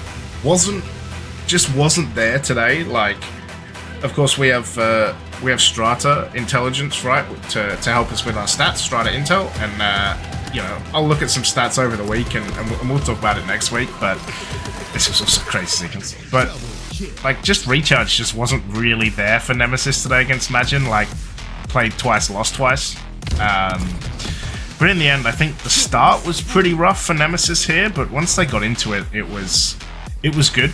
I think it was perfectly fine, and like you said, they got so many points in a row, they kind of just stifled Majin. But again, like, this is another kind of Strongholds map that feels really quite snowbally. Like, yeah, oh, most definitely. Like we're talking about like 100 straight points, man. We just keep getting Strongholds maps that are really snowbally, and I gotta say, like, these hills are way too close. Like, yeah. I want to see one that's like even like kind of backstairs, and then I guess C is okay and A is kind of fine. Like maybe you can move down to like Ice Corner or something. Yeah, I don't know. Like, you just gotta adjust. Maybe even if you just change where the spawns are, like the initial spawns. It'd be kind of cool to do a comparative, like, get this with live fire and with recharge, and just like show a direct how long it takes to influence, impact, or even see the other sites versus this map. What like, a cut you can down, see by the way. A there, but yeah, ridiculous. Yeah. Like, you can see A there, but if you're standing on pizza, you can see all 3. Like, which is kind of not how that's supposed to be. Thanks, Woomum. We appreciate you. Oh my god, yeah. We appreciate all you guys being with us today. Been here for about 9 hours or so. Maybe make it 8, 7, 6, 12, somewhere in that range. Just over 8 out. Well, we've been here 9 hours. That's but true. Yeah. Nemesis continues to stand right in front of us. Doesn't matter for how long.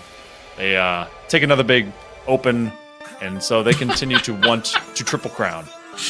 Makes me laugh. Brilliant. Like, guys, we're gonna put in the locked in faces. But yeah, guys, Team Nemesis gonna take it 3-1. I think, you know, for them, 2 3-1 victories today over Majin. Really good. I think overall, like I said, Recharge something to work on, but I definitely think in the winners final it was a lot closer. But if you look at this, like the 3-0, again, that's CTF Origin, like so close between these two teams. Like Majin just, you know, a couple of things they did wrong. The mega play from Snipe Drone just really made it to Nemesis look like they dominated that map, even though it was pretty close. Livefire, again, that second round of oddball. Majin right out the gate looking really good, and then just not quite able to get it done. And then the Strongholds, again, Majin, like a good start, and then Nemesis just coming over the top and getting it done where it counted and kind of sorting it out. So yeah, Team Nemesis going to take the win as the 1 seed. Of course, Majin finishing second in the debut of the Org. Then it's going to be Genesium, who were the 4th seed, Pharmaceutical, who were the 6th seed, and then Fries in the Bag and Cat Smile, the 3rd and 5th seed, respectively. So basically, the top 8 seeds finished top 8. So there you go. There shouldn't be much change there. I think Fries in the Bag might be even a little too far ahead of Genesium and Pharmaceutical, especially Pharmaceutical. But yeah, Genesium and Cat Smile might be a little bit too far behind Fries in the Bag. But yeah, we'll have to see how it goes. But guys, thanks so much. Any final thoughts before I close out? I'm just looking forward to whenever we get to not just the other Opens major qualifier, but also as well to the big LAN. But also shout out to the folks that are getting us there right now, as we had both Infinity as well as Drax that was running our production in the background. Everything is leveled up over the course of the year, and these guys have definitely been in the helm most recently when it comes to everything that's been going through, as well as Reed, Bear, like yourself, James Force. It's been super fun casting on the day, and me, I guess I'm right there. So and me, but. Make sure you guys come back next week. I don't think I'm going to be here for that next one, but we got a lot of awesome EU talent that will be on the mic alongside your boy James, as well as everyone else. So it's been a great day. It's been a great weekend. And I think that we have a lot of great weeks in front of us. I'm super excited. We have a limited amount of weeks, even though they're great. We're almost done, Monkey Man. But hey, I'm in Captain James Force. This has been Hail Monkey Man. Thank you all for tuning in today. It's been sick. We're going to go raid someone. And yeah. Go hang out, say hello. We will see you back here next Sunday. HCS Open number 9, Charlotte number 2. It's the road to North Carolina, and we will see you next week. Peace out.